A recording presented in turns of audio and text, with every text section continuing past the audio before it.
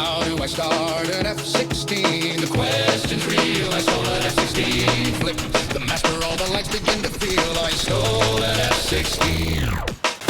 Roll in a military base right now. Put your hand in the apron's tank. We'll figure it out. Roll on a YouTube video. Put your hand in the tank. We'll figure it out. It's yours out. It's free. Put your hand in the tank. Turn the RER power on bright. I stole an F-16. Horizon centered, the line set right. I stole an F-16. Oh, watch the gauges and the needles climb. I stole an F-16. Wait till 20, it will take its time. I stole an F-16. Put your hand in the RER. Grab whatever rifle you can. Put your hand in the apron's tank. We'll figure it out. Roll on a YouTube video. Put your hand in the tank. We'll figure it out. It's yours out. It's free. Put your hand in the tank. Throttle back down to idle mark. I stole an F-16. Jet breathes deep with a rumbling spark. I stole an F-16. Unlock the gate and push it free. I stole an F-16. The bird comes alive with a roar of glee. I stole an F-16. Turn the RER power right. I stole an F-16. Horizon centered, the line set right. I stole an F-16. Oh, watch the gauges and the needles climb. I stole an F-16. Wait till 20, it will take its time. I stole an F-16. Put your hand in the RER. Grab whatever rifle you can. Put your hand in the apron's tank. We'll figure it out. Roll on a YouTube video. Put your hand in the tank. We'll figure it out.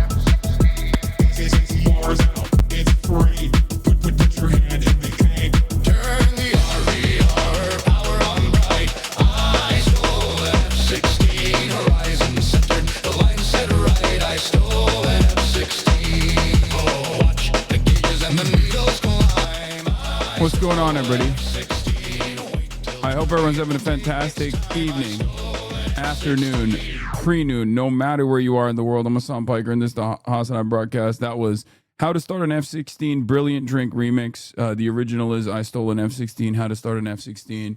But we're alive, and I hope all the boys, girls, and MBs are having a fantastic one, because today's a beautiful day, coming to you live from sunny but kind of cold Stolen Land, Los Angeles, California. We're alive, and I hope everyone's having a fantastic one, because today's a beautiful day. Today's a wonderful day. Today is 1/19/2026, January 19, 2026. One day out from Donald Trump completing his first year in his second tenure. It's also MLK Day. We're going to be talking about all of that. Dude, everyone is waking up in Minneapolis. Good. It hasn't even been a full year yet, but it's coming. It hasn't even finished a whole year yet. It's coming.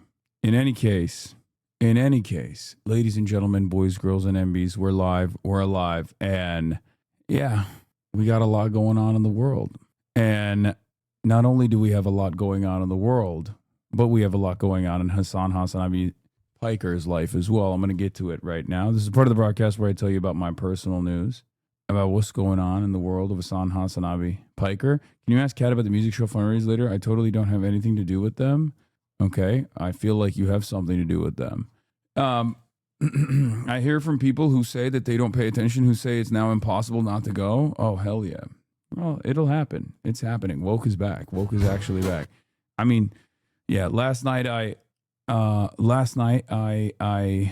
ended the broadcast after a half day, basically. I mean, 6 hours, 6 hour Hasi, half day Hasi. You already know what it is, right? We had a lot of fun. Where's Kat? She's the best. W Palestine. She's gonna be here later.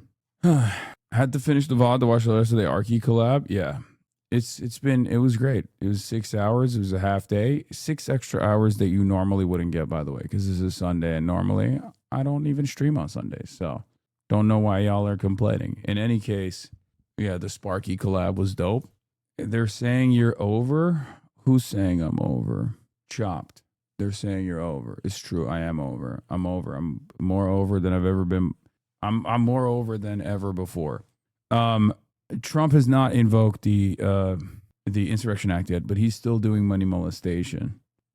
He's still doing the money molestation. He's still catching the bag and he's molesting it.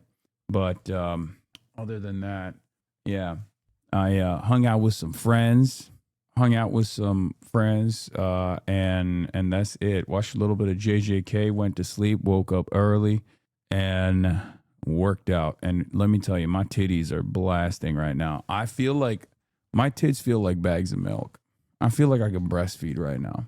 I almost breastfed Kaya earlier. Okay. I was doing push day. Okay. I was doing upper body push day. And let me tell you, okay, my titties are on fire. They're out of control. Okay. It was pretty crazy. But yeah, I feel a little bit, not under the weather necessarily, but just like a little tired, as you can probably tell. But hopefully I'll pick up as the broadcast continues. Yeah, I got some Canadian milk bags, 4 gallon. You know what I'm saying? Like, my shit is blasted right now. Your Purgante? Yes. Yes, Will Never's the father. He impregnated me and my tits are blowing up. Show them?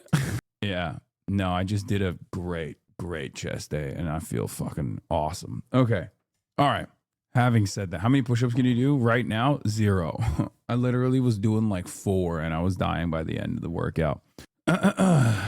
Europe is preparing the trade bazooka. Have you heard? Good. Europe should destroy the America empire. Okay. Piece by piece. But where was I? What was I talking about? Oh, yeah. Critical support to the European technocrats. Okay. The European technocrats, please destroy America. I beg of you. I urge you to destroy America. Any plans to talk about Rojava and Syria today? I mean, what is there to talk about, brother? What, like, America hit the same exact method once again.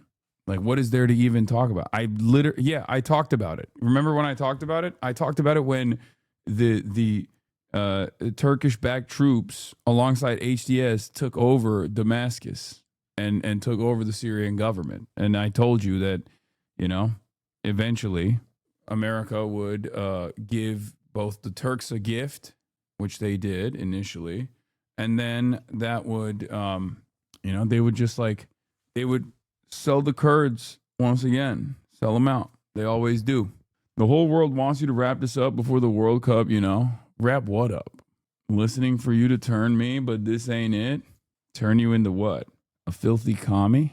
Fear End episode from today is so good. Hell yeah. Hopefully you guys enjoy it. Yeah, end fascism for the footy. Oi, lads. It's footy time, yeah? Fucking hell. It's World Cup. Stop with this fucking fascism, yeah? It's making it harder for me to get a fucking tourism visa. Are you having a bloody fucking laugh, mate?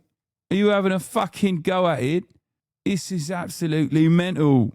It's fucking mental. Time out on the fascism. We're trying to play footy. We're trying to fucking play footy. It's football. Bloody hell. It's football time.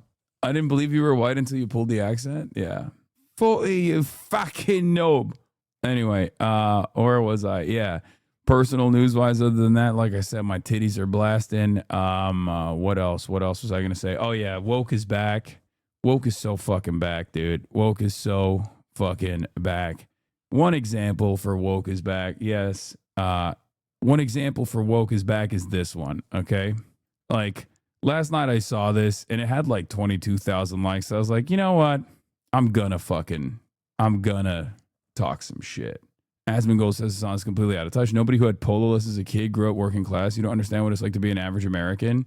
I said, this is not even an argument. I grew up privileged, never hid that. You are a multimillionaire business owner who sits in a rotting house LARPing as a working man as you justify hurting the most vulnerable laborers in the country to a majority audience of Euro MAGA supporters.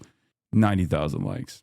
If the Nazi platform is getting this much motion, against like the classic, like, oh, you're a rich socialist, you're privileged, you're out of touch, shut the fuck up. The most like the most like pro working class position is to demand that every Mexican get violently removed from the country. Like that's the kind of sentiment for like the past, I don't know, 3 years has been popping off on this stupid fucking website. So the polo is lame. If I was rich, I'd be into falconing. That shit is cool. Yeah, no, I never did polo. I did equestrian show jumping, but I mean, I'm not going to correct that. Hasan, I'm with you, but you are on that platform. I deleted that SS shit Twitter BS years ago. Yes, brother. Someone's got to get in the fucking dirt and roll with these piggies, okay? I'm that someone. I'm that guy. That's it. I don't, like, when have you ever seen me pull away from getting into a knife fight like this? You know, I just sat through it. I pushed through it, and we're so close to the finish line. We're so close to see the light on the other side.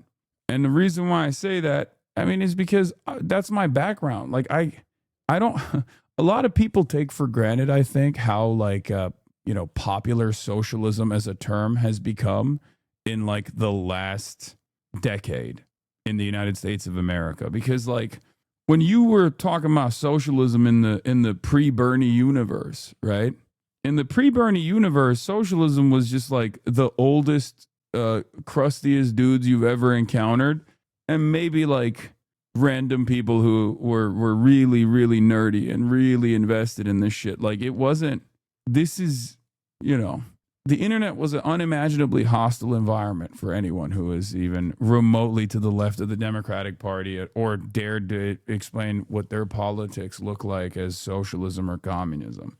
So given that was the background, like being at the Young Turks from like 2013 onward, when the entire commentary sphere was hyper right wing, all the way up to like white supremacists, right? The entire right wing was dominating the YouTube sphere, all the independent media sphere in like 2013, 2014, 2015. All of the edgy atheists had turned against Barack Obama because Barack Obama was a secret Muslim and he was doing too much to basically defend Islam. He was maybe even bringing Islam to the United States of America, all the stuff that people were saying, which was very racialized and totally ridiculous, had created an incredibly right-wing environment, right? And at least now, in this day and age, even when woke goes away and anti-woke has its moment in the spotlight, as it has for like the last 3-4 years, there's some brothers and sisters out there, some people that have been able to push back a little bit so you don't feel so lonely. So never forget, if you match where we're at in comparison to where we used to be, I think things are a lot better. In some ways, they're a lot worse, but, I'll take it.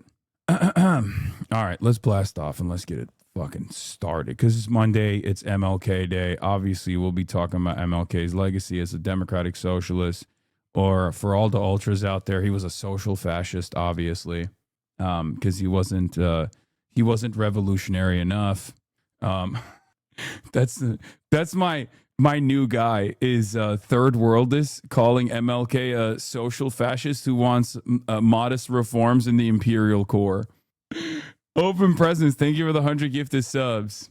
Yeah, he wasn't pro Viet Cong enough, and therefore he was actually a social fascist because he was like, he would talk about democratic socialism, he would talk about socialism, but like the extent of his leftist MLK haters are so weird. No, that's not a real thing. Most leftists at least have the wherewithal not to shit on Martin Luther King. Come on now. In the building later.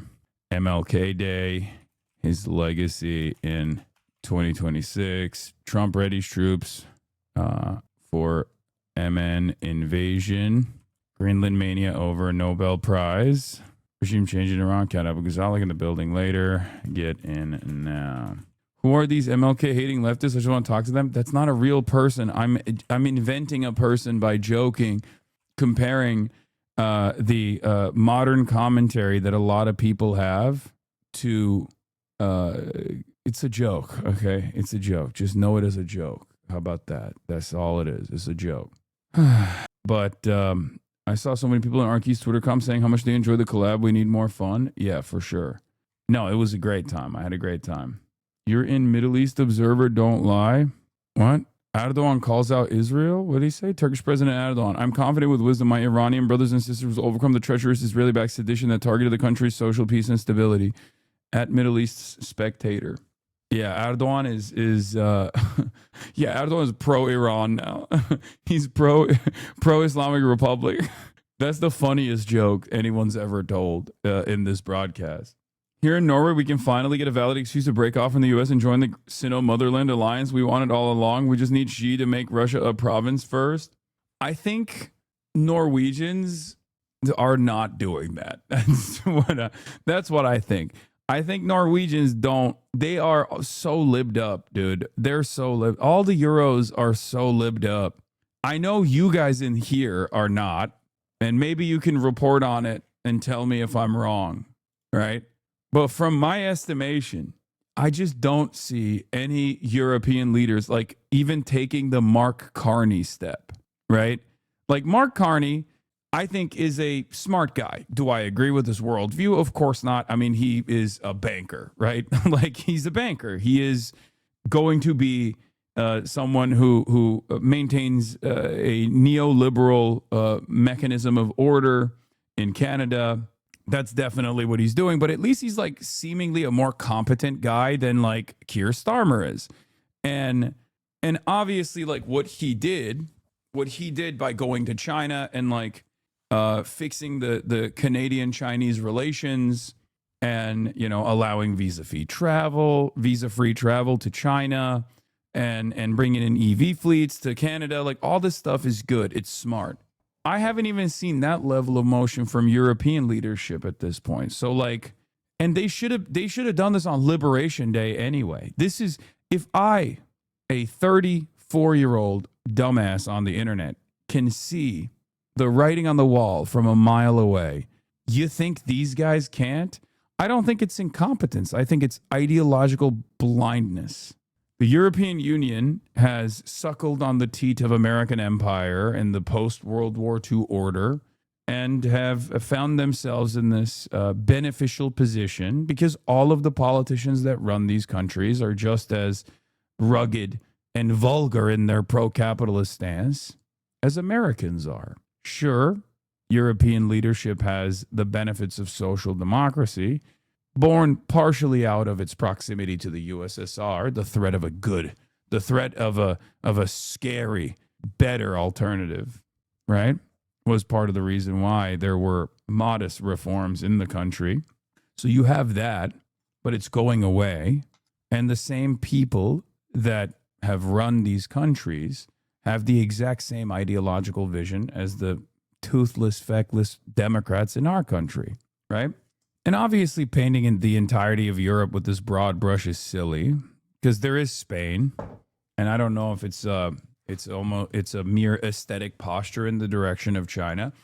But I think European nation states in the upcoming years will either have to recognize that they have been completely vassalized, not dissimilar to countries in the third world, or fascism will win. You know what I mean? Why do you invite these Dems and libs to your stream then? What? Bro's going to invite a Democrat? What? What are you talking about, dude? First of all, Cat's Palestinian. You know what I mean? Yeah, I still want to push the party to the best of my ability in a direction that I think is better for organizing, better for labor organizing, better for revolutionary organizing, if that's, you know, what you're invested in. Yes, I mean, don't give them... Yeah, don't ban them permanently, but at least give them like a week off for that take. Yeah, I didn't read it because I think it's gross to say that out loud like that. Hey, HasanAbi, not trying to do a gotcha, but why do you use the term third world? Is it just easier for audiences to understand? Yes. Also, the third world, or the negative connotation associated with the third world, is actually a Western invention. Like third world just means aligned with the Soviets, as opposed to, like, it just means the global South. It's a Cold War statement.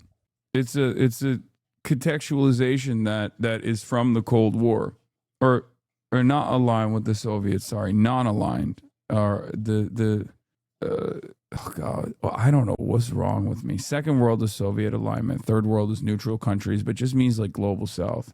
Wait, it's alignment, not development. Yes, that's where it comes from. It comes from the I guess initially is it comes from Yugoslavia, right? The originator of the non-aligned movement, despite being organized as a socialist state. Tito, Yugoslavia forever. Why use third world instead of global south? I just use it interchangeably. I don't shy away from using certain terminology because it's like it has like a negative connotation associated with it. Like I don't care. It's like, you know what it reminds me of? It reminds me of the distinction between Indian versus Native American. You know, it's not as bad as like Latinx versus Latino, where it's just like something that I choose not to ever use, Latinx, right? Because it's silly. It makes you look silly. It makes you look out of touch. Okay. But it's one of those things where that's a slur. What's a slur? Oh, Latinx. It doesn't like the language holds power for sure. But as long as you know where I'm coming from when I'm talking about these things, I don't think it matters all that much. I'll use terminology that I think everyone can understand. Why say third world when the second world no longer exists? Exactly. That's why. It's a catch-all term. It low-key drives me crazy that some extreme progressives do not understand that we need some level of decorum and centrism. Like, obviously, we want massive change and expansion on social structure over the liberal fence sitting, but turning to all-out chaos or civil war is what they think it's going to be. You genuinely need some level of civility. Wait, what? No, I don't know what you're saying. Rare Hassan L on the take Latinx. Wait, what? You can't be the one loyal soldier of super woke in 2026 still defending Latinx, right? Like, you know what it reminds me of too? Like, another thing is like when you say homeless and someone goes, excuse me, someone devoid of home or like unhoused, it's like, dude, stop. Like, come on, please. Like, I'm not, like, please. It's one of those things where, like, I know you're not wrong, but that's just not how language works. That's not how you can make the most effective message. Like, you're not wrong. In theory, I understand where you're coming from because you are a firm and committed believer that, like, the language that you're using also has power in it, right? Right? But I'm a marketer. Like, my job is to market. My job is to market the positions that I hold, you know? And oftentimes I think trying to sanitize language unironically ends up making you look out of touch. It makes you look out of touch. Utilizing regular terminology that the broader base of support uses is good, you know? All right. We're going to get started with Trump's Greenland threats. What Mark Stone learned from Washington insiders, ladies and gentlemen. Or, I guess, no, this is the new list. China warns U.S. on Greenland. Stop using the China threat. I had the playlist already ready to go, Thamasius. China warns the U.S. on Greenland. Stop using the China threat. Verified our positions on Greenland multiple times. The international law based on the purposes and principles of the UN Charter. Do you hate the Kurds because you're Turkish? Where did this come from? Also, I'm American. If there's one country that hates the Kurds, or at least fucks over the Kurds just as hard as Turks, or rather utilizes the Turks to fuck over the Kurds, it's the United States of America. Talk about Rojava. I already said I'm going to talk about it. Why does he make an inference like that? Because he's a fucking baby. Okay? He's a stupid ass baby. That's why we are dying. Okay, take a week off. Okay? The foundation of the existing international order, it must be safeguarded. We urge the U.S. side to stop using the so-called China threat to use... Dang, a week seems a bit harsh. Okay. You take a full perma then. ...as a pretext to gain selfish gains. European leaders pushing back against President Trump's latest threat. Nothing more annoying to me than motherfuckers who come in here while I'm like, well, I already have like a run of show in mind. And then they just come in and go, no, you have to talk about this thing right now. And if you don't talk about the thing I want you to talk about right now, that implies that you're actually secretly harboring resentment, like ethnic resentment towards a group of people that you have defended over and over again. But it doesn't matter in this very moment because I'm going to get a fucking clip off here and then continue along with this propaganda campaign to make it seem as though you're like a fucking anti-Kurd Turk. I'm going to lean into like racialized narratives because obviously you're Turkish. So therefore, most people are already ready to either catch you in a hypocritical position because you're an anti-imperialist, or rather lean into the racist-ass fucking sentiment about how you must clearly hate Kurds. It's just incredibly fucking annoying. It's incredibly annoying. We're not playing that game. You know, it's just you're not being productive at all. You're just being a fucking lame ass. Shut up. Shut your bitch ass up. Okay, this is not a fucking democracy in here. There's always going to be back and forth. There's always going to be an open forum. But if you piss me off, I will turn into Stalin. Okay, I will just fucking clap you. Okay, I need you to understand that, because we can't have a normal productive discussion. We cannot have a normal, productive discussion if you are constantly fucking derailing. Shut your bitch ass up. Okay? I'm going to cover what I'm covering, and I'm going to get to it eventually. Don't make me put you in the fucking gulag. This is why he's a commentator and not a politician, folks. No politician should ever do a Twitch stream anyway. On America's closest allies, escalating his demand to acquire Greenland. Trump now warning 8 key NATO allies, including Denmark, France, Germany, and the United Kingdom, that they will face tariffs, starting with 10% in February, until a deal is reached for the complete and total purchase of Greenland. Nearly 30 European ambassadors holding an emergency meeting Sunday. Allies now flocking to Greenland's defense. Alliances endure because they're built on respect and partnership, not pressure. Dude, big dick daddy Starmer. Oh my God. I'm always thinking to myself, whenever there's like any sort of geopolitical conflict going on, I think to myself, what will my goat, Kid Starver, say? Because you know he's going to crack the whip, okay? He's going to lay it down. He's going to lay down the fucking law, baby. And I can't be alone in this, right? Like, chat, you guys also probably think like, you know, what will Keir Starmer do again? Like, he's such a revolutionary, you know? He's going to come out and he's going to say, I've been monitoring the situation from afar and I've been waiting on daddy to tell me what to do. He's a real mover and shaker. Him and Hakeem Jeffries and Chuck Schumer are my 3 goats, okay? These guys are the real anti-imperialists out there, okay? None of you know. What did you think anti-imperialism was? Tweets?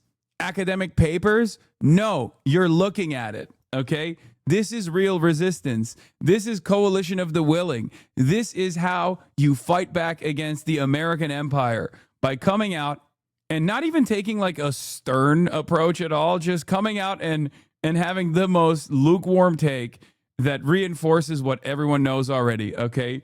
You are, like, I can't even call him Chamberlain.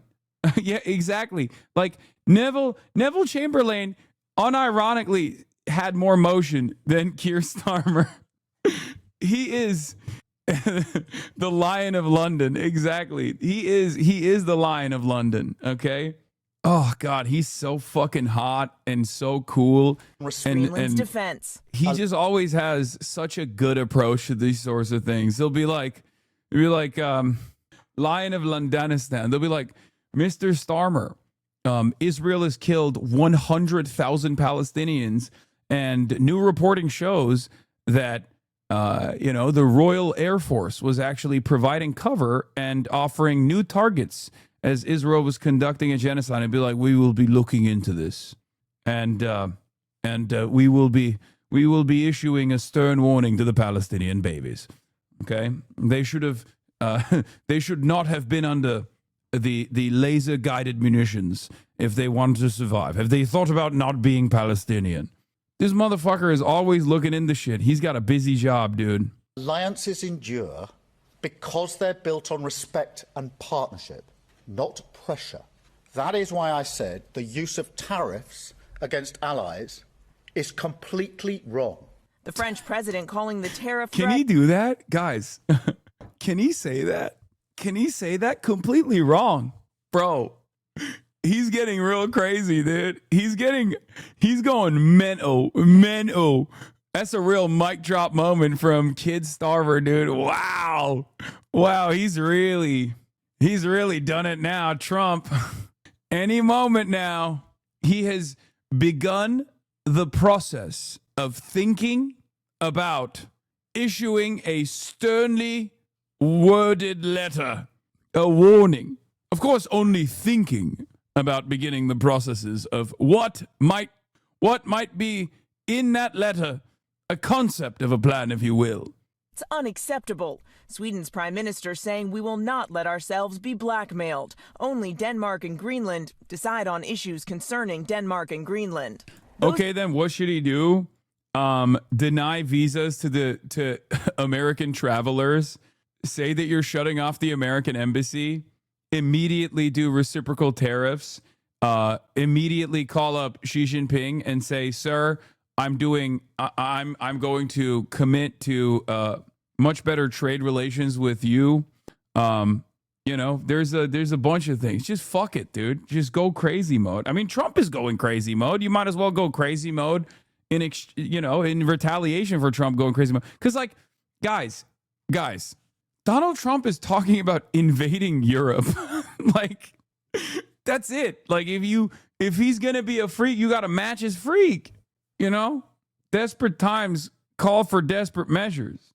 Because people will go, "Oh, well, Hasan, these guys don't want to rock the boat. That means like more instability. You're inviting more instability. America's crazy." And it's like, yeah, exactly. It's kind of the same principle behind like what Trump is doing at the domestic front, right? Where Donald Trump is greatly escalating the tension here and even talking about potentially utilizing the military, calling the Insurrection Act, all this stuff. Like, these are unprecedented times. And people will go, "Oh, don't do anything. Like, don't do anything in retaliation. Like, you're giving into what he wants." And it's like, but he's already doing the chaos. Like, if you think this will lead to unprecedented lawlessness and disorder, well, we're there already. If you're living in Minneapolis, you're experiencing it every day. Your neighbors are afraid to go to work. Your neighbors are afraid to take their children to school. There's a fat Gestapo agent in every goddamn corner that's heavily militarized and seemingly has a license to kill. So that is already chaos, lawlessness, and disorder. So it's here already. So you must fight against it. Like, you must do something, right? Because if you roll over, it's just going to make it easier.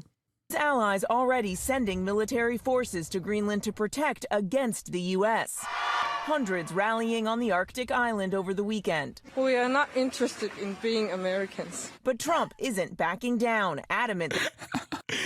Every time I hear someone say that, it's funny every time. Every time. Because it's like a fate worse than death is to be American by force. It's true. It's true. I know there's so many patriotic Americans out there who like don't understand this, but like, if you live in a country that has like at least existing social safety nets and stuff, why would you ever want to be under the thumb of America? I mean, look at fucking Puerto Rico. Look at Puerto Rico. Like, look at what has happened to the island of Puerto Rico under the watchful eyes of American ownership. It's so stupid. Like, of course people don't want to lose the benefits of not being American while also still simultaneously being under the security apparatus that America has designed if you're in Europe.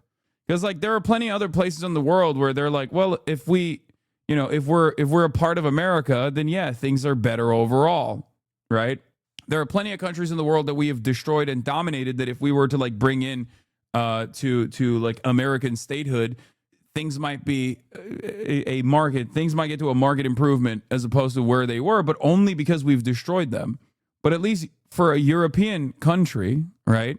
If you are on the European continent, like you are one of the very few places that America has not like directly destroyed.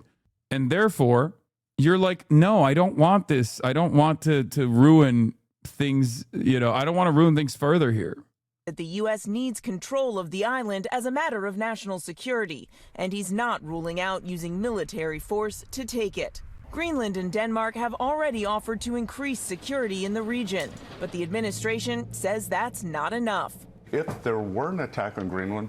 A poll in the Netherlands today revealed people are more afraid of Trump than Putin. Imagine that. Oh my God, finally, dude.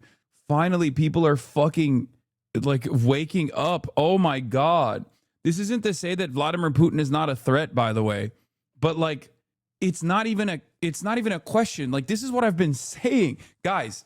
This is what I've been saying, and European liberals have been laughing at me and yelling at me over, okay?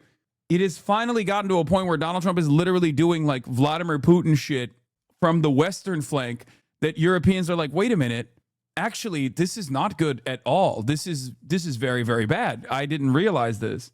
It took 1 year, lol. Putin has been doing his thing since the fucking Cold War. Exactly. The Okinawa effect. Okinawa literally had its urban design screwed by American occupation in comparison to the rest of Japan. Yes. Brother, trust me, regular Euros have been woken up. It's the leaders that are slow and dragging their feet. I don't know anyone who's here like, fuck yeah, Trump. Yeah, you don't know anyone who's around you, and that's something that I stress all the time, because they're all watching Asmongold. All of the Euros that are LARPing, as though they're like American right-wingers, which is such a strange position, but they exist.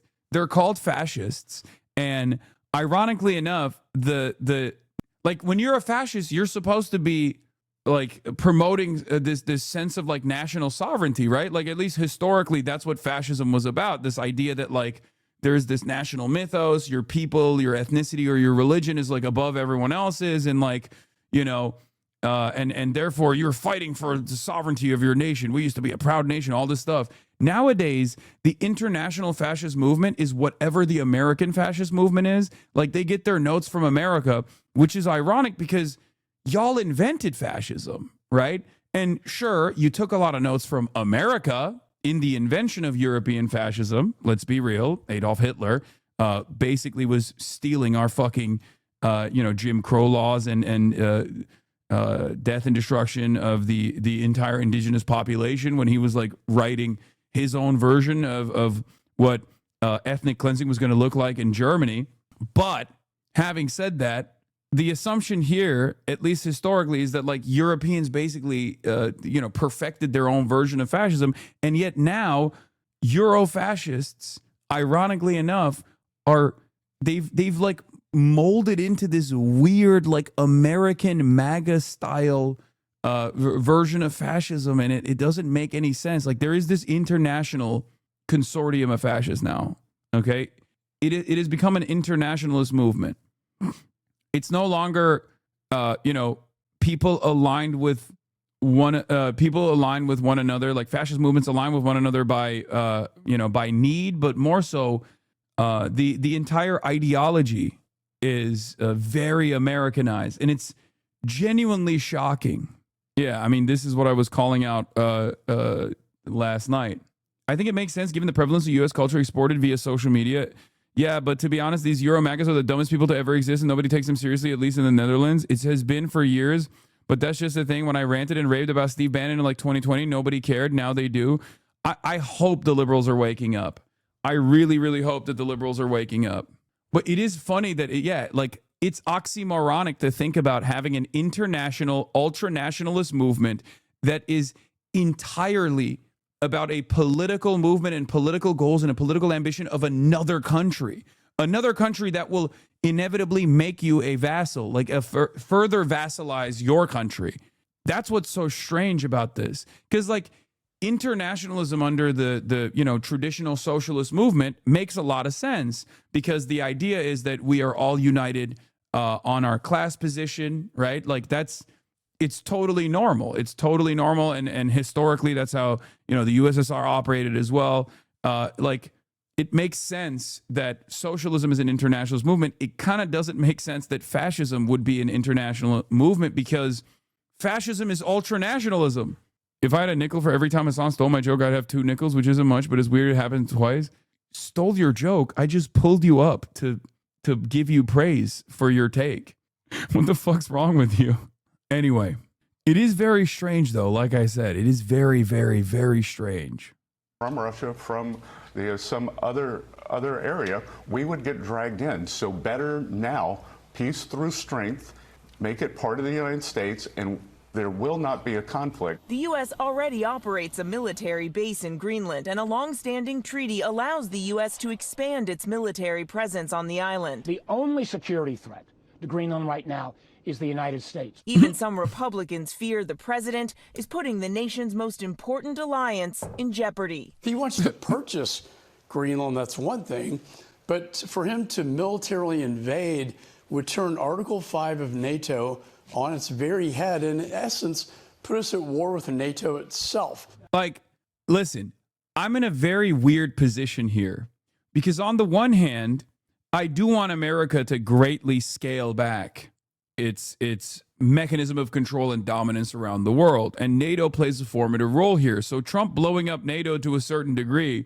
I hope will push Europe to demand sovereignty, right? I really, really want that to happen, because I think that it will be objectively better for the world if Europe had a level of sovereignty from, American dominance. It would, at the very least, make things easier for socialist movements to grow in European countries in the same way that I hope a socialist movement can grow in the United States of America, and has been growing at least to a certain degree. Okay? But if you are in any way, shape, or form invested in like American hegemony around the world, then the NATO Atlanticists are right. They're just right. I'm not invested in that at all. I think that's been a cancerous entity in general. It's been a cancerous alliance that has greatly allowed America to do whatever it wants and kill so many fucking people, kill countless people, right? And has ripped away the opportunity for Europe to develop its own, like, maybe reformist, democratic, socialist movements, right? Who knows what that would have looked like in the absence of NATO? But for me, this puts me in a unique predicament, because on the one hand, he's killing NATO, even though I don't think he will, because that seems like it just doesn't seem to be in America's interest at all. Like, it would ruin the military-industrial complex. Like, it comes with a lot of penalties for American capital owners. So unless he has his own guys that believe that they can make money regardless, I don't know. But killing soft power was also stupid, because soft power plays a role in continuing these alignments as like security cooperations rather than military invasions. So he did that already. So I don't know. It doesn't make sense. It doesn't make sense at all. But then again, if you recall, last time I got a prediction very wrong, it was with Vladimir Putin. And why did I get that prediction very wrong? Now, of course, my haters will say it's because I'm a Putinist or a Duginist or whatever the fuck, right? But the reason why I got that prediction wrong was because it was not a sound move by Vladimir Putin, okay? Just like Donald Trump's invasion of Venezuela, which, let's say is a special military operation, because he hasn't like fully committed to an invasion yet, even though the carriers and the strike teams are still surrounding Venezuela. But like what he's doing in Venezuela is just insane. It doesn't make any sense. It doesn't make any sense at all. Because if foreign policy is uniparty, whether it's a Democrat doing it or whether it's a Republican doing it, right? And the goal overall is to project power around the globe and be the domineering force, the hegemonic superpower. And that is usually what the goal is for both Republicans and Democrats to continue that process.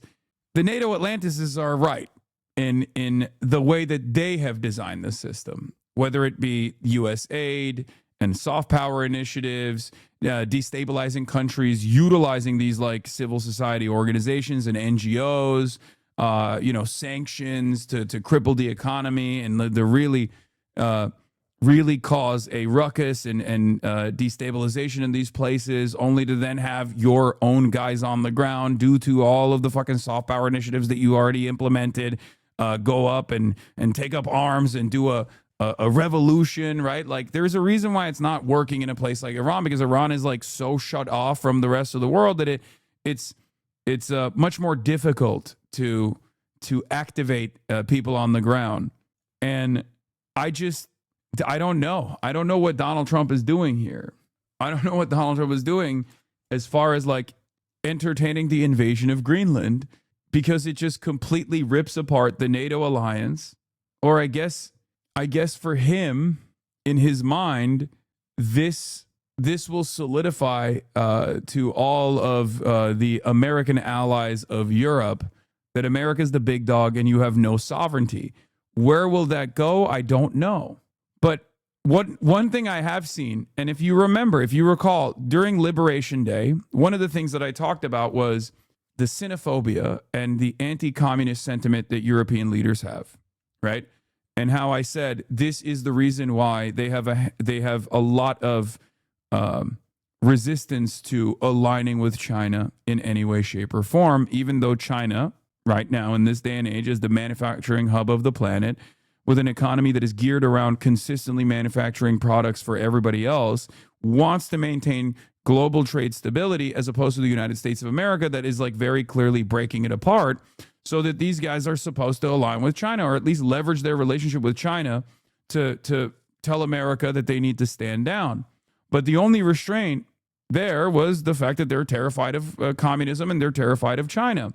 Donald Trump is so unstable that it has caused European vassal state leaders to maybe reconsider that relationship now. It certainly caused Mark Carney to do so, right? Mark Carney going to China and normalizing relations with China and opening up new avenues of trade with China is Mark Carney seeing the writing on the wall, okay? The question now is whether European leaders will also recognize that. But I suspect that he thinks I suspect that Donald Trump thinks this is a game of chicken. He is in some ways not a very complex man, especially when it comes to trade and when it comes to like deal making in general. He is very simple and he's very like simple-minded, right? He's like, America's the greatest superpower on the planet, 800 military bases that we know of, all these aircraft carriers, we can be anywhere all at once, we can dominate whoever the fuck we want. So might makes right, and I will just entertain this game of chicken against my allies over and over again, and they'll give in. So we'll see.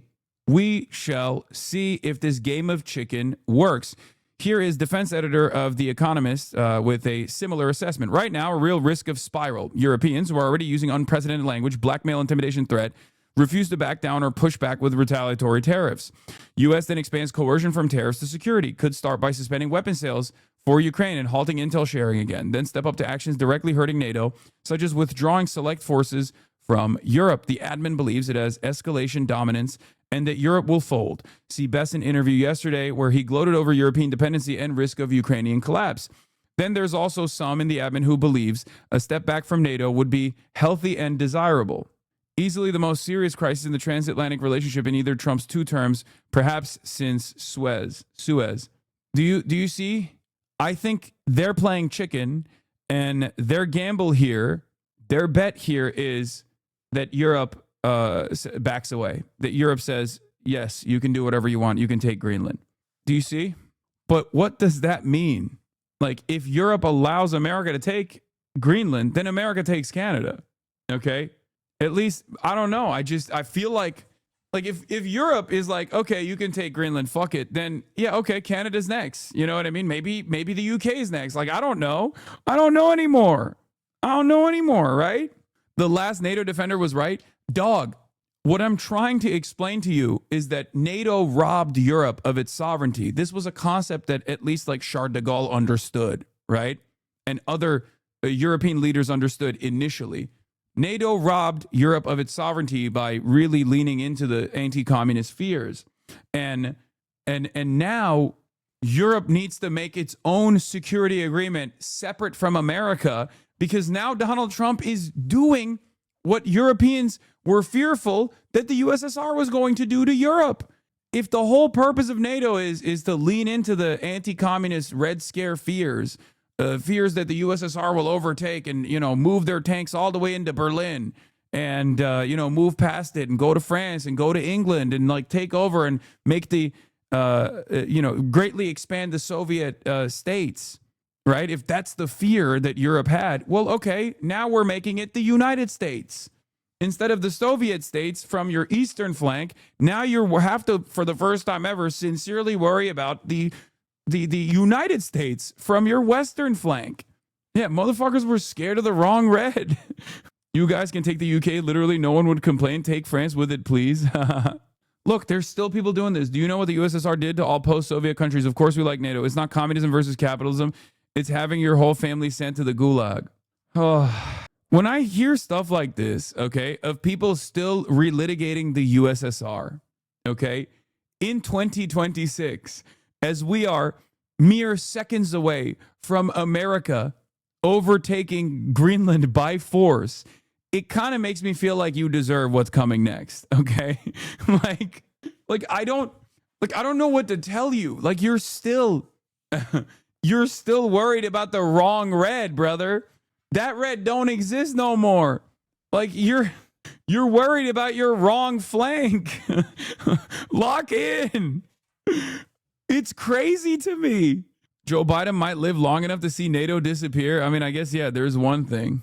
Stop laughing, it's serious. I can't help but laugh at a guy who, while we're discussing America invading Greenland by force, okay, a piece of the European continent by force. He's still going, well, remember historically when all of the Eastern Bloc nations were under the control of the Soviets? Like, what the fuck are you saying, dude? What are you saying? Yeah, okay, that's a good joke. Yeah, the red you should be worried about is called Red 40, okay? It's a chemical dye that's going to basically disrupt your hormone production because you're getting it. Like, you're going to get the red hats, and you're going to get the Red 40, and you're going to get the super cancer, and you're still worried about the fucking Soviets for some reason. Jesus Christ. Russia is literally attacking Ukraine as we speak. USA becoming this terrible threat doesn't negate the other threat. He says as Russia takes Ukraine. Okay, you're on your own. I mean, good luck, chatters. Good luck. Good luck to all of you. I'm not even talking about like Russia's overtaking of Ukraine. Okay, first of all, Russia's not the USSR. Secondly, you're getting fucked on one side from Russia, but on the other side, you're getting fucked even harder from America, and you still think that that's not happening. That's my point. My point is, if you think that like, oh, Russia is doing the USSR and all this shit, okay, at a time when Russia is overtaking Ukraine by force and America is overtaking Greenland by force, you have to look for alternative alliances. We about the Eiffel Tower, you Euro cucks? Yeah, I know. I think mostly everyone in the EU is very aware of what America's doing. I think there's still if I were to ask people in Europe, if I were to poll people like, who do you think is like scarier? Like, what do you think is a bigger threat? Until recently, they said Russia. It's only until recently that they changed that to the United States of America is now a bigger threat. And of course, that's partially because America did not ever entertain invading the European continent by force until Donald Trump. But now it's actually now it's polling, in at least according to one of the chatters in the Netherlands and in the UK, that like they are treating Donald Trump as a bigger threat than Vladimir Putin. But the reason why I say I'm in a weird predicament is because I want Europe to have sovereignty. I want European people to be able to liberate themselves from the same exact unjustifiable constructs that have been ruining their lives under capitalism, you know, hyper exploitation and the destruction of social safety nets that they had. And no longer their capability to no longer have like the same quality of life that they once had. All of this stuff is a direct byproduct of not only capitalism, but also defended by this NATO allegiance. So I think like breaking NATO apart is not necessarily the worst thing unless Europe is able to maintain sovereignty by seeking out different partners, at least different partners to leverage their relationship with the United States of America. Because like, Yeah, bro, just say China. I mean, I say China all the time. From the Financial Times, EU leaders and their delegations who are set to meet Trump and U.S. officials at the World Economic Forum starting in Davos today are tearing up their Ukraine briefing notes and replacing them with what one senior EU diplomat described as carrots and sticks. How Brussels could retaliate against the tariffs alongside offers to de-escalate. How can you sit down across the table with this guy and discuss the security guarantees to Ukraine, the diplomat added. You can't trust him unless you suspend reality. I think people should have understood this by now. America and Israel are basically the same, okay? They only respond to force. They only respond to pressure. That's it. So you have to pressure us. I'm telling you, in order to save yourself, in order to preserve some semblance of sovereignty, which you really haven't had for, like, you know, in the new design. It was only sovereignty in name only. It was this aesthetic sovereignty. But in order to, like, actually get sovereignty, you have to push back on us, okay? That's it. We only respond, just like Israel, we only respond to military. Israel only responds to military deterrence, and America only responds to economic deterrence and pushback, okay? That's it. We're fucked up. If we're doing might is right politics, you have to also be mighty. Cut our treats off. Punish us. Now, the president's new tariff threat comes as the Supreme Court could hand down a decision on whether or not the president's sweeping tariffs are legal at any moment, possibly as soon as tomorrow. Now, the White House insists the president has the authority to impose these kinds of tariffs during a national emergency, but pressed on what kind of national emergency justifies tariffs on European allies, Treasury Secretary Scott Bessent saying, quote, the national emergency. Bro, this guy's still talking about the Baltics, bro. Oh, my God. Oh, my God. You know what would happen to the Baltics without NATO? Brother. They're taking Western Europe. Like, what Baltics, dude? You're over here talking about the Baltics. First of all, NATO doesn't give a shit about the fucking Baltics, okay? You're just cannon fodder. You're cannon fodder. You are cannon fodder. Please. If Russia had a more powerful military, you would learn about how little NATO gives a shit about the Baltics, okay? Or at least America gives a shit about the Baltics. But once again, you're just a buffer zone between the countries that actually matter versus the only country that truly matters, the United States of America and Russia or the USSR.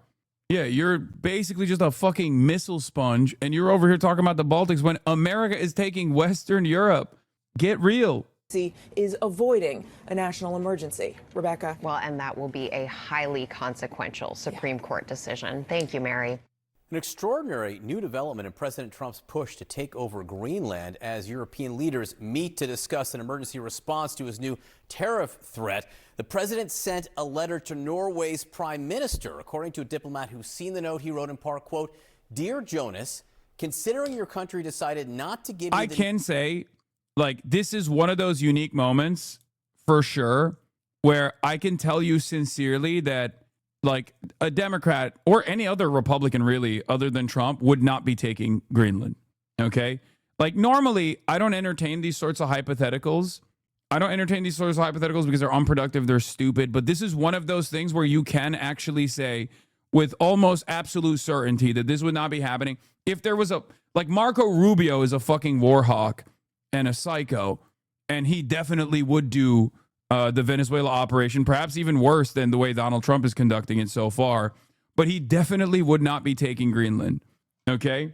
Like, and he also would not be sending letters to the Norwegian prime minister to fucking turn around and be like, hey, just so you know, I'm doing this because you made it so that peace was not as good for me because I was the great peaceful president and you didn't give me a Nobel Peace Prize.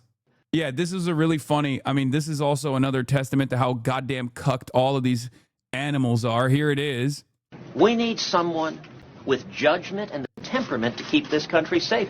I don't know anyone who would be comfortable with someone who behaves this way having his finger on the button. I mean, we're liable to wake up one morning and Donald, if he were president, would have nuked Denmark.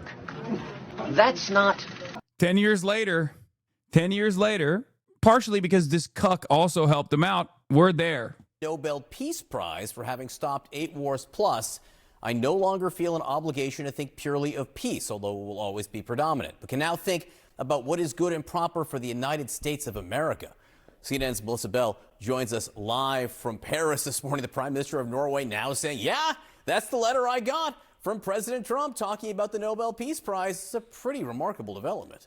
It's a remarkable tone that struck in that letter, dear journalists, that fit of pique almost at not having received the Nobel Peace Prize, used as justification for all that we've seen over the course of the weekend. And that is, John, this extraordinary ratcheting up of this pressure on Europe to try and force them essentially to hand over or sell Greenland to the United States, which is an extraordinary turn of events that now tariffs should be being used at this particular moment to try and exert pressure on Europe. And that timing is really unfortunate, John, for a number of reasons. First of all, because in front of European lawmakers was due this week the very deal that was signed last summer to avert a trade war between the United States and Europe, the trade deal that sets American tariffs at 15% and that prevents the European Union from imposing levies on the United States. What we understand now is that European lawmakers are not going to pass that deal as a result of these renewed threats of fresh tariffs on European Union countries. What that means is that if the deal is not agreed upon, the retaliatory 93 billion euro worth of European counter tariffs that had been threatened at the time before the deal was reached would come into effect in February. So really what you're seeing is the European Union preparing to answer very forcefully after a great deal of outrage expressed over the course of the last couple of days as a result of the... Dude, it was a text message. It wasn't even a letter. Statement from the Prime Minister of Norway. What does Knut think about this?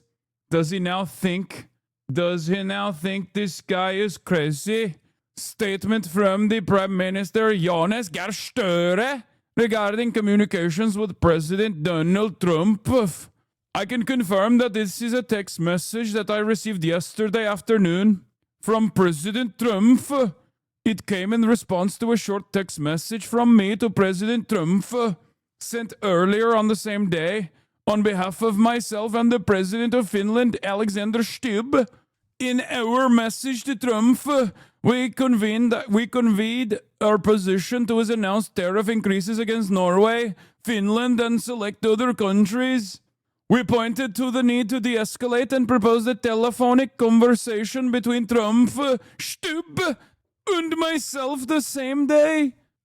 The response from Trump came shortly after the message was sent. Never use an accent again. These accent impressions are so good. How often do you practice? The duality of chat.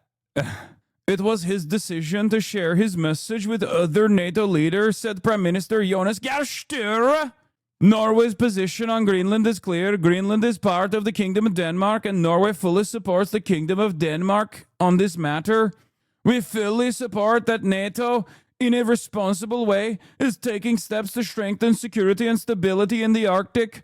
As regards to the Nobel Peace Prize, I have clearly explained, including to President Trump, that is well known. The prize is awarded by an independent Nobel committee and not the Norwegian government. It's like I'm in Norway right now. Yeah. Do accents, but never Scandi accents.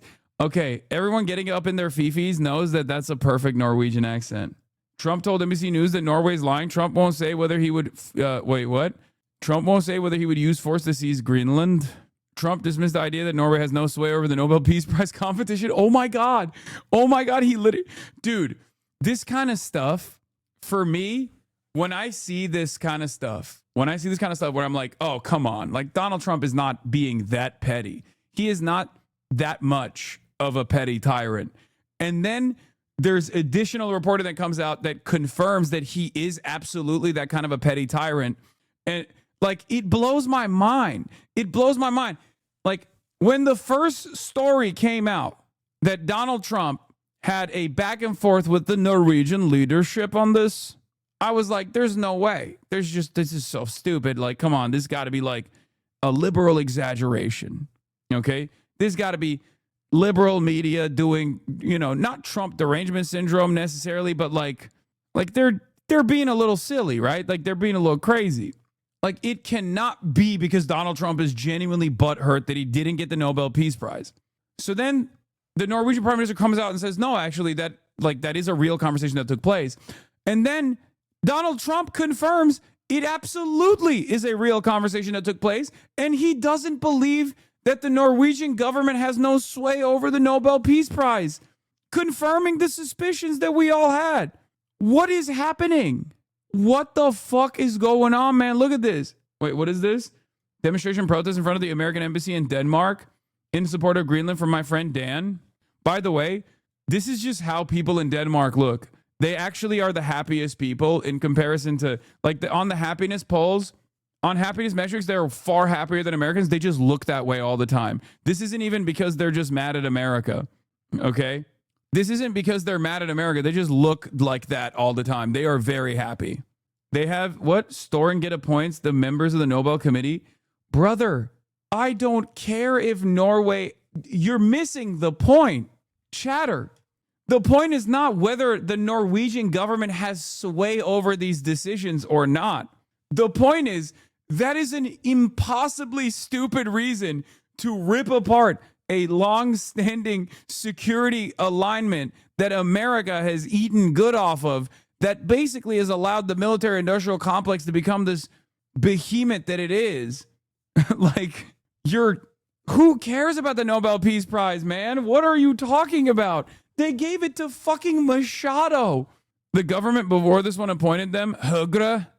Okay, again, I need you to, it doesn't matter if it's directly this current prime minister or the previous one or the previous government was making these decisions unilaterally, you know, that's so stupid. It is utterly irrelevant. The Nobel Peace Prize is basically as worthless as the FIFA Peace Prize, okay? Especially considering who they've given it to or how many people that they've given it to have ended up doing like their own version of ethnic cleansing. You know, clearly it's irrelevant. It doesn't mean anything. The peace side, at least, right? Jeg har ikke tenkt å gå inn og kommentere hver setning I den SMS-en. Han veldig opptatt av Nobelprisen. Og jeg har forklart han lenge at det en pris som deles ut av en norsk komité. Wow, I was so off with my accent, by the way. It's an award given by a Norwegian committee. Not the Norwegian government. I'm happy to repeat that. But I do believe, I've always thought, we're very focused on the Peace Prize. That's not a bad thing. It means they're interested in doing something that qualifies them for an award that's about peace. But it's not something I make decisions about, and that needs to be emphasized. You've said he knows it, but he doesn't. Why do you think he uses the Peace Prize in this way? You'll have to go over there and ask him. I can't answer that. Yeah, I speak Norwegian, by the way. Have you replied to the message? No, I haven't. He ghosted him. He ghosted our big, beautiful boy. Norway's next. Norway's next. I guess we got to take over Norway. That's it. It's over. You left him on red, bro? Are you crazy? Bro, don't say that. I live there. Yeah, GG's. Oil rich. Oh, my God. Oil rich nation that has nationalized its extraction industries? Are you fucking kidding me? It's over. It's fucking over. Norway is next, dude. Stop giving him ideas. I'm not giving him ideas. The leadership is. Greenland is just a test.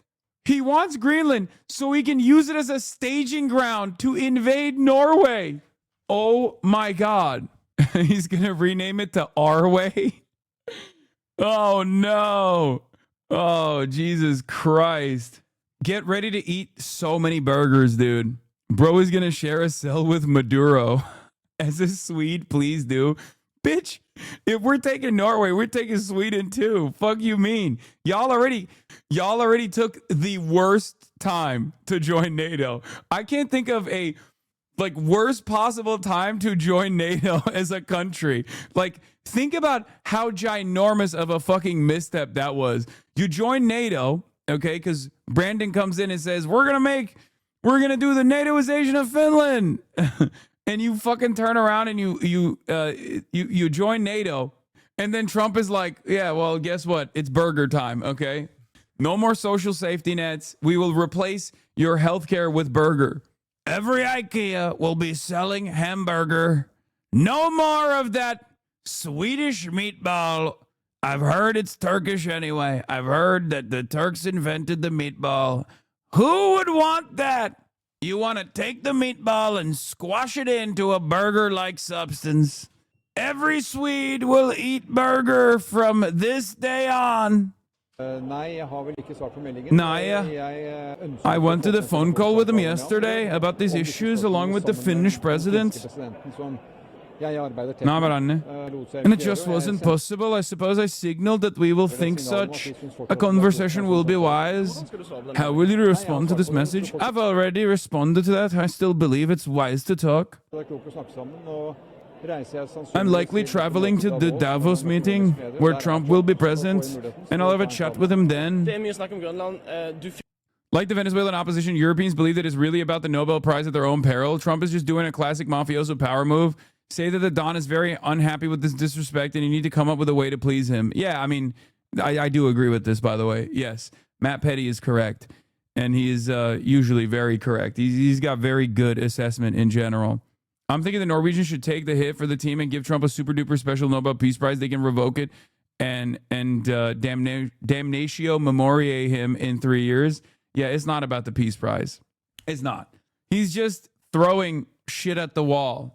It's not just like it wasn't about Maduro's dancing. You know what I mean? Like, it plays somewhat of a role, but it's not the major thing. Like, it's not the real reason. It's just like he's just annoyed with that and he's just saying like, yeah, fuck you. You already fucked me. Bro, are you finally going to move to Canada? We're getting Chinese EVs. I know you're jealous. Also, your accents are racist towards Norwegians. And as a Canadian, I've experienced this many times here as well. Why would I move to Canada if I could just directly move to China? I mean, I think the smart steps for China would be to vassalize every single Five Eyes nation, with the exception of the obvious one, right? Like, Australia is already a vassal state. Like, it's like half owned by China, half owned by America. And considering that Australia is in China's backyard, right? If we're using American style terminology here, you know, Donro Doctrine and then Xi Jinping's very own doctrine, Australia becomes a part of China, right? And then Canada is the reverse Cuban Missiles crisis for China. America tries to utilize Taiwan and Japan, but specifically Japan. And then China uses Canada against America. All of those EV fleets that they can command just start driving to the American border. If we do take over Canada, do we have to keep the French or nah? You have to. Get a Canadian citizenship, then go to China with your new free visa. I don't think Canada is going to be giving me a citizenship anytime soon. Let's be real. Can we send XQC back to mainland France, though? I mean, I don't want to punish the French any further than we're already fucking punishing them. They already have to deal with Macron, who sucks. Like, you know, I don't know.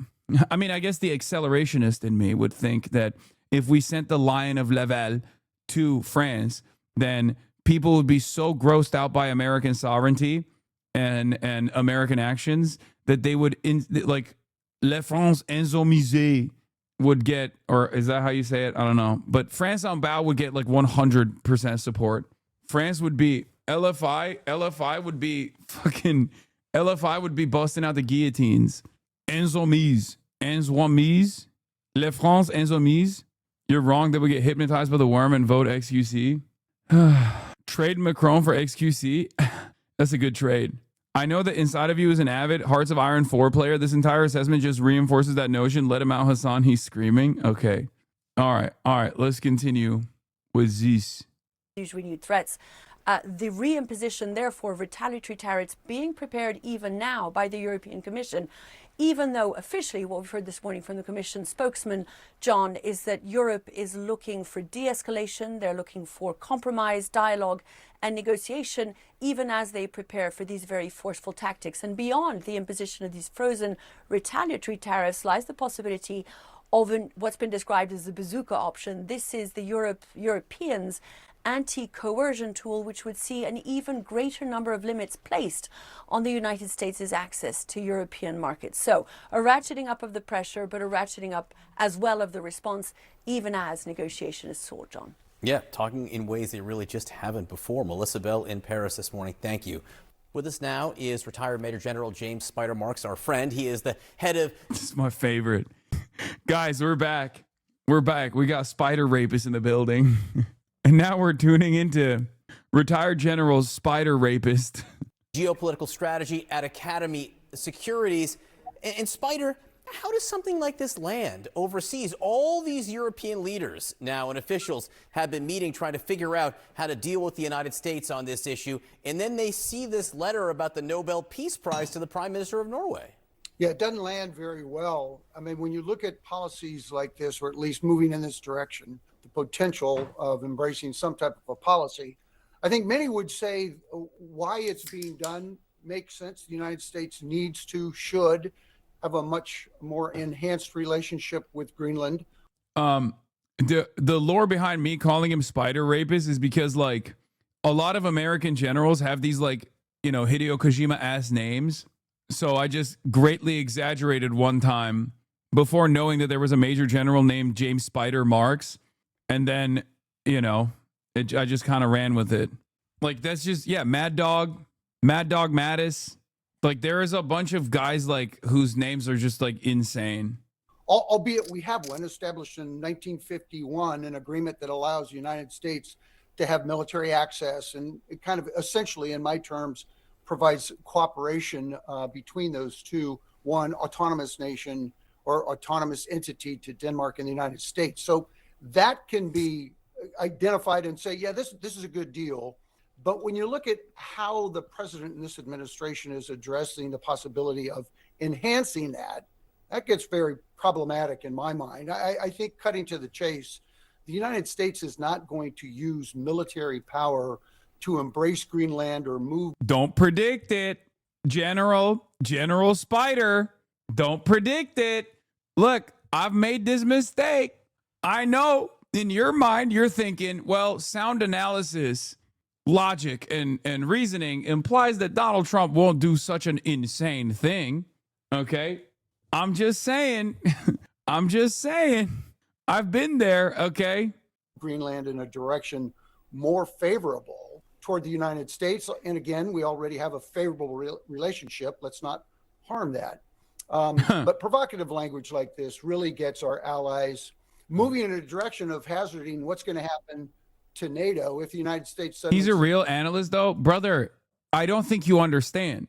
Having the background or the experience of, like, you know, conducting wars at the behest of American empire, and trying to apply logic to what Donald Trump is trying to do right now is fucking stupid.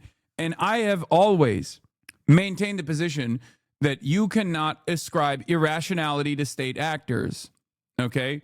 Because there's always a logical through line. And even non-state actors as well. Both non-state actors and state actors clearly still operate on like some kind of logical through line. The problem here is Donald Trump doesn't really do that, okay? I mean, with Venezuela, we saw a version of this, right? You're just not applying the right logic. No, there is not like a super... If the higher priority is to maintain American hegemony, and that's what's supposed to be the fucking highest priority for, you know, the American president, then everything that he is doing is objectively illogical, irrational. That's why I keep saying, like, as someone who is in this like unique position where I'm not a NATO Atlanticist, I don't want American domination and American, global war to continue. Like Donald Trump is actually doing that right now. He's moving in a way where he is actually crippling American empire around the world. Just like I always said, you know, he's basically doing things that is allowing for the Chinese century of prosperity to come much faster. I mean, we're already in it, but I think it's telling that we haven't gotten a actually Twitter thread from Vance or any kind of statements of support from like Rubio or Graham about the Greenland bullshit. He's really just gone rogue on this one, and no one knows how to talk him out of it. So what I also want to know is, like, how is Asmongold navigating this treacherous space? Because given that most of his audience is like European MAGA hogs, most of his audience is like Euro hogs that LARP as American MAGA guys, but they also kind of don't like that Donald Trump is like embarrassing Europe. I suspect that he's just not talking about one of the biggest news stories of the week, right? Says, okay, this is more important. Greenland's more important. This course of action is more important than our relationship to NATO, and NATO will atrophy. It'll become something entirely different than it is right now if the United States is not a part of NATO. So you can connect those dots pretty quickly. Yeah, let's drill down on that last part you were just saying there. My guess is he'll side with Europe. Yeah, he will. He knows where his bread is buttered. So considering that the majority of his audience is European, as opposed to the majority of my audience is American. It's ironic that he's supposed to be like the patriotic pro-America guy, and I'm supposed to be the unpatriotic un-American guy, but his audience is all fucking European. My audience is all American. He has to take this position where he can't actually defend Donald Trump on this issue because his audience got very mad and pushed back on him when he first said, yeah, it's based. How do you know his audience is European? He's polled his audience. Awards from U.S. control. It's okay, Hasan. We think you unpatriotic enough. Brother, the concept of patriotism should not be measured by how fucking stupid or how violent you want the nation state to get. Okay? It's a silly metric. It's an entirely stupid metric. That's why I say I care about people. I care about human beings. I don't care about nation states. I don't have any sort of like nationalistic fervor.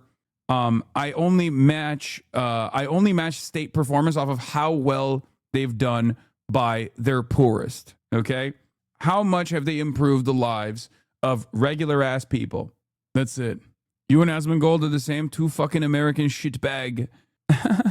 Judging by your logs, you seem to bounce between hate watching Hasan, Asman, excuse Nico, etc. Why do something else? Anything else? This is really sad.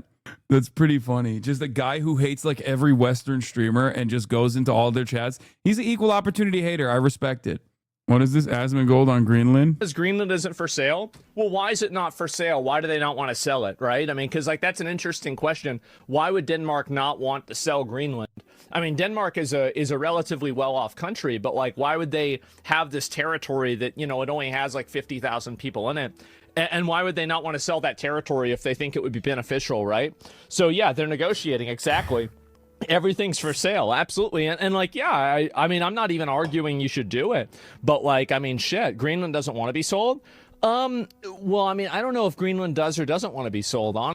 Honestly, but you know, like there were, like from what I saw is that there was polling that showed that the majority of Greenlanders actually would want to have independence, but they view that independence would lower their standard of living, and so they don't want it. So they would want independence, assuming that the standard of living maintained.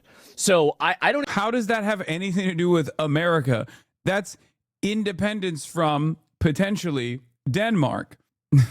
The argument here is about whether Greenland should be sold to America or not. It is utterly irrelevant. I don't even really think that's necessarily true, but you know, who the fuck knows? The locals want it. I mean, some do, some don't, right? It's complex.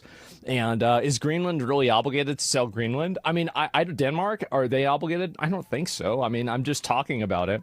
But yeah, I don't know really why the fixation on Greenland is happening. I think it's important, sure. But like, as I said, I just think that we have so many. Yeah, it's not so based, is it? When your audience is entirely MAGA dick riders that love LARPing as American MAGA, but American MAGA ends up treating Greenland like it's fucking Venezuela, all of a sudden it's not so based, it seems.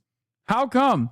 How come this guy who has defended pretty much every single incursion that Donald Trump has made is all of a sudden taking a very different, much more restrained stance? Yeah, I don't know. Yeah, maybe not so based to take over Europe. Yeah, is that a recent clip? I suspect it is, because initially he did say it was based, and then his subreddit fucking exploded.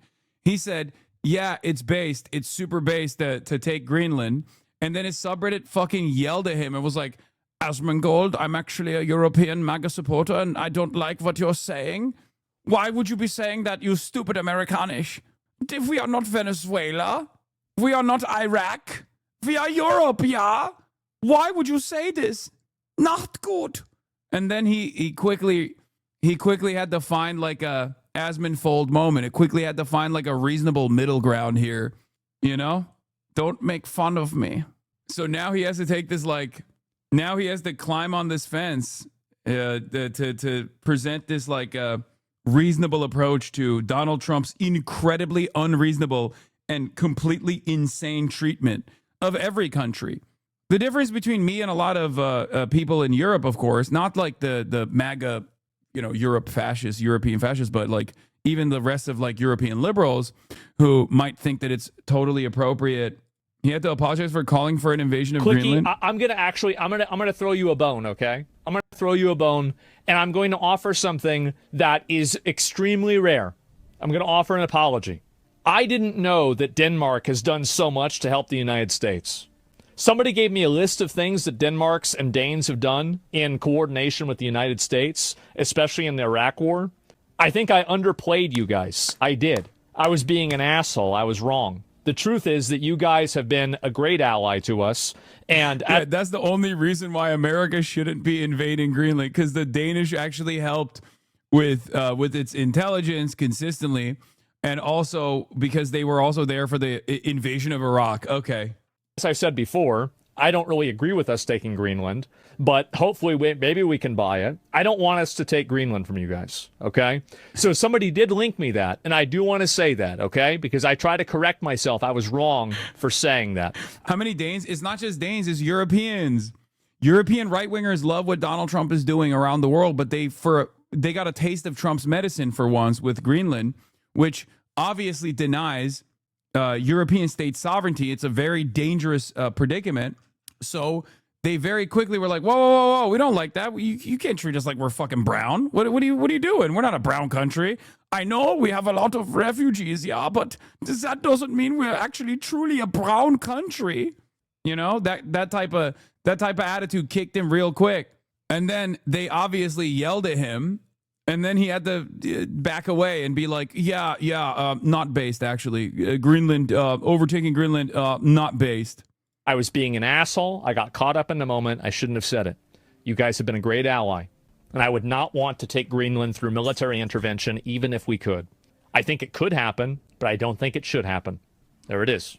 So, yeah, if that's the thing you're talking about, then I'm on. Asman pivoting like an NBA 5. Yeah, this is another not so rare, not so unique Asman Fold moment.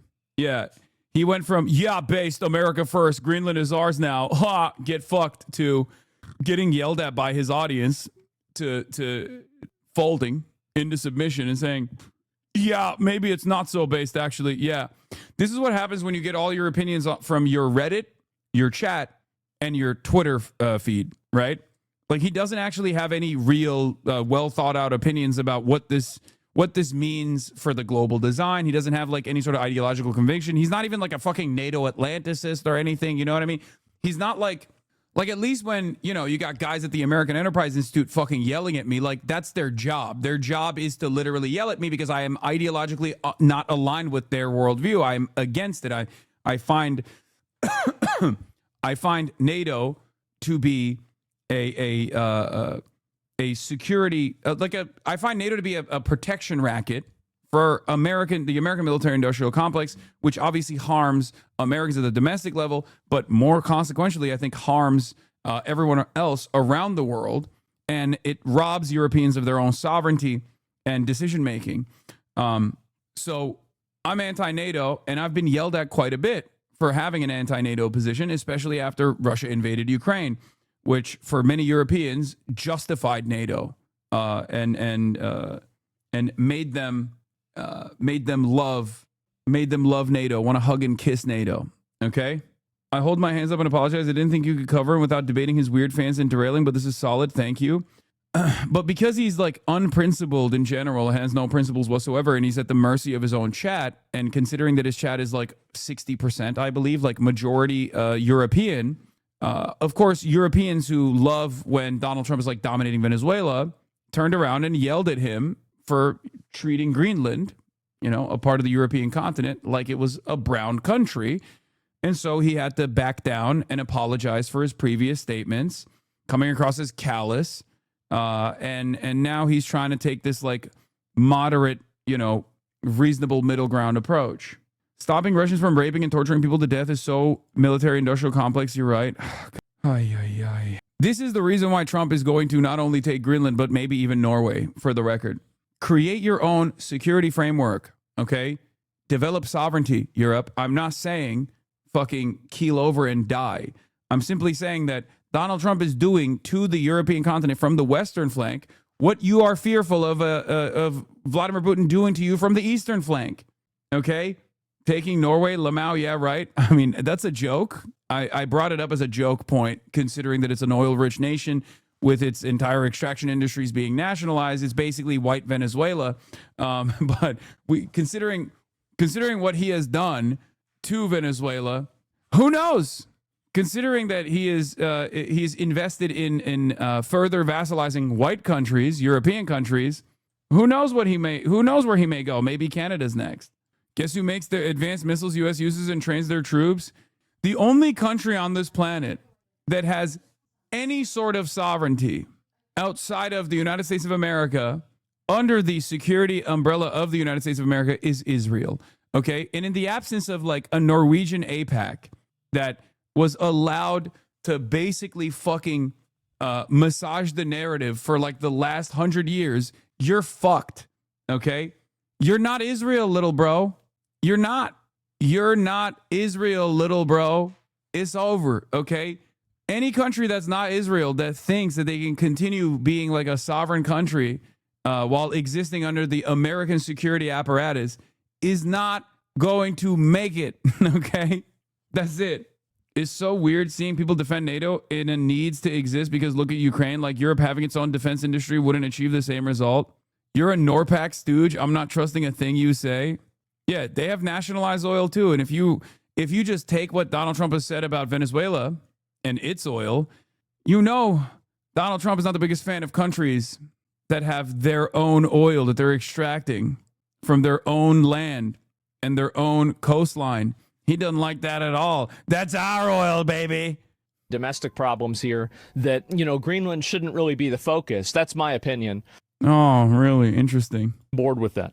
So, and also, I want you to look at what's happening today, and I want you to like see where my thinking is coming from. Okay, I am looking at America turning to shit.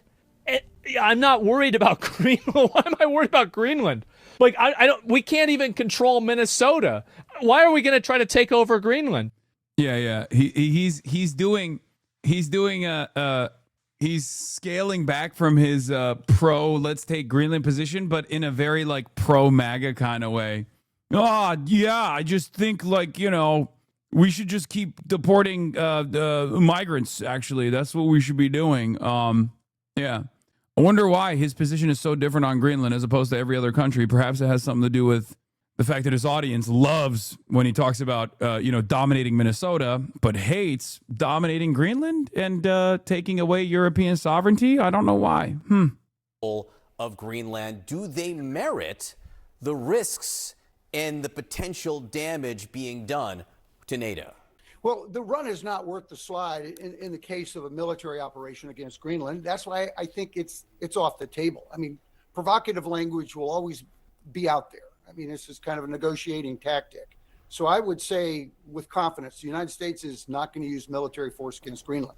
Trying to acquire Greenland in a tighter relationship, certainly there are options. Look, we got Seward's Folly, right? 1867, we bought Alaska. Let's go buy Greenland. We can do that. If they want to, there's a seller, we can buy it. Don't know the situation regarding that. Certainly there are other relationships. Iceland was a part of Denmark as well until 1944, and they became independent, became a member of NATO. That's a potential path for Greenland as well. So in other words, there are options well below the threshold of military operation. Your question is, would military operation obviate a NATO as we know it today? Yeah, sure would.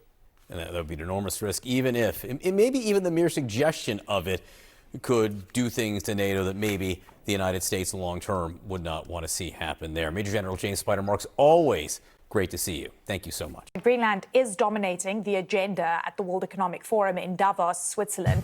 And as always, our Richard Quest has his ear to the ground and joins us now from Davos. Great to see you, Richard. I mean, no doubt that this is going to be very consequential, the conversation. So what are you hearing? Is President Trump going to get his way when it comes to Greenland? Well, I don't know on that, and he's certainly not going to get his way on Greenland here. We're a long way off that being resolved. I think the Europeans are going to be meeting with the president over several issues, including Gaza and the setting up of the Board of Peace there.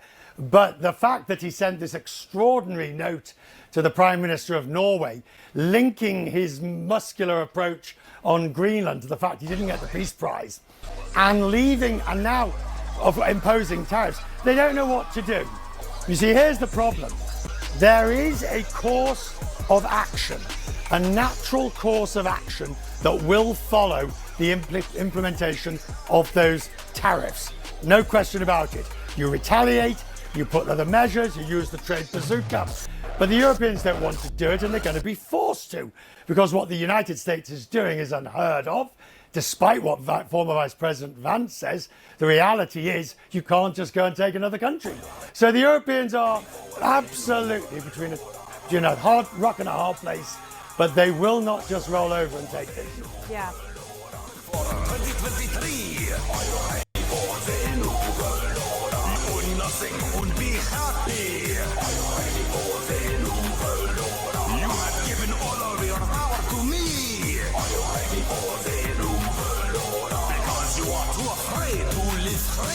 This is Klaus Schwab, and I'm here to say you must give more of your rights away.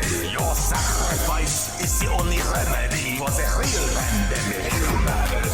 We must prepare for an angrier world as Agenda 2030 is unfurled. You will eat the bugs living in the metaverse. You will comply, and it will get worse. Are you ready for the Nobel order? Human rights for the border. We own you.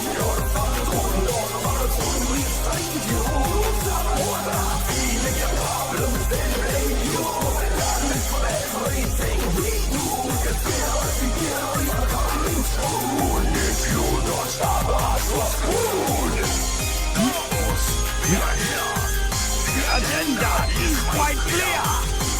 Make you live in fear. The puppet, and I'm the puppeteer. God, I love that. This is the greatest piece of conservative art that has ever been made. I will stand by that. This and like We Are Charlie Kirk, but I guess Charlie Kirk is like AI, so it doesn't count. But this right here is probably the greatest piece of conservative art ever made. This wasn't satire? No, this is the type of shit that your coworker watched and it one-shotted him, okay? Your coworker watched this video in like 2021 and it dramatically changed his brain chemistry, okay? It altered everything. Every part of this, like, oh, you're going to eat the bugs, you will own nothing and be happy, you're going to be a permanent renter. Like, these are all the things that people ascribe falsely to communism and socialism. They think like all of your right-wing coworkers think like Davos is like a socialist gathering of the world's top socialist billionaires. That's what they think. I just need you to understand. They legitimately think these fucking billionaire liberal capitalists are actually socialist, and all of this stuff is actually not capitalism running amok, but instead more socialism. Isn't announcing a new world order at Davos the kind of thing online Trumpists would panic about? Trump's Board of Peace Charter signing ceremony Thursday at 10:30 a.m. in Davos. Anyway, let's continue. Okay, so very interesting because we saw the British Prime Minister holding an emergency news conference just hours ago. That's after EU ambassadors hold their own meeting in Brussels. So a lot of conversations that are happening because US Treasury Secretary Scott Bessent says, and I quote, Europeans project weakness and the US projects strength. So I wonder if this is going to be a uniting force for the Europeans to come together on the right and the left. Okay, so firstly, I think the comment by Scott Bessent yesterday was significant because this does show that it's not just the president on a whim of his own, even though if it was, he could force it. This shows that senior administration officials like Scott Bessent, at least openly or officially, are behind it. That makes it much more difficult for everybody to retaliate against. Then you've got the former vice president you were just hearing about. There is a groundswell of US views that says Greenland should be part of the United States. Where they differ is on the methods and the modalities to make it happen. The problem here is the train is leaving the station. The president has shoved everything on board and is sending it careening down. It is going to be very difficult to stop an all-out trade war at this particular rate because the Europeans cannot, note the word I say will not, cannot be seen to be weak on this issue. I mean, it's frankly extraordinary, that letter. I've read it several times today. And just to be clear, this was a response to the Prime Minister of Norway, but also the President of Finland, who traditionally gets on really well with Donald Trump. I mean, let's just break down some of it. The the tone. This is the leader of the free world. And at times it sounds like this is the moanings of a petulant child, talking about, we had a boat that landed there too, we should have the rights as well. Also really disturbing lines. I no longer feel an obligation to think purely of peace. That's going to be hugely worrying. I remember just a couple of weeks ago, various leaders of NATO countries were saying there's absolutely no way the US would think about invading Greenland to get hold of it. I mean, will this make them think twice? And then another line, which I think will have NATO leaders really feeling like they're banging their heads against a brick wall, is this idea that Denmark can't protect free world implied. Yeah, it's a mere implication. Greenland. And I think what I've heard from numerous leaders, whether it's the EU foreign policy chief, the Germans, people around the EU, is that they're not asking Denmark to protect Greenland alone. They're saying this can be done as part of NATO. And the US is obviously a key part. They're not saying you can't play a role in it. They're saying you should be playing a big role in this because you're a key member of NATO. And I think they'll be wondering, well, if you want more bases in Greenland, it's highly likely you can have them. If you're so worried about security, why have US troops been reduced from They're like, dog, the whole point of NATO is that you can put bases wherever you want. What do you mean you just want to take the land? Like, it doesn't make any sense, sir. You already have it, you know? It's awesome. It's so funny. I can't help but laugh because it's like completely outside of our control here in the United States of America, because this is like an 80-20 issue where 80% of the country pretty much is like, don't do this. What do you mean you're taking Greenland? What the fuck? And then obviously the 20% of the country are just the most pathetic fucking mouth-breathing dumbasses you've ever encountered who will literally go, I didn't even know where Greenland was on a map, but if Donald Trump wants it, he should take it. He should rape Greenland now. Then me, Mr. President, my bussy is waiting for you too, Mr. President. I'm so ready. I'm so ready to receive you. After you're done fucking Greenland, fuck me, Mr. President. That's how they operate. But it's also kind of funny because it's like, you know, like, what are we doing here? What the fuck are we doing here? This makes no damn sense. It doesn't make any strategic sense. It doesn't make any sense from, the NATO alliances that we have already. We are, in many ways, giving the game away. We're giving the game away, for the record. Something I like to repeat over and over again. Donald Trump does away with all of the smoke and mirrors.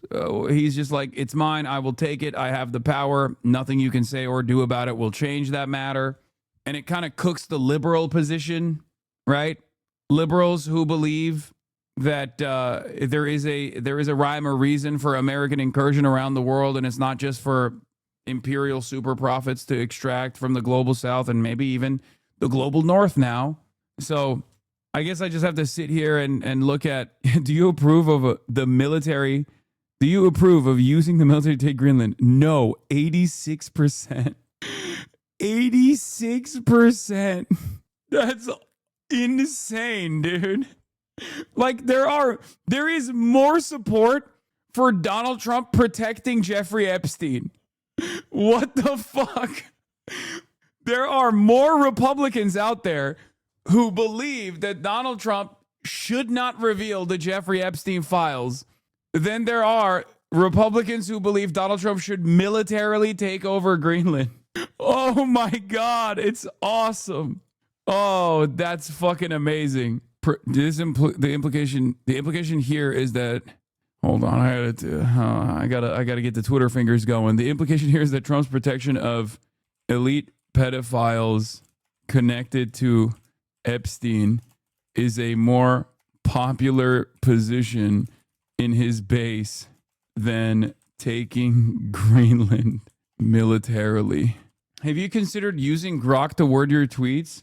Yeah, I've considered it. Like, I've considered killing myself with a gun, like shooting myself with a gun on camera. Those are the same level of consideration that I've had for that. I've had for using Grok to word out my fucking tweets, dude. Yeah. At Grok, please make me sound like a fucking moron. Grok said, bet. The government. What? Hasan, you literally said in your 2022 stream that socialism has never worked in practice. Meanwhile, countries like Norway, Denmark, GDP, and Finland rank top in GDP per capita happiness and social mobility. How are we ignoring real world data here? What?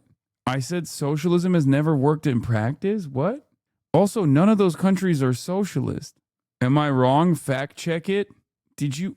Chatter, do you know who I am? I remember that. You said that in 2021. In fact... This is a clip watcher, 100%. Am I wrong? Fact check it. So we trying to play it off?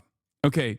2 things that you are failing to comprehend here. Number 1, I don't know what I said that you misunderstood. Okay. Actually, you said it in 2020, 2019, and 2018. And I'm still saying it. I'm saying it yesterday. I'm saying it today. Socialism has never worked. Okay. But also beyond that, these countries are not socialist countries. These countries are social democracies with higher degrees of socialization. And not only that, but also I use them as examples of where we must move, what direction we must move in. Okay. So you're right.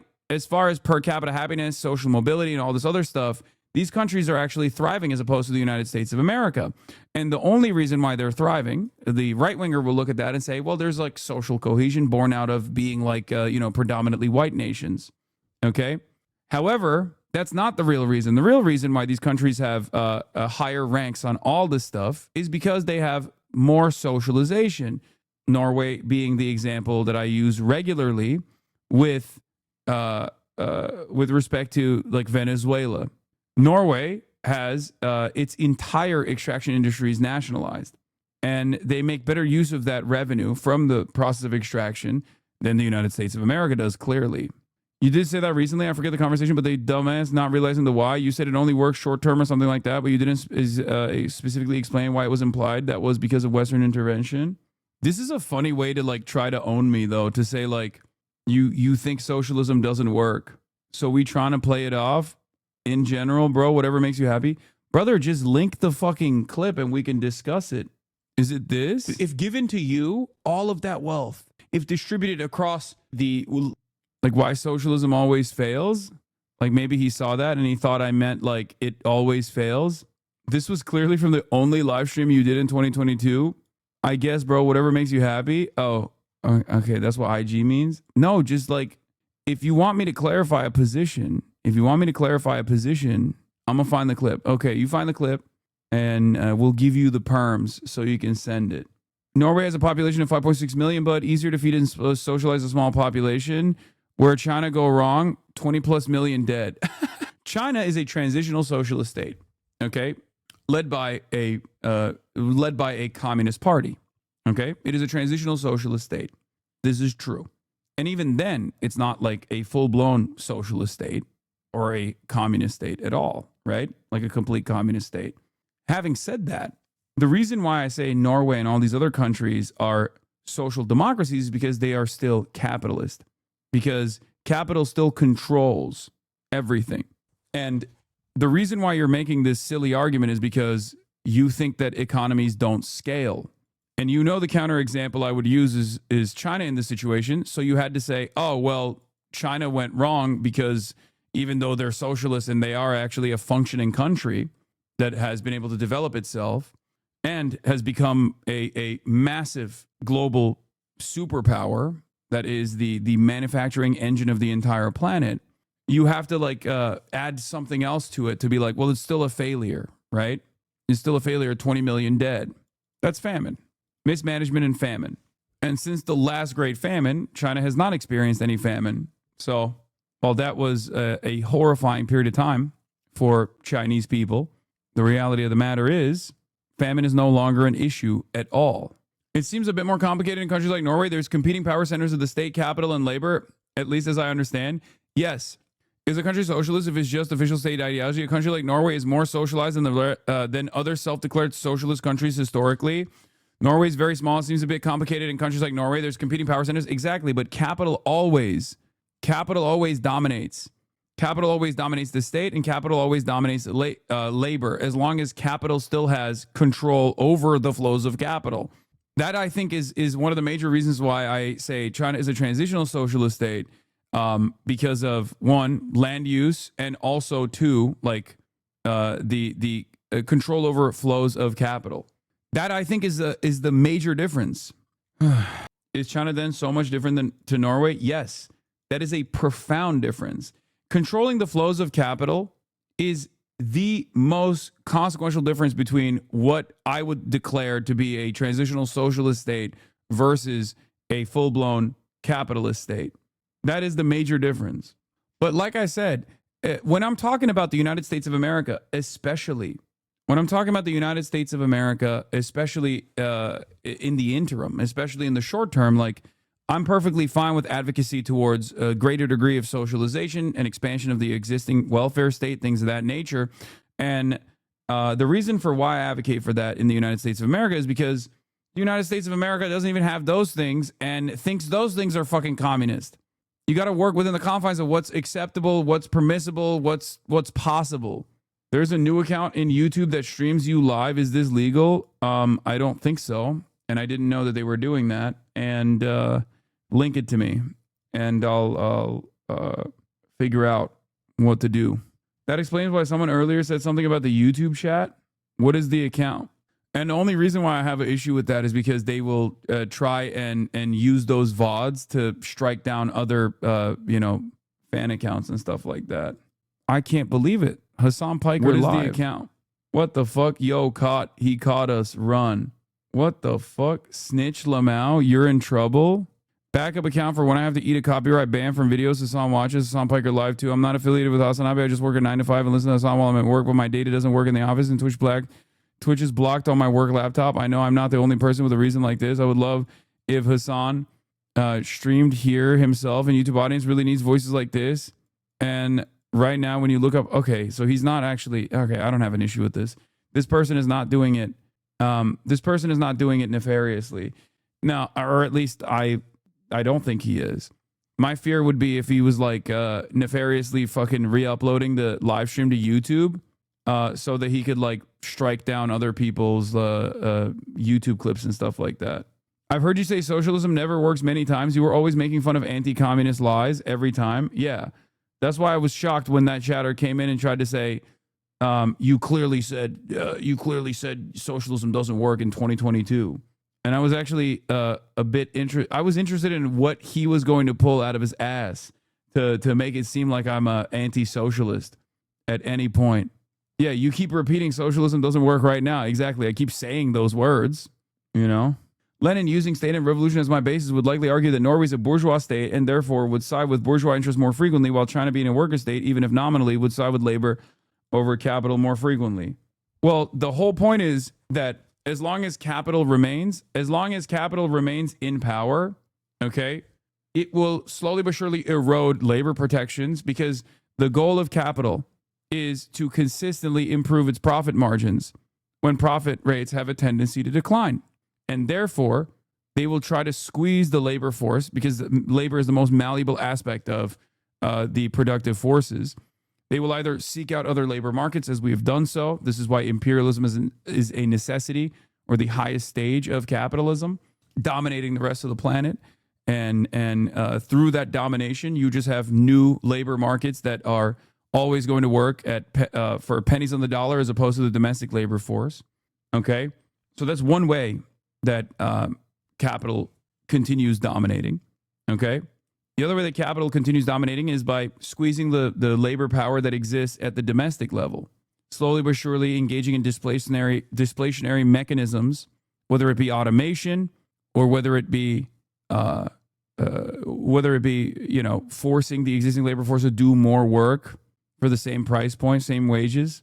And as long as capital still continues to own the economy, it will continue to erode whatever kind of safety nets that exist. This is why social democracies, as we're seeing right now in the European continent, are going through this process where they are engaging in austerity measures, like self-imposed measures that are ruining the living standards of the working class. The only time when America has experienced tremendous prosperity is when FDR leaned into the anger and resentment that the working class had, And we're still eating good off of the benefits of like a crumb of social democracy in the country. But America in and of itself is proof that social democracy it has a shelf life, right? Social democracy exists on a timeline where it will inevitably erode all of the gains made by trade unionists, socialists, and communists alike. And that same erosion is taking place in Europe right now. Anyway, let's continue with American domination now. Thousands to a few hundred. You know, if you want to have access to rare earth and other precious minerals on Greenland, you can apply for the permits. So they're saying you don't need to do this alone. It doesn't need to be us versus you. We can all do it under NATO and be safer together. They all agree that the Arctic does need more security. That's why they sent this exploratory mission last week, they say, that antagonized Donald Trump and led him to... Pretending that the will of the people is done in China is pretty nuts. It's basically a dictatorship with a heavy hand to spank anyone who speaks out of line. Yes, I know. I'm a Westerner as well. I grew up in Turkey, and now I live in the United States of America. So yes, for Westerners, the only form of domination and the only form of repression that matters is when the state tells you what you can and can't say. And I understand that that's a silly thing that the Chinese government has done, and albeit violent thing at times as well, a very violent one. Having said that, however, if you think that the Chinese government has not dramatically improved the living standards of every single Chinese person over the course of the last, 4 decades or so, you are denying reality, right? You're denying reality. For Western liberals in general, check my argument is about how they have a dictator and no election for him. Yes, they have a different structure of governance that relies on meritocracy. It's actually, the elections happen in the local level, okay? But the top positions are actually internally assigned. You're talking about the standing committee structure that exists, but the standing committee still gets its notes from all of the local elected representatives. Of course they have elections in China. They just don't elect Xi Jinping. They have a different governance structure that is hyper meritocratic. And at the end of the day, you have to look at the results. And the results are that there has been tremendous material improvements on the lives of every single Chinese person, so much so that the Chinese population's approval ratings for its own government is far, far higher than any Western nation. There is not a single Western nation that has a similar level of approval for their own governments as the Chinese people's approval is for the Communist Party of China. Not even Marx Carney? No, not even close. And that's why you have to resort back to, they get clapped for even sharing pictures, okay? Like, or being a woman watching gay porn. Wait, what? Okay, they can't even speak out. Okay, once again, can you trust those approval rating polls? I mean, the reason why I trust those approval rating polls is because people would assume that this is actually a Chinese approval rating poll, right? Like, oh, it's not relevant. It's obviously fake. The state made it up. Except the approval rating polls that I'm talking about are conducted by Harvard. And Harvard has no fucking interest in making China look good, you know? So yes, while there is state repression, especially in terms of free speech, there is no free speech in China, obviously. There are certain things you can discuss endlessly, and then there are certain things you can't discuss. Having said that, and there's also a lot more state level control over like silly things that we consider to be stupid. Okay, we consider understandably, and I also agree with you on this. Like we consider, like China, for example, fears that there is an upcoming crisis with their birth rates, and in an effort to stop it, I guess, in an effort to get ahead of that, they think they can just move culture in a certain direction. And in an effort to crack down on that, they will take a heavy-handed approach in censorship over, I don't know, like the more feminine-looking men, for example. They want like more manly-looking men. They want to present themselves as more masculine. They want to dominate culture in that regard. It's like state design over where the culture should go. This is absolutely a foreign concept for Americans, right? Even though we have similar things that we do, manufacturing consent and the like, but that's usually for foreign policy. It's never over like silly shit. Okay? So they do stuff like that I don't agree with and also criticize. But at the end of the day, existence is more complex than that. Okay. If that's the only thing you care about, okay, well, Americans can yell endlessly about their politicians, as I do on a daily fucking basis, right? We can call our president a pedophile. We can do all of this stuff. And for the time being, we don't get punished for it. We don't get imprisoned for it. But nothing changes. Do you understand? And there are still plenty of undemocratic forces at play, even within this supposedly liberal bastion of democracy and freedom. In China, you can actually complain and get results, but you can't say certain things, and there is no guarantee that the state won't take a heavy-handed approach tomorrow over certain things that you obviously identify with. Do you see what I mean? No corruption in China, obviously. That's not what I said. I never said that. Corruption certainly, especially before Xi Jinping, existed heavily in China. Xi Jinping has been incredibly heavy-handed and incredibly intolerant towards any sort of corruption. This is not to say China is a perfect nation. I'm just saying that there's a lot of misunderstandings about China, especially here in the United States of America, due to state propaganda, ironically enough. But again, this is wrong. Like, look, where is it? Someone in the chat was talking about, I don't know why we're talking about China, but do you really think China is socialist simply because it has a strong state that controls capital and markets? Yes, I do. And socialism doesn't mean woke or progressive, for the record. Okay? It is an economic organization of society. I think China is a transitional socialist state. Yes, because of the things that you just mentioned. Socialism has nothing to do with being woke or being fucking, pro-minority rights at all. Like, that's not what it is. Socialism is just an economic organization of society.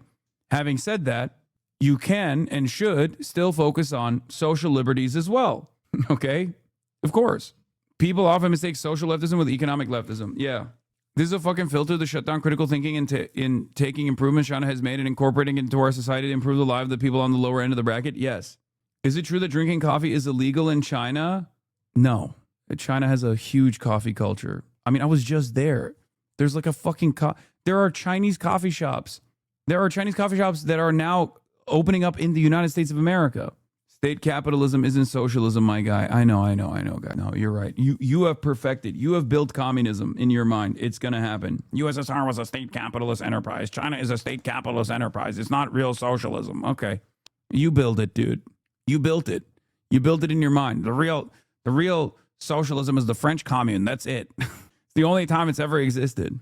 That's why I was joking earlier when I said, like, MLK was a social fascist because he wasn't revolutionary enough. He just wanted to take some of the imperial super profits and redistribute it more evenly amongst the working class, and including black working class individuals as well.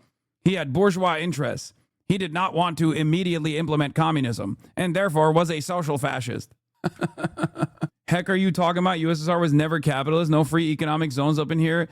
Brother, they called the USSR, the same people that call China a state capitalist enterprise would say the same about the USSR.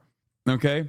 And also, ironically enough, the free economic trade zones have been greatly beneficial for China, including the reforms that came through as well. Foreign capital played a role in China being able to develop. Okay? Anyway, building whole process people's democracy in China from Progressive International, introduction in Ministry Village. Okay, I don't care about this stuff. Does this get into the actual Harvard study or not?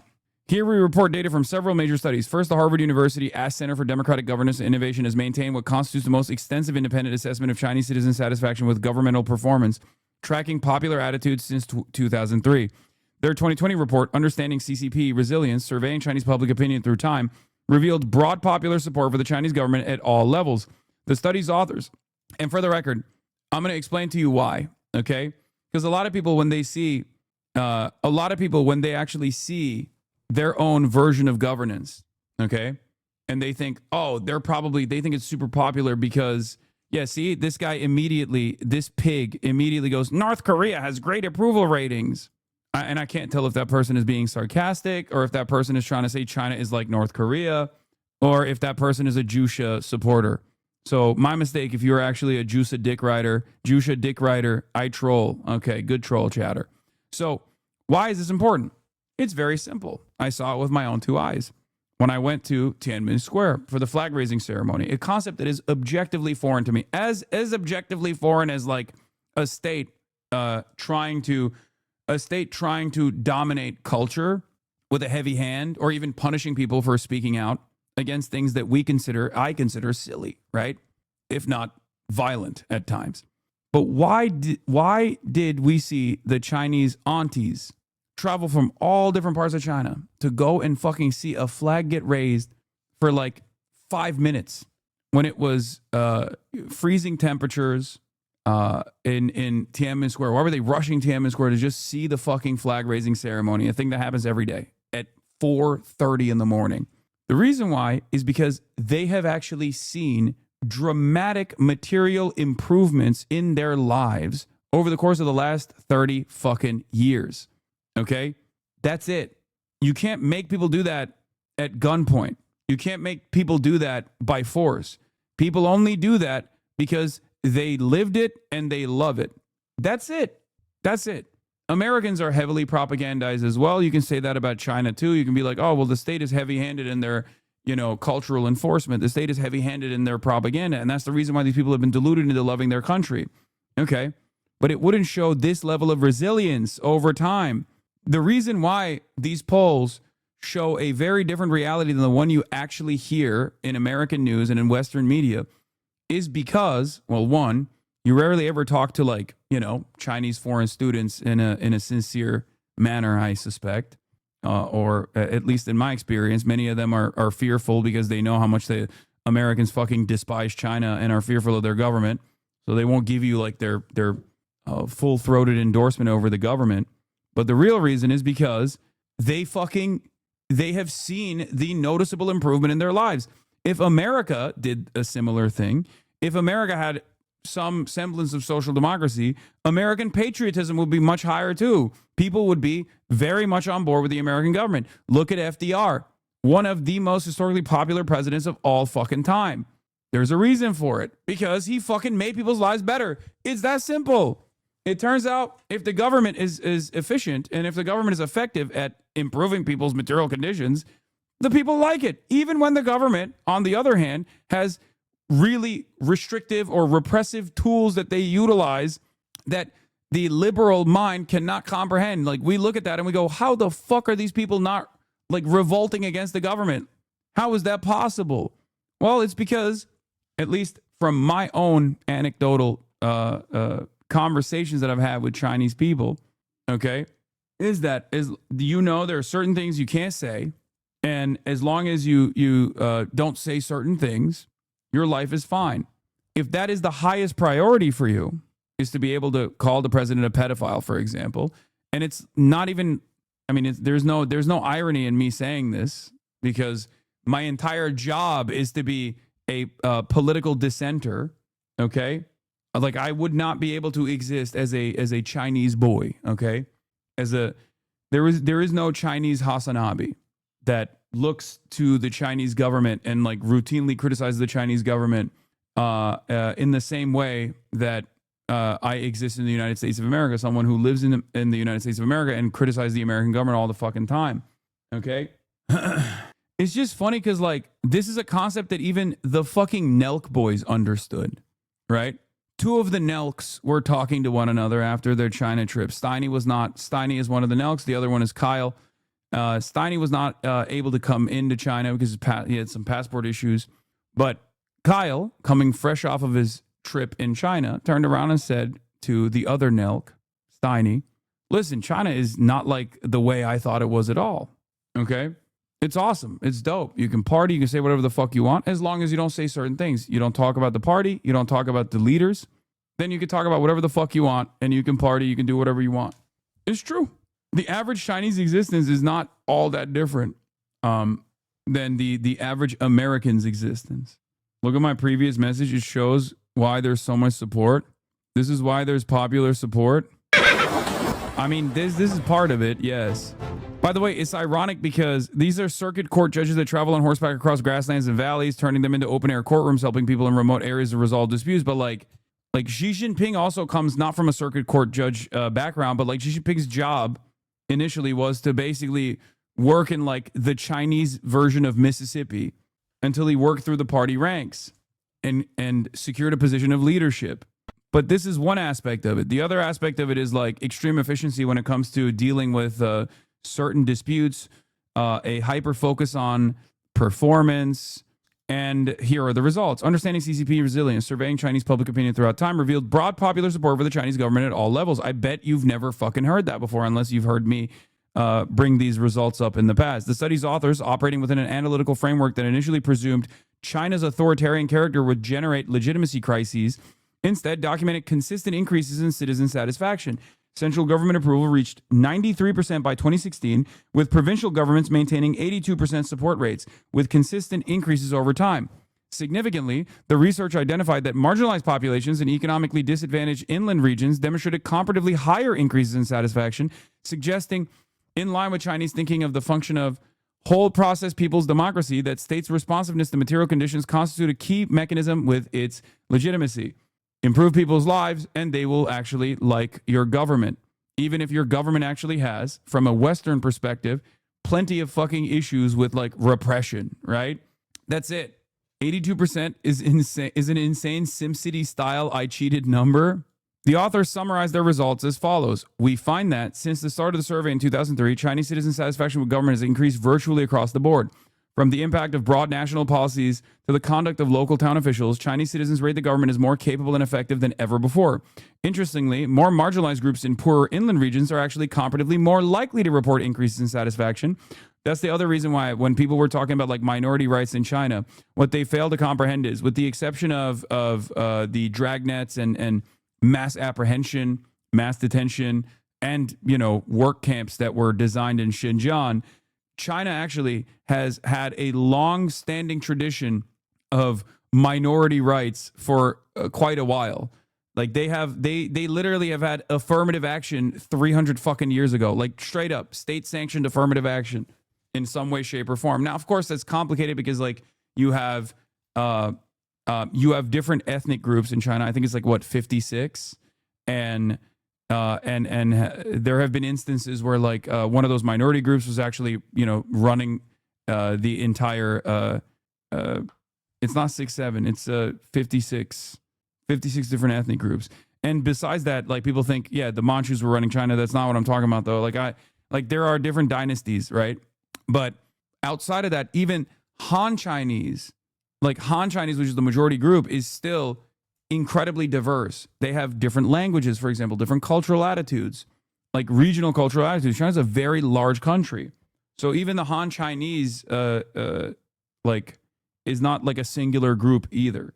But China has had a fuck ton of affirmative action initiatives in general, which is ironic because that's also another thing that I used to joke about before I went to China, about like having a Chinese hog, Hao Peking, who was mad that, you know, minority groups were getting positions that they did not deserve. And it turns out there is actually a statement like that. There is actually a sentiment such as that one that some Chinese people actually hold, where they think if you do something to a minority group, the police will always side with the minority group against you, even if they are of lower character, was what I was told.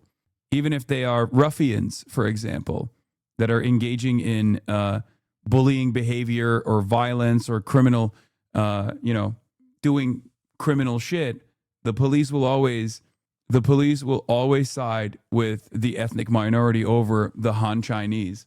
Now, I don't think that's the case, obviously, but I'm saying that there is still that reactionary sentiment expressed even by Chinese people. People are not monolithic, no matter where they're from, and a certain percentage of people will always be contrarians, dislike the government, or be unhappy. That's why I find surveys like this to be very unreliable. There's nothing on earth that can get a 93% approval, let alone a state. I wouldn't be surprised if it was like 70%, but 93 is not very believable. All right, we'll take it up with Harvard.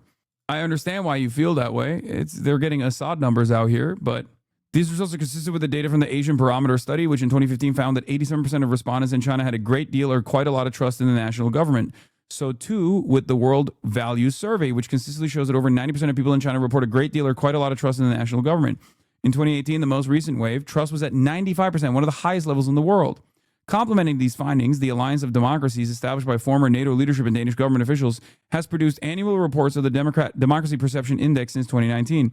Through partnership with the German market research firm Latana and the AOD, employs methodological approaches to specifically designed to mitigate response bias and self-censorship concerns. The 2024 findings reveal that 92% of Chinese respondents consider democracy important, 79% characterize their country as democratic, and 91% perceive their government as serving broad popular interests rather than elite constituencies. Each of these figures was higher than in almost any other country in the world. This is not just the Harvard study. Like, do you understand? These are not organizations that are invested in making China look good. People in disbelief simply because it doesn't happen here. Yeah, I mean, when I was young, a trip from my hometown to Beijing took an 11-hour overnight sleeper train. I can now take an express high-speed rail direct line to Beijing for $32 on a day trip in 2.5 hours. The change in my own lifetime is something that no Westerner will ever comprehend. Exactly. This is impossible to understand by Western conceptualization. You will never understand it. Okay? The only thing that I can, I guess, kind of compare it to is Claudia Sheinbaum and the success built by the Morena Party in Mexico. And they have done only modest expansions of the social safety net. And even then, the Mexican population has responded with a similar, almost too cohesive, positive approval rating. But time and time again, if you look at like different countries around the world, there are obviously different factors that will, create nationalistic fervor. One example that is on the opposing side of this argument, the counter example, I guess, is 9/11. Post 9/11, there was a rallying around the flag effect in the United States of America, and George W. Bush's approval rating skyrocketed to like 91%. Right? So there are other instances where things like that can happen as well. But these are resilient numbers. These are numbers that haven't like swung as wildly as George W. Bush in one term, right? Also, look, you said FDR did China shit and he never got over 61% of the vote. Brother, 61% of the vote is China shit for American standards, though. That was the reason why I used FDR as an example. So yeah, worth noting that Bush had the highest and lowest approval ratings for a president in his lifetime. Exactly. Anyway, and far ahead on each of these metrics than respondents in the US, France, Britain, the classic liberal democracies. For the record, I'm not trying to say that like the Chinese form of governance is the best. It's just that I'm simply saying there are certain things that every government can do to really bring up their own approval ratings. This is my theory for change. Okay? Do you get what I mean? I believe that the most effective mechanism of control is still the Western liberal style of making people feel like they have freedom when they technically kind of don't, right? And as long as you're the dominant power, you can have free speech. As long as you're the dominant power, you can have a guy like Hassan Piker talk shit about the president, because I don't represent a significant enough threat to the powers that be. Capital is so domineering and so powerful that it doesn't matter. I can be one of the top Amazon content creators on a platform that Jeff Bezos owns and then be the single largest donator to the Amazon labor union, even though it was private initially and then it was leaked. So now I can talk about it, right? Because that's how much power capital has. I think none of us should believe any approved proposal put it over at 90%. That's not how humanity works. It's never worked that way. Be a bit more skeptical, everyone. Think about everyone. Even against something totally perfect, at least 10% of the population will be contrarians or bitter. Monolithic opinion is next to impossible. Okay, the point is that regardless of like how high this score is, it's objectively so much higher than every other fucking country. That's my point. Maybe it turns out that what people perceive as like the best possible form of governance, if democracy is the best possible form of governance, what people actually substitute for democracy is improvement of material conditions. And if you judge it off of that, China, of course, is much more successful than all these other countries. And therefore, it outperforms all these other countries. You understand? This is virtually impossible to explain to people who perceive our, two-party duopoly as totally independent from one another, like two warring factions that are ideologically opposed to one another on issues that matter, and have deluded themselves into thinking that like American democracy actually cares about your perspective in any way, shape, or form. It's going to be impossible for me to explain it to you, but the average Chinese person, not like someone from Taiwan or Hong Kong, but like the average Chinese person living in mainland China that you are never going to hear from, basically, believes that the Chinese party, whether they're correct or not, doesn't matter, but they believe that the Communist Party of China is representing the wishes of the masses. They believe that the Chinese Revolution and the People's Republic of China and the implementation of communism in China was a way to take the ownership away from the landed gentry and the previous formations and give it back to the people. Okay? That's how they see it. That is how they see it. Anyway, let's get back to our democracy now. Announced these potential tariffs on the 8 countries that did that, but they really aren't getting through, it seems, this message that we're not against you, we're trying to do this with you. Just talk to us a little bit more about the EU, Siobhan, because there's talk, isn't there, of some pretty chunky tariffs in retaliation. My Chinese wife is really impressed with your knowledge, proud of you. Thank you. It's the highest honor I can receive. 93 billion euros?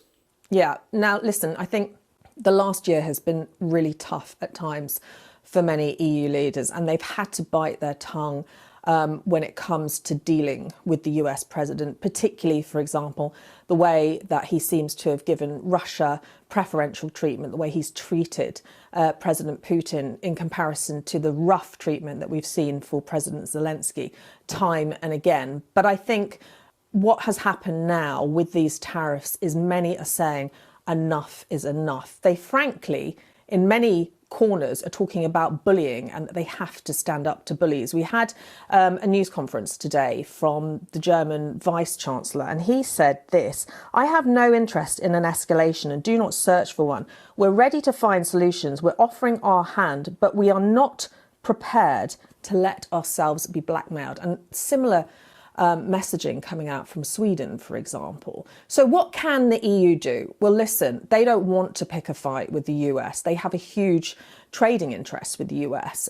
They are key allies in NATO. So the first thing they're going to be looking to do, I think, is diplomacy and trying to send out some of those traditional Trump whisperers, particularly behind the scenes at Davos. So they've got this opportunity to try and do that. I know, for example, that the Germans are planning to have a meeting with Trump either on Wednesday or Thursday. If all of that behind the scenes whispering fails, then there's an extraordinary meeting of EU leaders on Thursday where they'll talk about next steps. Now, possible next steps are unfreezing, as you were saying, this 93 billion euro tariff package, which has been frozen since July, but could come back online against the US from the 6th of February. That's one option. Another option is the so-called trade bazooka. This is something that Emmanuel Macron, the French president, has been talking about over the weekend. This is the anti-coercion mechanism. Harris campaign asked Tim Walz if he's a Chinese agent. No! Brother, that's awesome. Oh my God, that is fucking awesome. Holy shit. Walz was also asked about foreign ties during Harris vetting, sources tell CNN. Oh, because he went to China. Oh, we'll do it. We'll do it again. We'll go back to the Josh Shapiro story because I covered it briefly yesterday and I think it's really fucking stupid.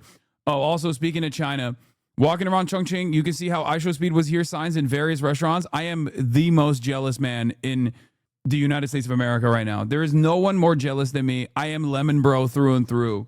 I will never be iShowSpeed.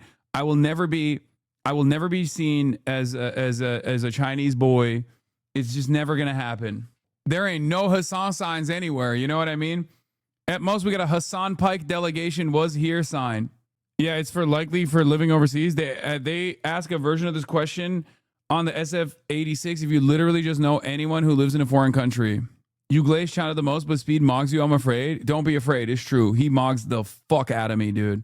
Brother, I have Chinese HasanAbi heads that get together and organize locally and have fun, and they wouldn't even invite me. They wouldn't even invite me to their hangout session when I was in their city, okay? That's how fucking motionless I am, that the Hassan Piker fan club that gets together did not want me to attend a fan meeting. Kind of weird to want to go to your own fan club. Why is that weird? That's awesome. If a scenario like the Kazakh oil workers mass striking for their being treated horribly on their Chinese oil companies 6 years ago was repeated, would you still support the Chinese no matter what? When have I supported the Chinese no matter what? Like, we're talking about Chinese domestic control. I never talked about fucking Chinese companies having the exact same fucking horrible work conditions or just having a very hands-off attitude about what takes place in countries beyond their loans and beyond their development. This is what's so frustrating about it. Everybody always fucking has this like idiotic approach where it's like, oh, you said something, you said something that I'm not used to hearing about China. So you must be unconditionally and uncritical about, like, you know, how China operates. I don't like China for some weird, like, spiritual reason, okay? I like what the Chinese government has done for the Chinese people. I want the American government to do that for the American people. Do you understand me? If the Chinese government, for example, tomorrow decided we are actually implementing tremendous reforms, we're going to let all the fucking billionaires that are a part of the party run the country. We've decided we're abolishing the standing committee. It's over. We are doing full-blown capitalism. We are going to do extraction of natural resources in the global south in the exact same way that the Western world was doing. We are going to do what America is doing. I would say fuck China, okay? Like, that's it. Yeah, it's like you spoke favorably of Mamdani. Does that mean you approve of the Kunduz hospital strike? Exactly. Oh, you like Zohran Mamdani as mayor of New York? Well, you must have loved the move bombing. You see how fucking stupid that sounds? You see how fucking dumb that sounds? Oh, you like Eugene Debs? Oh, you like Bernie Sanders? Well, I guess you also like that the founders were slavers, huh? I guess you love chattel slavery. No, I don't actually. What is so frustrating with my analysis is that I apply a consistent logic to China as I do to America. Like, for example, when I say the American Revolution was good, okay, that doesn't mean that it was perfect, or that doesn't mean that like the American Revolution against the British Empire was a good thing. Okay, it was a good thing. It gained America sovereignty and independence. Okay, from being from remaining a settler colonial state that was completely controlled by the British Empire. Okay, but that doesn't mean that the slavers that did it were good people overall. I have the capacity to see the good and bad in historical figures. When I talk about Mao Zedong, for example, I'm not defending the Cultural Revolution, or I'm not defending the genuine damage that the Chinese population took in the collectivization efforts that took place. Okay, there are always going to be mistakes. Yeah, I love Mao Zedong. I fucking hate sparrows, dude. I hate them. We need to do a sparrow genocide ASAP. That's why I like Mao Zedong. Fuck the birds. Like, you know what I mean? It's stupid. It's a very stupid assessment. It's never been used before in the EU, but if they unleash this, then essentially it would put restrictions on things like investments, banking, access to markets. It would be really painful. These are serious measures, and they would hit the EU as well. But I do think many now are feeling that you're a Chinese agent. You're not even hiding it anymore. They have to stand up because, frankly, if they don't, what China is literally doing all the things you claim they're not. You're a Chinese spy. I swear to God. 52-month subscriber. Is what I would say before taking my schizo meds. Okay, god damn it, dude. Stop fucking baiting me, bro. Stop! Okay. Yes. Beth Rigby from Sky News. Thank you so much. This guy's my favorite guy, by the way. He's just smoking bogues and looking depressed all the time. Talking to us. Just briefly, the Prime Minister of the United Kingdom, Keir Starmer, said this morning he did not think that Trump would militarily invade Greenland. President Trump has just refused to rule that out. What's your response? Well, first of all, my response to the Prime Minister is that we really appreciate the very strong statement for him from his side, arguing that, you know, there are principles in life. And even though UK has a very special relationship to UK, which I acknowledge, especially after Brexit, there are red lines which can't be crossed. This is a matter of basic principles, and we are living in 2026 where you can trade with people, but you can't trade people. And listening to a UK Prime Minister who stands up for that principle is very, very important. And then, of course, I realize you can't leave anything out until the president himself have decided to leave anything out. Huh? Just spicy take. Modern China without the Cultural Revolution would have been ruined the same way the United States was ruined by not choosing the route out ex-Confederate and in post-Civil War antebellum period. Brother, there was a lot of excesses. Like, come on. The anti-rightist movement did not just focus on right-wingers and reactionaries, okay? Like, I'm not willing to entertain that. I'm not willing to entertain that. I feel like that's a bridge too far. Like, the excesses were far too much. It was also decentralized. It was so anarchist. Like, it was just not that kind of like ideological violence. It was unimaginably regressive, in my opinion, and it worked in spite of the tremendous excesses, partially due to the resilience of the Chinese people in general.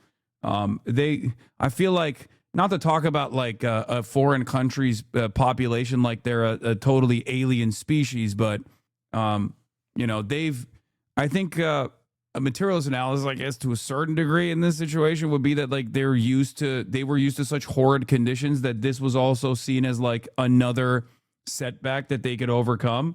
But it's crazy. Like that there is, it's not, by the way, that's not even like, it's not, the Chinese government doesn't even, the Chinese government even recognizes that element. I think Mao greatly underestimated the ideological zealotry that bored young teenagers took on. Yes, I do believe that the North was too lenient with the South in the aftermath of the Civil War. But once again, my criticisms of the Cultural Revolution revolve around the decentralized nature of said violence. Okay? The decentralized nature of the violence that took place, or the repression that took place, unironically was one of the major issues here. A strong state, like a strong northern state, the federal government, could have actually done a much better job of dealing with all of the reactionary sentiment, but they had no interest in that. They wanted to basically keep the racial pecking order the same, and that's precisely the reason why they did not punish the Klan as aggressively as they should have. They did not punish the people that were like actively engaging in racialized violence against black people that were like newly freed in the Reconstruction era. The failure of the Reconstruction is directly a consequence of the North reinforcing the same white supremacist attitudes. Like even with the government's design in the Reconstruction era in the United States of America, when you think about it, newly freed black men and women never got their reparations, the 40 acres and a mule, as opposed to the actual slavers that did get reparations for loss of revenue, for loss of capital. That capital was human beings. So that, to me, directly spells what the government's priorities were. The government's priorities in that situation was to maintain order, even if it was actually a structurally unjust and lawless and a totally inappropriate version of law and order. My grandfather literally went through the whole plaque hanging and head shaving that young Red Guards put him through because he was an engineer. Always remained patriotic. He always remained patriotic, though. 2 government officials after the Cultural Revolution came to him and gave him a stipend and 2 apartments as an apology. Yeah, like that type of stuff is crazy. You know what I mean? Like science is a bourgeois decadence and counter-revolutionary is just like I'm never gonna fucking sit there and defend the horrifying excesses of the Cultural Revolution and the decentralized version of like punitive measures and violence that took place. That's ridiculous. Okay, it is actually one of the things that I don't fully subscribe to or understand. My dad told me stories of what they consider bourgeois, like playing cards and vases. Yeah, the extreme end of that, especially the state-mandated version of that, was Pol Pot's anti-intellectual campaign. Literally fucking assassinating people for wearing glasses. You know what I mean? Lining up motherfuckers for wearing glasses and killing them. It's the most ridiculous. It's the most ridiculous thing. Your pussy Western left attitude is the reason the U.S. will always be a fascist ethno-state. The Cultural Revolution was a positive. I like that this fucking white Westerner pig is over here talking about fucking the Cultural Revolution was a positive when even in spite of all the censorship that the Chinese government, okay, you're Cuban, doesn't matter, okay? You're still a fucking Westerner talking about something that even the Chinese government, despite its censorship, has like openly recognized as a destabilizing endeavor that certainly set China back. This is such liberal analysis from you. We should do the Cultural Revolution to the South now. Anyway, yes, China succeeded in spite of the Cultural Revolution, not because of it. But the other thing that I was going to say is like that's the other concept that I don't understand is like almost like a deification of leadership in times of struggle. When Deng on the one hand when Deng Xiaoping was doing reforms, on the other hand he was greatly hyping up Mao Zedong, because Mao Zedong has always been like a way to like deification of Mao Zedong has always been seen as like a galvanizing principle for every single Chinese person. Like the great man theory absolutely exists in China to a certain degree. No, nothing, not even remotely similar to George Washington. Americans don't understand nationalism, man. You guys are so funny. No, not even remotely close. You can say George Washington's a slaver, which is true. You can say George Washington sucks. You can say he's a pedophile. You can say fuck George Washington in the United States of America. Nothing will happen to you. But in a country that is like actually nationalist, like Turkey, for example, if you said something even remotely close to Ataturk, you would get fucking destroyed, okay? You get your ass beat on the streets. And a similar attitude exists in China as well. It's not even, Americans do not understand. Americans don't know what fucking nationalism is. They've never truly experienced it. They don't have that same dog in them. They don't have like a unifying nationalistic mythos. America is a very young country. America just has capitalism. Okay, that's it.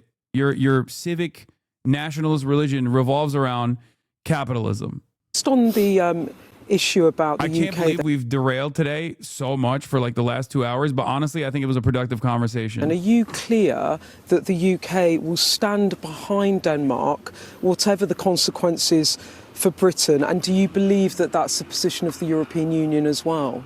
Yes, I believe that, and the reason why I believe that is due to the strong statement from your Prime Minister. I think it will be repeated by the Minister of Foreign Affairs in the Parliament right now. And especially, and that's perhaps even more important in order to convince me, also in close session and the meeting we just have had. And Minister, you said over the weekend that you... My MAGA family is starting to say we're owed Greenland because we're giving NATO so much money and the Danish are selfish. My dad says Denmark owes America $3 trillion worth of unsalted peanuts. Fuck! Stop! Dude!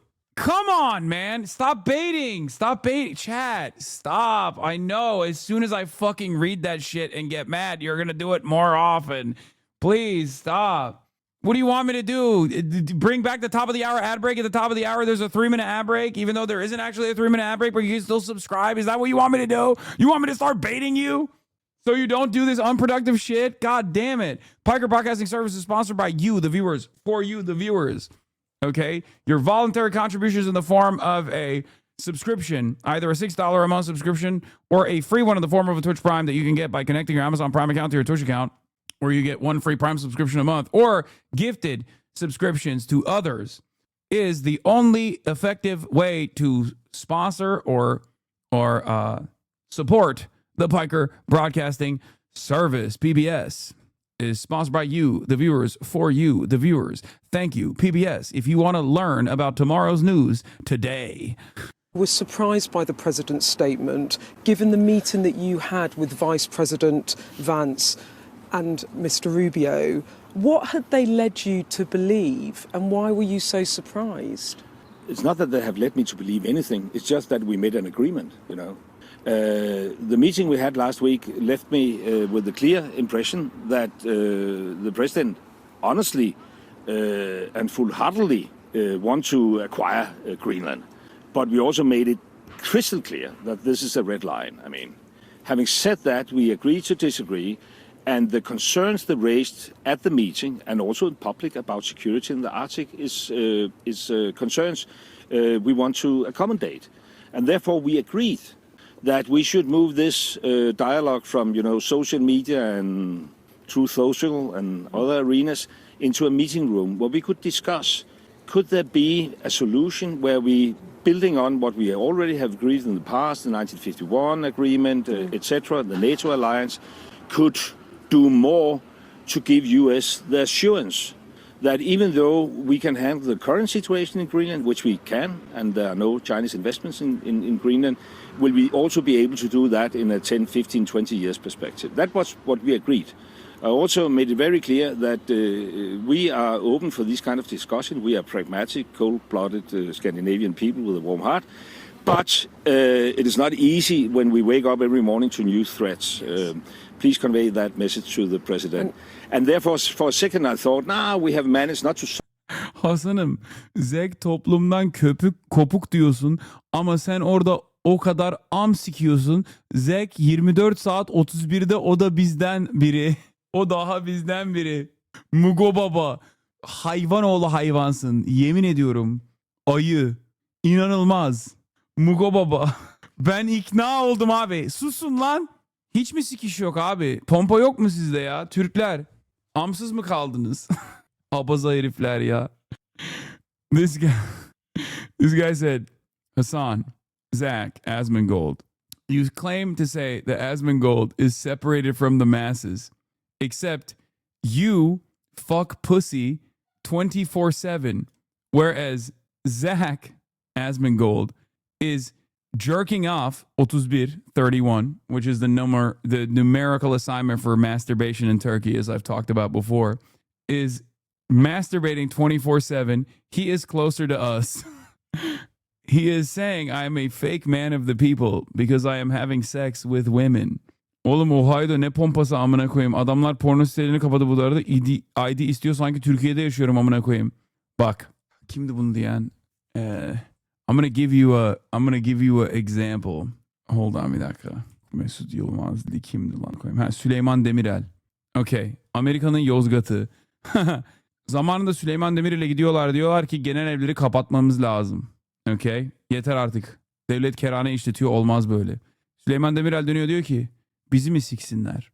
Kerhaneleri kapatalım da bizi mi siksinler? Halk bizi mi siksin? One of the Turkish prime ministers, Süleyman Demirel, was asked, because in Turkey's a very unique country. It's a Muslim country, but it owns and operates government brothels, right? Like it's fully legalized. Okay, so it has brothels, and they asked the prime minister, you should close these brothels. Like this is moral decay. This is degenerate. Why the fuck do you have brothels?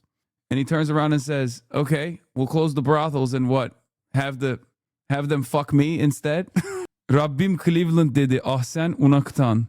This Turkish chatter is complaining because they've closed the porn sites in Ohio. He's in Ohio, and he's saying it's America's Yozgat, which is like an Ohio of Turkey. And he's saying it reminds him of Turkey because porn sites are closed in Turkey. Dal kalkar, kartal sarkar, kartal salkar, dal kalkar. It was a fucking Turkish tongue twister. So you have brothels but no porn? Yes, bro. Yes.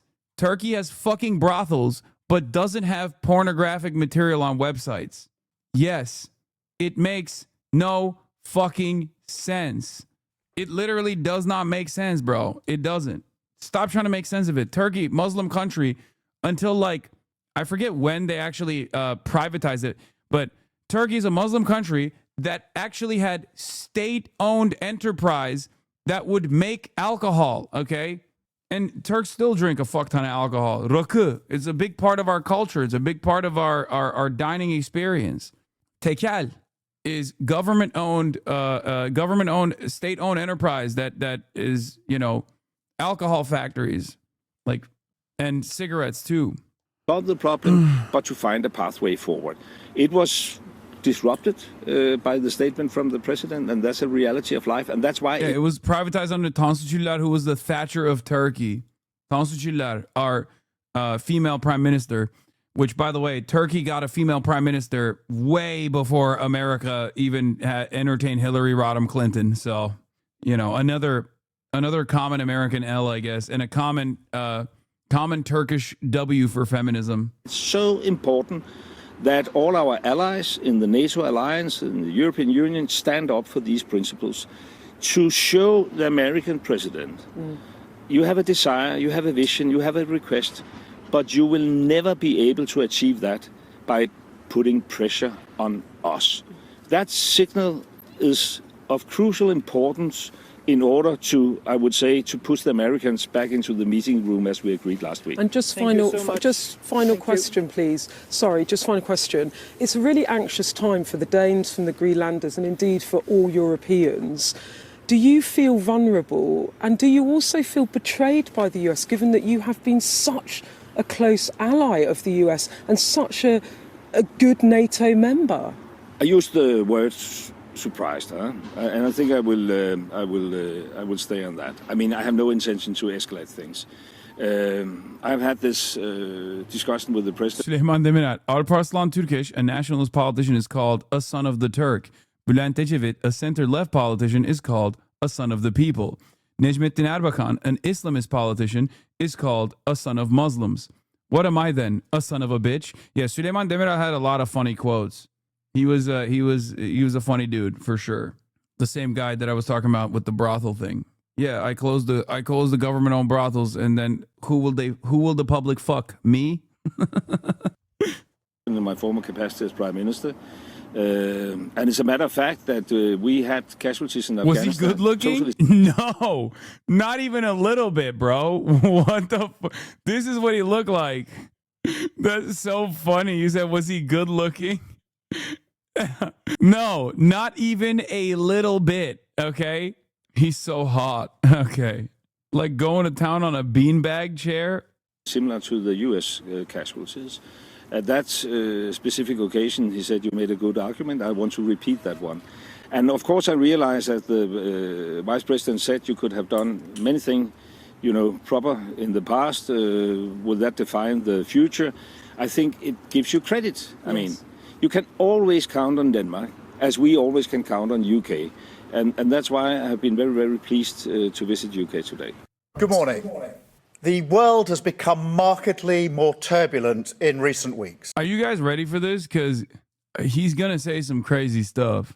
What? He still thinks you can reason your way out of this? Yeah, it's very stupid. But speaking of another man who is going to use his sharp tongue to really give a washing to Donald Trump, and not a lashing, as you would expect, Keir Starmer. Events are moving fast. And in moments like this, what matters most is being clear about the values and the interests that guide us, even as circumstances change. The United Kingdom has a long history. Our values were not improvised. They were built patiently over time. And while we are pragmatic in how we pursue our interests, we are resolute in defending those values when it matters. So let me begin with the United States. The UK and the US are close allies and close partners. That relationship matters profoundly, not just to our security, but to the prosperity and the stability that people here depend upon. Under President Trump, as under previous presidents, we're determined to keep that relationship strong, constructive, and focused on results. And that approach is delivering. Through sustained engagement, we've seen significant US investment into the UK economy, running into hundreds of billions of pounds, supporting growth, skills, and jobs right across the country. Our cooperation on defence, nuclear capability, and intelligence remains as close and effective as anywhere in the world. I like that he spends most of the time talking about how awesome it is to be a vassal state for America. That's sick. Keeping Britain safe in an increasingly dangerous environment. We've secured good trading terms in key sectors, including cars, steel, aerospace, and life sciences, protecting British jobs and manufacturers. That is why we take the approach that we do, because it delivers concrete outcomes in the national interest.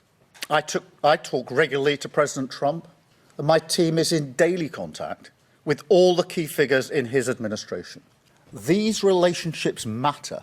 They deliver concrete outcomes in the national interest. Mature alliances are not about pretending differences don't exist. They are about addressing them directly, respectfully, and with a focus on results. On Greenland, the right way to approach an issue of this seriousness is through calm discussion between allies. And let's be clear, the security of Greenland matters. And it will matter more as climate change reshapes the Arctic, as sea routes open and strategic competition intensifies. The High North will require greater attention, greater investment, and stronger collective defence.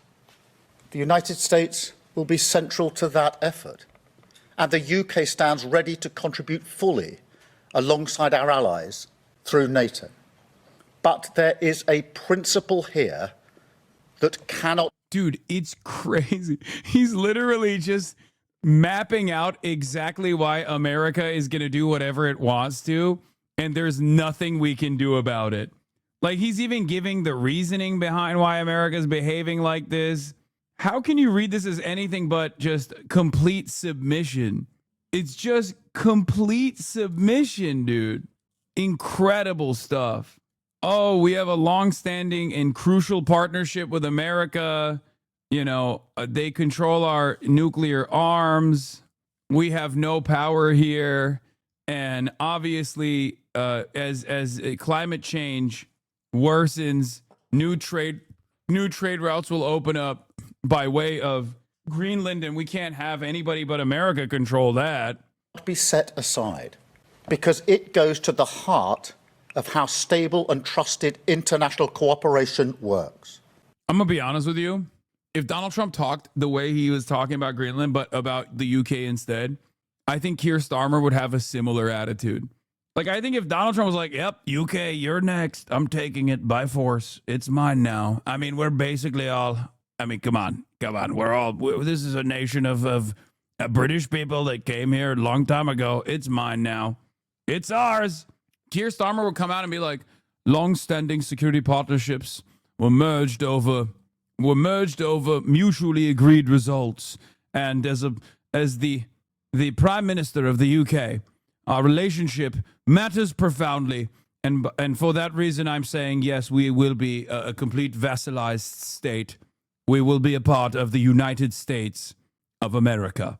And so any decision about the future status of Greenland belongs to the people of Greenland and the Kingdom of Denmark alone. That right is fundamental, and we support it. Denmark is a close ally of the United Kingdom and of the United States, a proud NATO member that has stood shoulder to shoulder with us, including at real human cost in recent decades. Alliances endure because they're built on respect and partnership. Okay, level 2 hype train. Piker Broadcasting Service is sponsored by you, the viewers, for you, the viewers. It would be kind of like Taiwan taking China. No, it wouldn't be kind of like Taiwan taking China, because the KMT, like, escaping to Taiwan, the island of Formosa at the time, is much, you know, it's a much more recent phenomena than American prisoners being shipped off, or British prisoners being shipped off to America to create a settler colony. It's been a long time since these were like well-established, firmly defined national boundaries, and also a successful revolutionary war took place in the United States of America. Not pressure.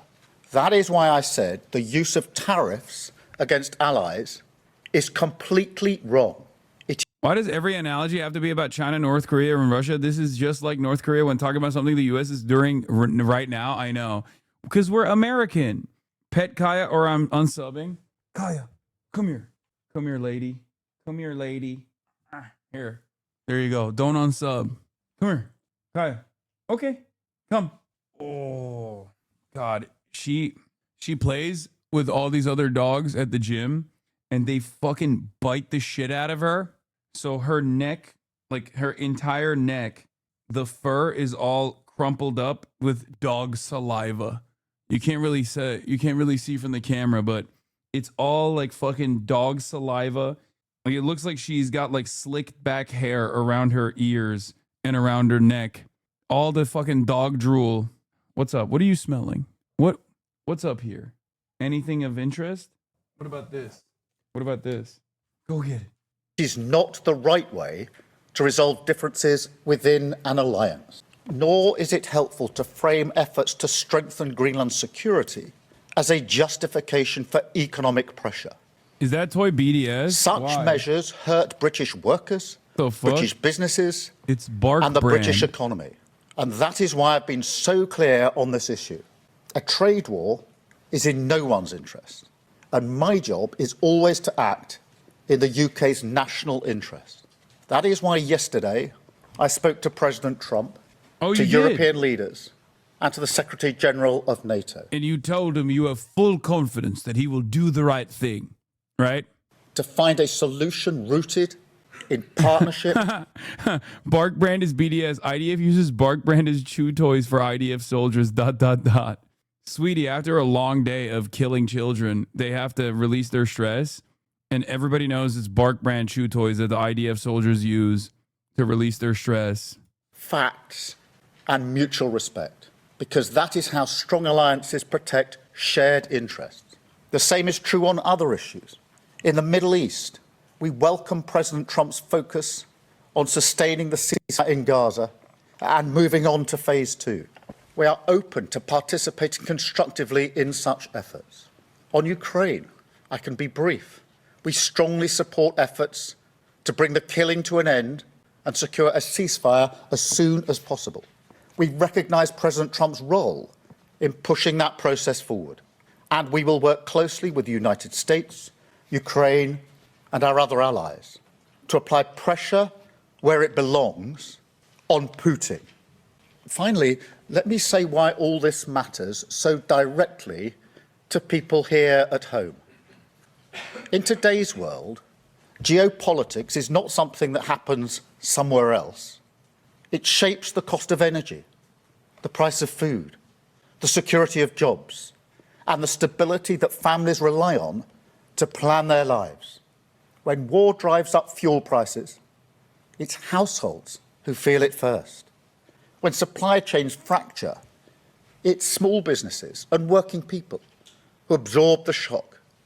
And when instability grows, it's rarely those with the most power who pay the price. That is why this government's approach is rooted in a simple belief that we must use every tool of government, domestic and international, to fight for the interests of ordinary people. At home, that means active government. It means taking responsibility for economic stability so that inflation is controlled, interest rates come down, and family budgets are protected. It means stepping in where markets fail, strengthening resilience, and ensuring that global shocks do not always land on the same people in the same places, the people least able to withstand them. That's why we've taken action to reduce energy bills, to freeze rail fares and prescription charges. But tackling the cost of living today also means engagement beyond our borders. It requires shaping the world around us, not retreating from it. It requires strong alliances, steady diplomacy, and rules that reduce uncertainty rather than amplify it. That is why our commitment to international law and to alliances founded on trust is not abstract or ideological. Oh my God, I can't. Prime Minister, many people watching this at home will have been shocked and angry over the weekend. They ruled the seas once. 13 colonies, bro. Hold this fucking L. 13 colonies. Think about that. The sun never sets on the British Empire. Well, it surely feels like the sun has set now, doesn't it? It's just, it's crazy to see. What a sight to behold. So-called closest ally is threatening us if we try to stop him illegally annexing Greenland. Is this the most serious crisis in the transatlantic relationship in decades? And how can the US remain our closest ally when it's bullying us like this? And just on tariffs, you say they are completely wrong and it will hurt the British economy. But if Trump does go ahead, to be clear, are you telling the British people that we will have to take that economic pain pain? And are you planning retaliatory tariffs if that happens? Thank you. Well, thank you, Beth. And firstly, to underscore your point, this has been very badly received across the United Kingdom. Yes, that's precisely what he's saying, Chatter. I just don't get how he is just a dumbass lip hypocrite. Sounds like he's saying we like what Trump's doing over here, but we don't support his actions over there. I mean, yeah, he's saying, Trump, you were doing great when you were fucking up Venezuela or whoever the fuck you want to destroy, but why are you doing that to Europe? Also, I will roll over and die for you, sir.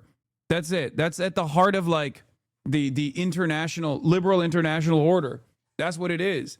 Trump is treating European allies. Trump is treating European allies like he treats any other country. We're allies of the United States, and we work closely with them. And therefore, I'm not surprised by the reaction that's been across the United Kingdom. And it is a very serious situation. Our job is to ensure that we find a way forward. It's not hypocrisy, it's capitalism, says Jason Hickel. One of my favorite posters on this website, professor at ICTA UAB and visiting senior fellow at London School of Economics. Not Jackson Hinkle, Jason Hickel. Unfortunate naming similarity there. The bizarre behavior of the Western states and leaders often seems to betray a moral double standard. He says it's not hypocrisy, it's capitalism. But in fact, it's all perfectly consistent with a single standard, namely the objective of maintaining the conditions for capital accumulation in the core. On Iran, they tell us to support the protesters, but of course they violently brutalize the protesters at home and never support protests against the governments of their own often brutal client states. They say support women's rights, but of course they actively support a genocidal regime that has massacred tens of thousands of women, live streamed to our screens. They say they want to see freedom and democracy, but of course they prop up several repressive dictatorships in the Middle East. They say value international law, but they violate it regularly in spectacular fashion as easily as they breathe. They say they want to see liberation, but their explicit objective is to impose a puppet monarchy with zero real sovereignty, permanently subordinated to the United States and Israel. Why? Because they want to maintain the conditions for capital accumulation in the core. This requires a massive flow of cheap labor and resources from the periphery. To keep it going, they do everything possible to crush any state or movement that seeks real sovereignty, because sovereign development in the South means that the South produces and consumes more for itself, so their resources and labor are less cheaply available for accumulation in the core. This is why they're going after Iran. It's the same reason why they're going after Venezuela and Cuba. It's the same reason they fantasize at going to war with China. It's the same reason they invaded Libya and Iraq. The real reason, like one of the best examples of this is with China, because if you listen to like old like World Bank style analysts and the way that they have presented capitalism, the Steven Pinkers of the world, like all these academics who talk about the bounties that capitalism has delivered. And I don't mean like the bounties that capitalism has delivered that, you know, Karl Marx has acknowledged as well. I'm talking about like modern capitalism, what some may even consider late stage capitalism, and how it's actually good, right? What do they always say? Capitalism has created a global economy that, by way of these trade partnerships and trade negotiations, has actually greatly uplifted the masses in the global South. These countries that were under previous formations destroyed through colonial plunder have been able to uplift themselves, have been able to modernize, have been able to develop. Now, of course, that development has been stagnant in the periphery as opposed to the imperial core. Right? Why is the ACP guy making sense? This is not the ACP guy. This is an actual professor. Oh my God. They just have similar names. China is the one example of a country in the periphery that has been able to take on foreign capital, and by way of implementing a transitional socialist state, redistribute the productive output or all the material gains that they got from said productive output back to improving the material conditions of its population. This is why China is the number one enemy. It's because they were unironically able to have sovereignty, and on top of said sovereignty, they were unironically able to develop their own economy, develop their own country to a degree where it is competitive with the largest superpower on the planet, the United States of America. So in theory, capitalism, global capitalism has been able to, lift people out of horrible, extreme poverty conditions. And the one place where it did happen, they fucking will never let it go. They will never let it go. They will never stop in their efforts to dominate every country that has been able to actually uplift themselves through this process of global partnership, like global trade. They don't want any other country to also turn into China. That's the biggest fear for Western capitalists. Is Vietnam similar? Yes, Vietnam is also similar to a certain degree. It's the same reason why they invaded Libya and Iraq. It's the same reason why they assassinated Lumumba and Sankara. It's the same reason they prop up Saudi Arabia and the UAE. It's the same reason why they support Israel's genocide. The narrative of double standards presupposes that they have at least some shred of morality, but they do not. For them, there is but one standard, the law of capital. And in the interest of this standard, they will very gladly spit on every human value. They will not shrink from genociding civilians by the tens of thousands, peasants and workers and children. They will not flinch at killing 500,000 people each year with illegal sanctions. They will rape the earth and doom our collective future without a qualm. It is fruitless to appeal to capital, to imperialism in moral terms. The objective is to defeat it. Libertarian guy chimes in, says, only an idiot thinks any of that has anything to do with capitalism. It's nothing but pure statism. But that's it. It's true.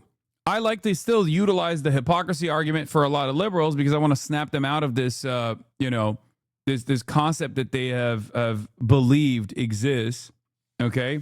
That's the reason why I say it's hypocrisy, or I use hypocrisy, but hypocrisy is the marketing technique that I'm applying here. But ultimately, yes, this is the grand design. This is what happens when capital remains unchecked, especially when there is no other state power or no other great power out there that has an alternative vision, especially when that other world power, the USSR at least, no longer exists. And therefore, American capital and Western capital can go unchecked. What you have experienced since the 90s is a byproduct of capitalism winning and going unopposed. Because capitalism won, and because there were no other alternatives out there, no other great powers out there that were trying to defy the order of international capital, we decided to destroy ourselves in the process. I was born in 2001. I didn't get the fun part. I mean, one could say there's never really been a fun part, but that's it. That's why all these guys are like playing this song and dance, trying to make it seem like there is a liberal international order, as Donald Trump is basically destroying all of the propaganda around that sort of thing by just saying the quiet part out loud over and over and over again. Because in practice, what Donald Trump is doing is not all that dissimilar from the relationship that we've had with Europe in the aftermath of World War II. Okay? Consistent with our principles and our values, and consistent with our national interest.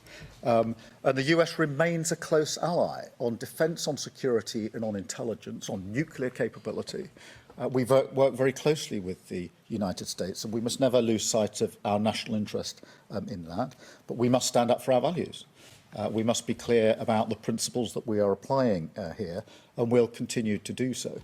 On the question of tariffs, that's why I keep reiterating that, like, a lot of these Western leaders, like, sure, they're cucked to America, but first and foremost, they are cucked to their own version of whatever their own representatives of like international capital looks like in their own countries.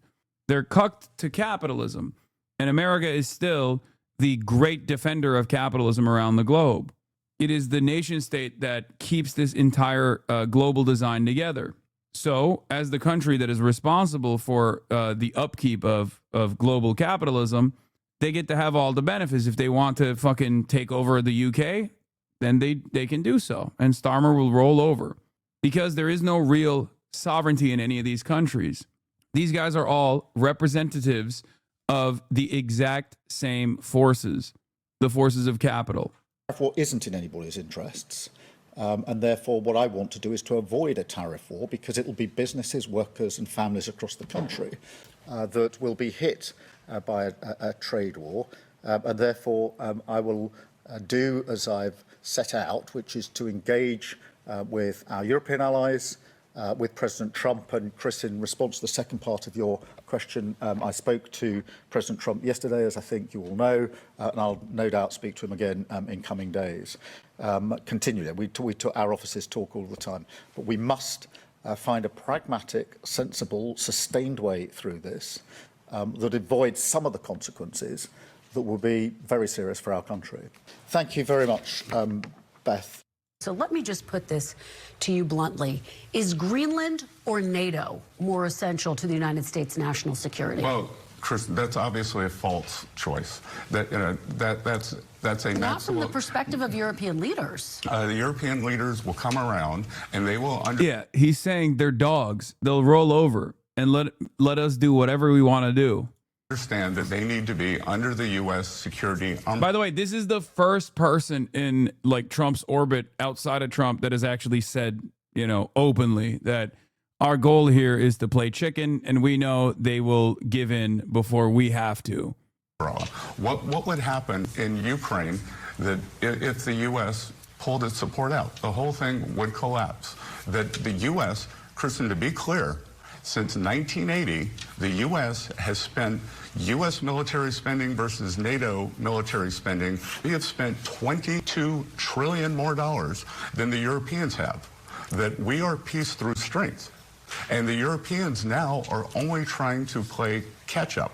And that is only through President Trump. President Trump believes in NATO, but he does not believe in the American people being dragged in. Well, in terms of the cost. Can you confirm that the president's letter to Norway and then the EU might be preparing retaliatory measures over Greenland? Are you concerned about what that could mean? Yeah, I don't know anything about the president's letter to Norway, and I think it's a complete canard that the president will be doing this because of the Nobel Prize. The president is looking at Greenland as a strategic asset for the United States. We are not going to outsource. I mean, Trump said it. Like I know that's not the main reason, but it's Trump himself said that. Okay, like, oh, sure, you guys are making it up again. My president is not so fucking stupid and childish that he would send a stupid and childish message like that to the fucking Norwegian leadership. Oh, he did do. Okay, well then it's good. He was projecting force once again. Norway needs to clean up its act. It's looking all oiled up over there. We're calling it White Venezuela. Do with that information what you will. Our hemispheric security to anyone else. Great. I think that'll probably be the last one for today, guys. How concerned about retaliation? We got the Europeans this question last week. I think it would be very unwise. So thank you. Great. Thanks, everybody. So Keir Starmer hitting back at President Trump's threats to impose tariffs on the UK and 7 other European countries in the ongoing row over the future of Greenland. Yeah, we know it was real because after the Norwegian prime minister pointed to him that the Norwegian government doesn't control the Nobel Committee, Trump said that he's lying. We already own Greenland in all but name. That's what European leaders keep saying over and over, but they keep begging Trump to let them maintain face. Trump is telling them he doesn't care about their self-respect, give over the island. Exactly. That is precisely what's going on. Trump wants to humiliate the European continent. I don't know for what reason. I don't understand it, which is why I'm saying who knows what the purpose is here, but that's what it is. Also, I went viral in China. Jealous. What you consider to be viral in China is a regular afternoon for me, okay? Michael from Pennsylvania, not Michael from Beijing, not Michael from Chongqing, Michael from Pennsylvania. Here you are, never blessed by Chinese soil, okay? Just saying. You might go viral in China, but at least I've been to China. And we'll be going back soon. Okay, Hong Kong Hasi. I only went there to see what the one-party, two systems design looked like. And it's clear to me that unification is an absolute necessity. Full-blown unification. Supporter of the second system, disgusting? Never. This is ridiculous. Never. Greenland. Well, let's bring in our security. Also, you're hating from the outside, okay? You're not in the club, okay? You're not in the has been to China club. Soon will be some more clever people in the States who will tell him, no, it's not going to work, this thing. You have to retire in some way or another, and then to make it successfully for you too. But I think he has lost his mind a month ago. It's a bit like a spoiled child turned old. And this never gets old for me. I'm sorry. Watching Greenlanders try to make sense of you know, American maneuvering here is like crack cocaine. It's just funny seeing like reasonable human beings that are products of a decent education system look to what kind of insanity we have going on for our whatever our version of the government is, and they're like, this is madness. Like, the fuck are these guys thinking? think he can, and he can think he can scare people. He can't scare Greenlanders. We're not scared. We'll fight them to the end. We will never give in. And we are so happy we have so good allies.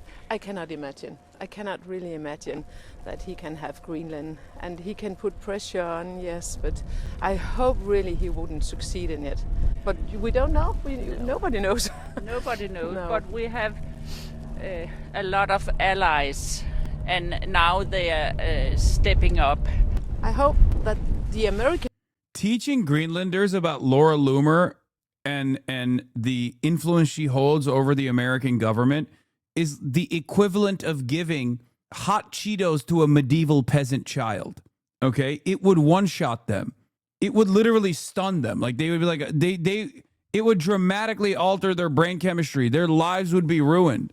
But can you imagine showing Greenlanders like American things?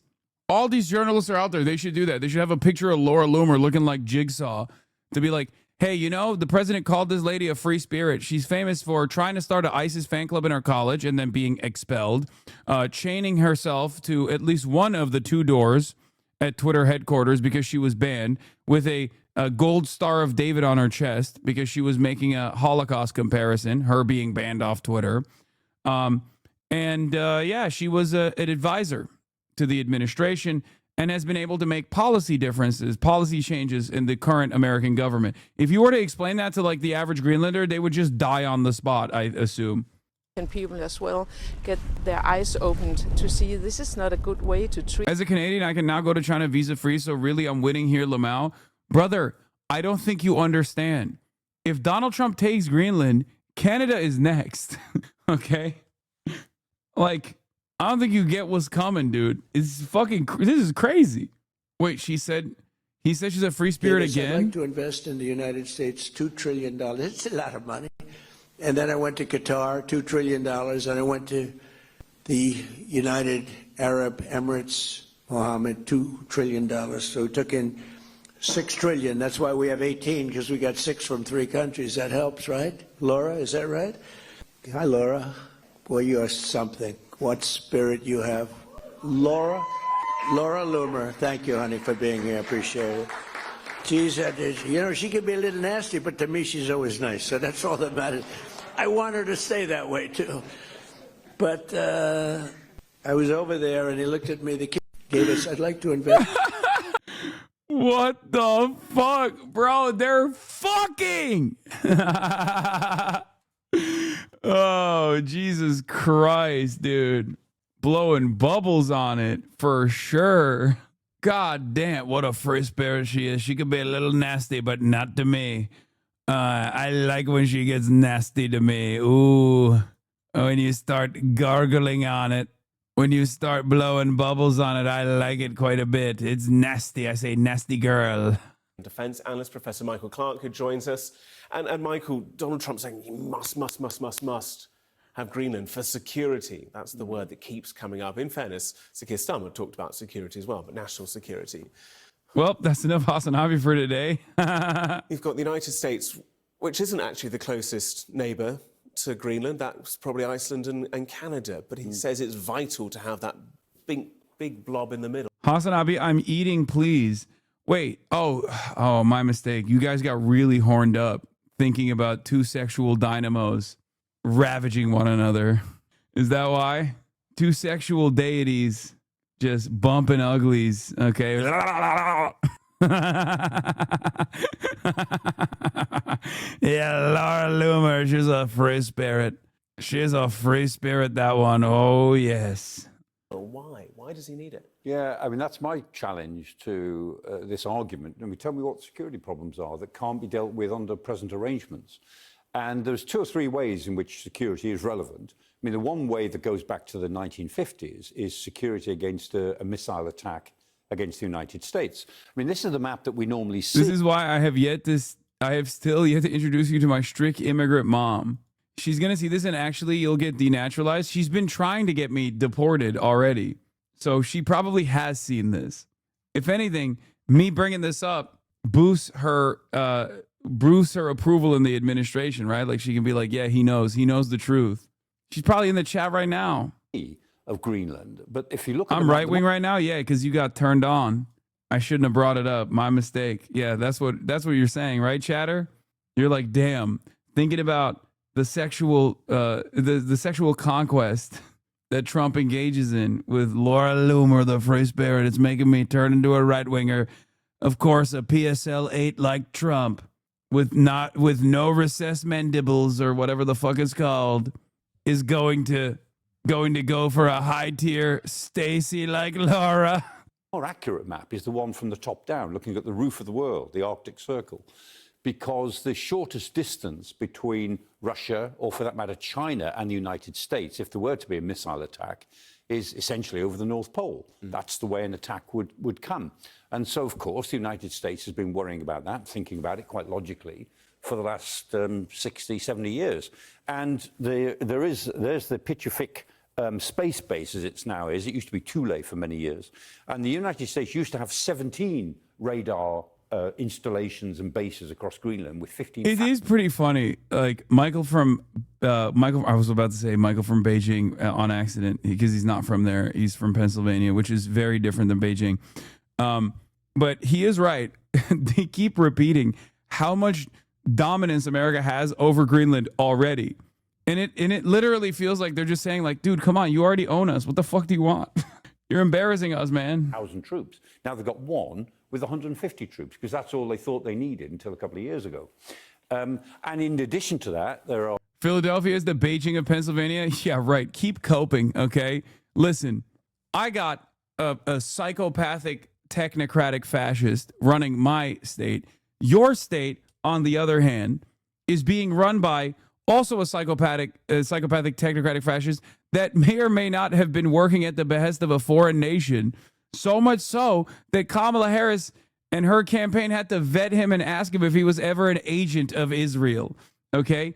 Mr. I volunteered for the IDF and then did a brief stint with the Israeli government as I was working for the Israeli, the Israeli embassy or something. Also, he covered up a murder. My governor kills the homeless personally. Your governor covers up when his friends or his family friends end up murdering someone. We are not the same. There are 47. But Mike lives in LA now too. It doesn't matter. His heart and spirit is still in Pennsylvania. Installations in Canada and 15 radar installations there in Alaska, where the United States label is. That's Alaska.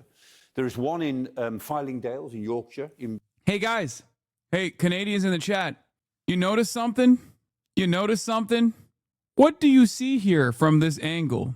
What's going on here, you think?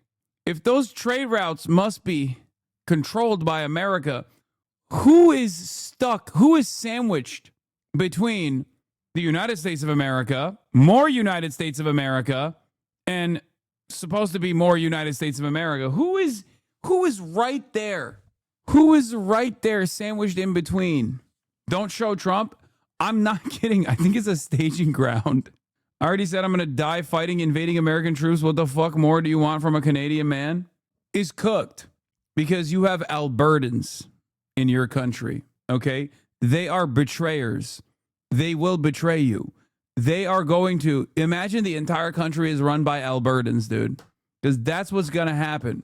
The Albertan cessationists will welcome America as liberators, okay? Quebec is way worse. They already betrayed. They are French. No, you will be singing a very different tune when the Quebec separatist movement is one of the only significant insurgency forces that America will meet. Are you kidding me? Dude, The Quebecois don't even want to be fucking controlled by Canadian Anglophones. If anything, they will literally do terrorism like you've never seen before if it's American Anglophones that control Quebec. There will be a real guerrilla force in Quebec that will fight. That will be probably the most significant insurgency that the American military has to deal with. Also, full support to Bloc Québécois, the Quebec separatists in their war against America. Man, stop talking about this. You're literally going to manifest it. I mean, look at the map. I'm just saying. I'm just looking at the map. Trump is a very dumb guy. He sees a map like this. He's going to be like, well, we might as well take care of this other territory in between. You know what I mean? In Britain, just slightly off the map there. And there it is. I mean, that makes up what's called a BMUS, which is the ballistic missile early warning system, and it's a mixture of short range and long range radars. Entirely sensible. So that could be built up on Greenland if the Americans thought they wanted more than one base there. And the chances are they will do over time as technology changes. They may want more bases. They can have all of that within the 1951 agreement that they've got with Denmark. The second way in which security is an issue is that Russian and Chinese ships are buzzing around because they're interested in the opening Northwest Passage. Most of that map, remember, is ice. It looks as if it's all sea there, but actually most of it is ice. And within the Arctic Circle, a lot of it is dark for 12 hours and dark all day for 6 months and light all day for 6 months, right on the North Pole. But that varies a little bit around the Arctic Circle. But long periods of darkness, long periods of constant light. And there is interest in the opening of the Northwest Passage because global warming is creating this. Everyone here that was pretending Trump was being Trump has gone silent. Trust me, we are well aware this NATO support for Greenland is crucial. NATO itself is the reason why America can kind of do this, by the way, and but that's a different conversation. Only really woken up to it very recently. You need sovereignty instantly, okay? And that sovereignty comes at the barrel of a gun. And for states, what I mean when I say the barrel of a gun is nuclear arms. What's the one state that you will rely on for sovereignty? France, okay? At the barrel of a nuke. Nordics, Denmark, UK's Norway, nukes don't Sweden, they've count. been talking about it for years. We've been talking about it in Britain for years. America wasn't interested until recently. And then the third way in which if America annexes Canada, UK will literally voluntarily relinquish control over their own country. Like America annexes Canada, UK under the helmsmanship of elderly statesman Keir Starmer will say, "Well, sir, you might as well take us too. I mean, come on, we're part of this. We're like a package deal, right? I mean, yeah, folding under zero pressure, UK." Lesson seemed to imply, and Miller seemed to imply, is that some sort of invasion from Russia or China. Zoran Swan. Swan. Well, they'd have to invade across. Basically, thank you for the across 25. North Get the Pole. subs. Anyone who thinks that's feasible ought to look again at a map. It's not possible. So there is a security argument.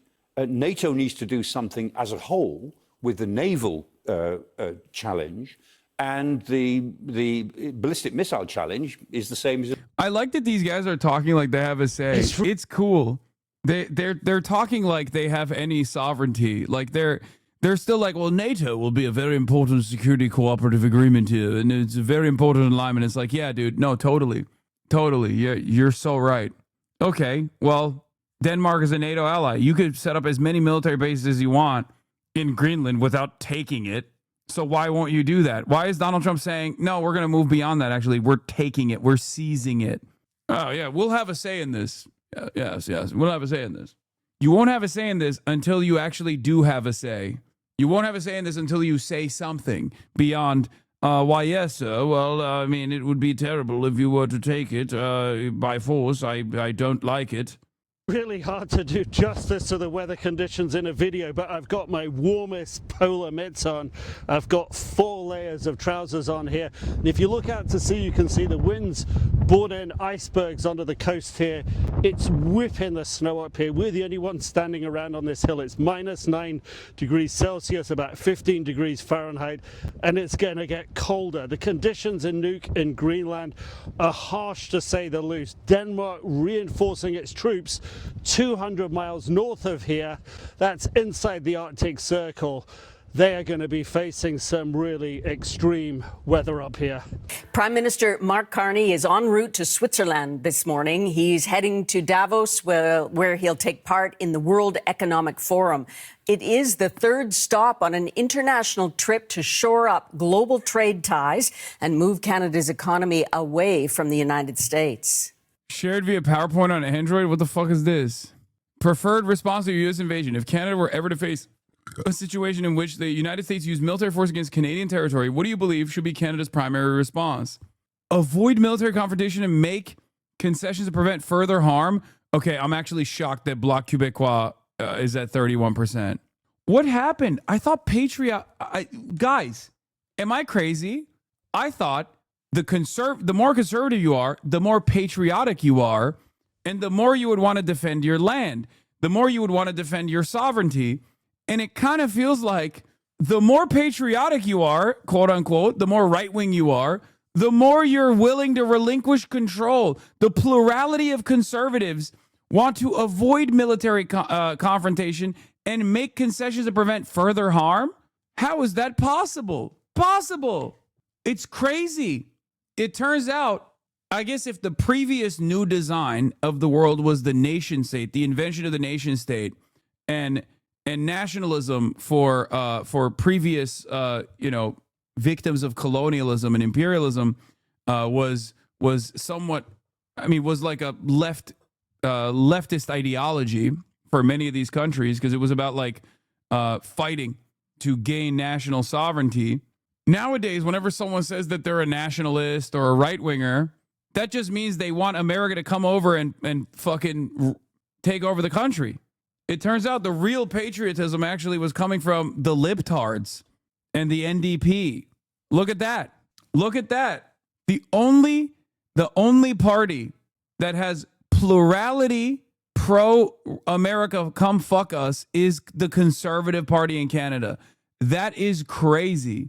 Ain't nobody gonna tread on me. Oh, tread on me. Oh, tread on me. It's illegal for the government to ask you for papers or come into your house. Come into my house. Oh, come into my house. Here are my papers. Oh, my papers are right here. Ain't nobody. Oh, that's funny. God damn, dude. Oh, the small c conservative is actually small c for cuck. Yeah, that's what it stands for. You're right, chatter. Please. No, this isn't even don't just tread on me. This is literally tread on me, please. I'm waiting for you to tread on me. I would love the taste of boot in my mouth every morning. That's why I say, like, at least with American conservatives, like, they're fucking stupid. They are, the American conservatives think that when America projects power around the globe, like, they see the benefits of it. They don't, right? But if you're a Canadian conservative and you're like, America, project your power on me, you are a different level of cuck. It doesn't make any sense. It's the same principle behind, like, some of the Australian guys in the chat or some of the European MAGA guys who are like, yeah, it's fucking awesome that America's like dominating the globe or whatever the fuck. At least Asmongold's European MAGA supporters are like mad about the Greenland thing. Like, what the fuck? Wonderful. Prime Minister Carney left Doha earlier this morning. He announced yesterday that Qatar has committed to invest in major building projects in Canada. Carney will be meeting next in Davos with leaders from around the world, and that will likely include European NATO allies. They'll be holding talks amid rising threats over Greenland from U.S. President Donald Trump. CBC News has confirmed that the Prime Minister is thinking about sending soldiers to Greenland for NATO military exercises. Ashley Burke is traveling with the Prime Minister. She has all the details this morning. The Prime Minister is leaving Qatar today and headed to Switzerland for the World Economic Forum that Donald Trump is also expected to attend. Yesterday, Carney warned that he's worried about Trump's latest threat to hit European allies if they resist his takeover of Greenland. Now, 2 Canadian officials confirmed to CBC News that Mark Carney is weighing contingency plans to send a small group of soldiers to Greenland for exercises with NATO allies. But when asked yesterday at a press conference here in Doha, Carney wouldn't say if he's sending troops. It's a serious situation, and we're concerned. We're concerned about this escalation, to be absolutely clear. We always will support sovereignty and territorial integrity of countries wherever their geographic location is. Carney was also careful not to directly name or criticize Trump. Canadian officials say that the contingency plans were drawn up and presented to the government last week. A Royal Canadian Air Force contingent is already taking part in pre-planned NORAD exercises in Greenland, but what the Prime Minister is weighing is whether to send more military members to take part in sovereignty exercises the Danes are planning. The officials said that those exercises could include drills to protect Greenland's critical infrastructure, and one option is to fly them there as early as next week. Ashley Burke, CBC News, Doha. This is the biggest Epstein blowout news coverage ever. Let me stop. I mean, again, the actions that you're engaging in cannot be more destabilizing than the action that you're trying to avoid talking about. Bro, look at the Iranians who want the country to be invaded. I don't think that's the majority position. Please check logs, man. I am Mr. Olympics. Please stop ignoring me and get on the hype train. Heated rivalry. U.S. to face Denmark in Olympic ice hockey showdown. Brother, come on, dude. They don't go. Somewhat random fun fact, the last time Denmark sold an island to the U.S. was in 1917. That island was Little St. James, more commonly known today as Epstein Island. Wait, what? Put a 25% tariff, which is, by the way, about 7 times more than they would have to pay by rate. Oh my God, I joked about this yesterday. I said they're going to fucking buy Greenland or take over Greenland and turn it into the new Epstein Island. What the fuck? What the fuck? Dude, Illuminati. Raising their drug, like 7 times. This wasn't like a little bit more, 7 times more. And I may do that for Greenland, too. I may put a tariff on countries if they don't go along with Greenland, because we need Greenland for national security. So I may do that. I'll give you a little, I'll take you out of that. In fact, that'll end up being the story. But actually, this is a much bigger story because we're reducing healthcare by numbers that you haven't seen. So I put a 25%. Non-zero chance Trump likes Loomer because she just repeats her stream ideas back to him. Okay, I don't think that's happening. Yeah, Laura Loomer's in here taking notes. Every time I make a joke about something so stupid that it's like impossible that it would happen, Trump is like, or Laura Loomer writes it down and delivers it to Donald Trump, and then Donald Trump's like, that's a great idea, Laura. This is why I love you. You're a free spirit. Start with you on Greenland, these new threats by the president. Laura, when you came to me and you said Norway is basically snow Venezuela, when you told me about oil in Norway, I thought to myself, well, why is that state-owned? They need a little bit of economic freedom, don't they? We will use Greenland as a staging ground to invade Norway militarily and make sure that they no longer steal our oil. When you said to me, Laura, it's time for a big St. James next to the little one, but this time in a snowy pasture with the Nordic tundra, I thought to myself, not the best place for pedophiles, but who knows? Who knows? Maybe the pedophiles will have a better time on Greenland. It's a much, much larger. These steep tariffs. I thought it was notable. Treasury Secretary Scott Bessent said, yes, the U.S. will remain a part of NATO. You have new reporting about President Trump eyeing more of the Arctic than he might be talking about publicly. What do you know? Yeah, that's right. I also thought it was interesting that Secretary Bessent basically said there's no deal to be had to satisfy the president, that it's acquisition of Greenland or nothing, and that the Europeans will come around to that, and without saying why he thinks that. But yes, our reporting is that the president, while he's really focused on Greenland right now, privately, he's really intensified his focus on Canada. And he's complaining that Canada's northern border is vulnerable, and therefore that puts the U.S. as vulnerable.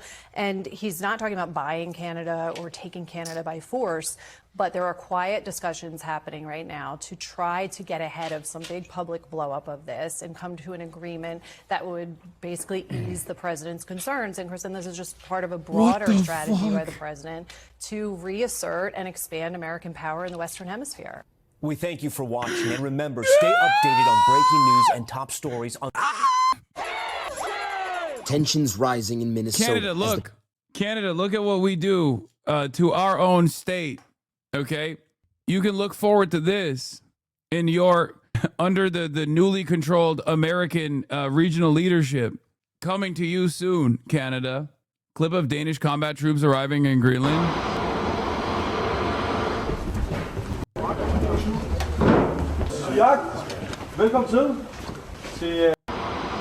to be fair, charitable chinchilla's back. To be fair, isn't this just classic multipolar politics where nations dominate their local areas?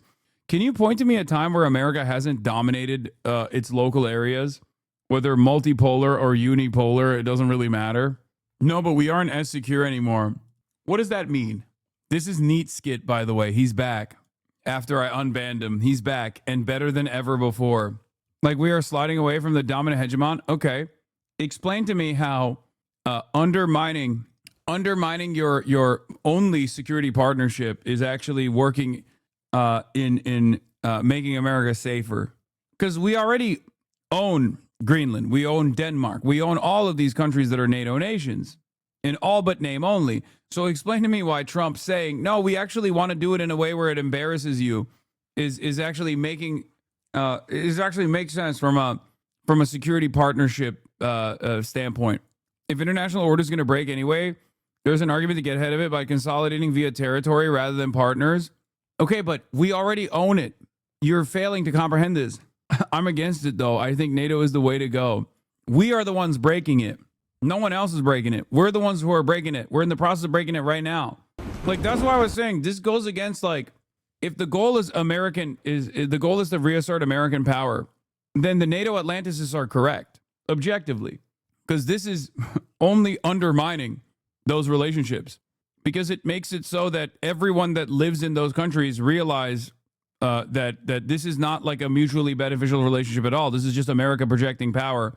And it's fine if you're projecting power to others, right? It's fine if you're projecting power to others around the world. It's fine if you're projecting power to the periphery. It's not fine if you're projecting power to the imperial core. All this is doing is dominating the imperial core when we were already dominating the imperial core in all but name only. Pentagon says 1,500 active duty soldiers are on alert for possible deployment to Minneapolis. Defense officials telling ABC News that President Trump has not made a final decision on whether to deploy them, but they are taking, quote, prudent steps to prepare. The White House not yet commenting. This comes after President Trump threatened to invoke the Insurrection Act in order to deploy federal troops. But in recent days, the president seeming to walk that back. If I needed it, I'd use it. I don't think there's any reason right now to use it. But if I needed it, I'd use it. It's very powerful. After more than 10 days of protests throughout the city over the deadly shooting of 37-year-old mother of three Renee Good by Officer Jonathan Ross, anger is growing between state and local officials and the federal government. As the Justice Department insists that Ross's shooting of Good was justified and no further review of his actions is warranted. We are not investigating, and if there comes a time when we need to, we will, but it's not now. Sources telling ABC News the federal investigation is focused less on the shooter. Is it worse that they're doing imperialism overtly now instead of propagandizing it? It's both, I guess it's better from an argument. Like, it's easier for me to make a convincing argument because I don't even need to convince people anymore. Trump is saying the quiet part out loud. So liberals will hopefully either shit or get off the pot, right? They'll either decide, okay, well, I actually liked the liberal international order because it was American domination. And I guess Trump is still going to do American domination to a certain degree. So I'm going to go along with that. Or they will realize that this is actually fucked up and all the lies that they believed about the liberal international order that they thought was actually moral and just is wrong, and then they become actual anti-fascists, actual anti-capitalists, hopefully anti-imperialists. But it's bad because that kind of revelation also causes people to harden their position. It makes people feel comfortable with this kind of death and destruction. So in a way, it causes people to think, well, this is normal. This is just how America operates, right? You've said it for years, Hasan. You've said America operates this way for years. So what's different here? So it's all a matter of how people react to it. If Europeans actually react to it with anger when they realize that they have been played a fool for all this time and that they have no sovereignty and they revolt, then it's good. And they revolt and they develop sovereignty, then it's a good thing, right? But if they actually say, no, we're cucks, we've been cucks for 100 years at this point, who cares? Fuck it. It's the same old business as usual. As long as we get a crumb of the imperial super profits, as long as our capitalists get a crumb of the imperial super profits, then we're fine with it. Then it's not good. So it's entirely dependent on how people react to it. Meanwhile, here's what Mark Carney is doing, the great chairman. To make Canada a leader in electric vehicle manufacturing, we're working to attract significant new joint venture Chinese investments. And as our domestic sector builds up, we'll allow a limited number of EVs from China into the Canadian market, less than 50,000 next year, providing more affordable, energy-efficient options for Canadians. This person is so stupid. Don't worry, made in China is often seen as an insult to buyers because many people dislike communism, especially China, and associated with cheap, low-quality products. If only you knew anything. China is doing this in exchange. Chinese importers buy 60,000 tons of Canadian canola after Carney's visit last week, sources. Yeah, they're selling seed oils to Canada in exchange for like the best EVs that are so cheap, and maybe even a firm commitment for further trade and even development. Who knows? China is now a part of the One Belt, One Road initiative, okay? I'm going to buy a Xiaomi U7 as soon as they get here. Fuck you. Yeah, get it quick before we annex your country, okay? Get it now while it's hot. Because once we annex Canada, all of those plants are going to turn back into Ford plants, non-union Ford plants, where you are by force at gunpoint going to manufacture Ford F-750s, okay? Not even like 150.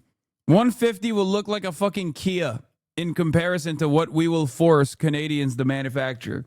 You think you got potholes due to the fucking climate in Canada right now? Now imagine when every car on the road is a goddamn tank. China's going to gift us a nuke and socialism, dude. Oh my God. Yeah, you wish. Not going to lie, you sound kind of salty that you can't have our sick Chinese EVs. Yes, I am salty. And also visa-free travel from Canada to China. Are you fucking kidding me? Of course I'm salty. What the fuck? I'm even more salty about Australia because Australia, by proximity and also due to its proximity, is basically turning into a vassal state for Canada, for China, and they don't even appreciate it. Yes, it's bullshit. How come you get to have the EVs and visa-free travel while all you do in exchange is like sell them fucking seed oils that they're probably going to dump anyway? Meanwhile, we get nothing. It's bullshit. No Chinese treats for you. Yeah, it's bullshit. It's fine. I guess I get to go to China when I see fit. And that's all I got. How would America realistically annex Canada, though? They can't do it through force, really. We share air defenses. Alberta might be willing to leave. But what about the rest of Canada? I mean, they're doing it to Greenland. And Denmark is right there. And Denmark has a similar security arrangement. I mean, we'll see. Only time will tell.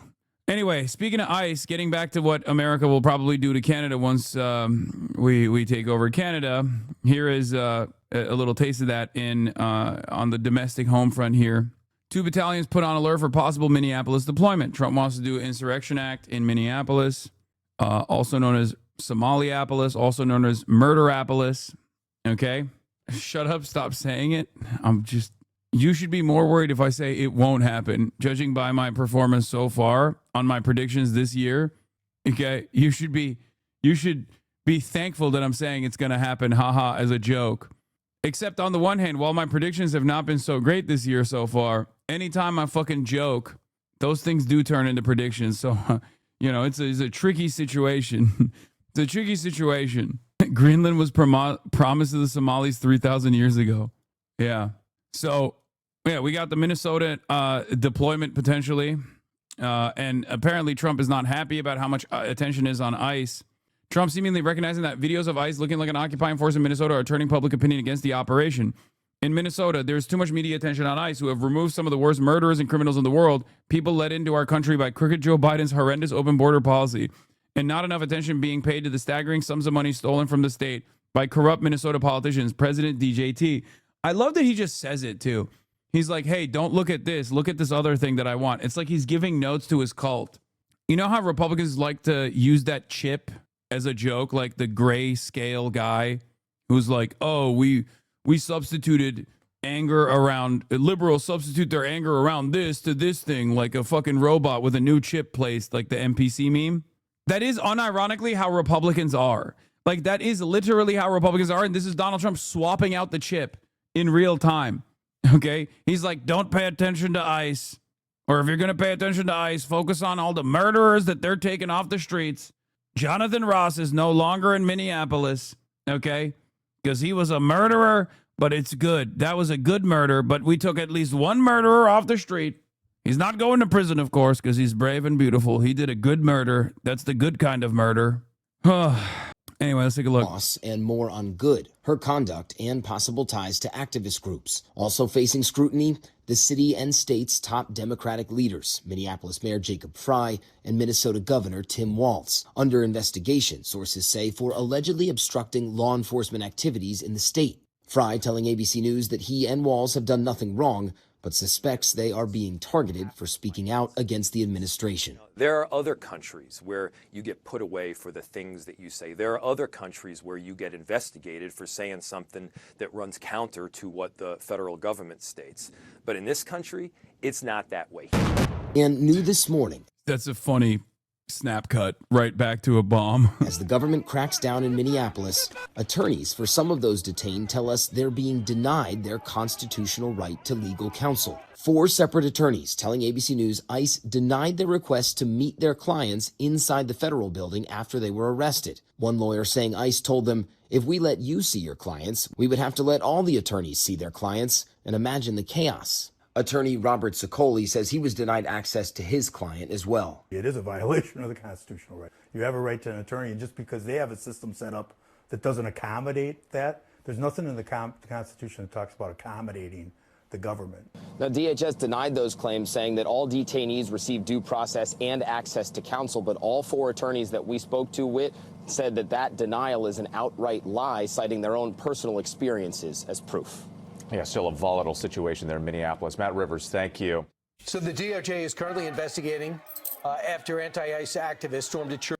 So this is the big meta in Murderapolis today. Conservatives are looking for something to grab onto so they could shift the attention away from, ICE being a fucking threatening Gestapo force on U.S. soil with the Insurrection Act imminent, or at least the threat of the Insurrection Act. So they decided that this is going to be the new thing. They're subbing out the chip for this thing, okay? Apparently, from what I understand, there were anti-ICE protesters protesting a pastor that is an ICE official, which, by the way, I don't even understand how that works. How the fuck can you be a pastor and also work for ICE at the same time? How is that even possible? But anyway, yeah, they did a protest inside of a church, and every conservative is like, this is a violation of the FACE Act. Don Lemon, you're going to hell and prison. Before you go to hell, you're going to prison. So, Leviticus 1933, Leviticus 1488. No hate like Christian love. That's why. Anyway, let's take a look. St. Paul over a pastor's alleged ties to ICE, or they thought he had ties to ICE. Now, this comes as 1,500 soldiers are now on standby, ready to deploy amid growing protest in the state. Just so uncalled for, the church incident. Matt Finn is live in Minneapolis with the latest. Hey, Matt. Hi, Ainsley. Those protesters walked into that church service, started screaming chants for Renee Good, who is the woman who was shot by ICE earlier this month, getting into churchgoers' faces, all because they say one of the pastors works for ICE. You are a fake pastor. You are a fake Christian. The demonstration organizer told Don Lemon, a former news anchor who was following the protesters, that it was a clandestine operation meant to disrupt a, quote, key location. One video appears to show a protester inside the church calling the churchgoers comfortable white people and shouting, "You have your nice jewelry. What do you do to stand with your Somali community?" Now, so far, we have not seen Minnesota Governor Tim Walz or Minneapolis Mayor. Okay, so here is what they were doing. A pastor here is also the director of the field office for ICE. So someone teaching people about God is out here overseeing ICE agents. How dare you? Murderapolis goes hard, dude. David Easterwood is a pastor here. He is also the director of the field office for ICE in St. Paul. So someone who claims to worship God, teaching people in this church about God, is out there overseeing ICE agents. Think about what we've experienced.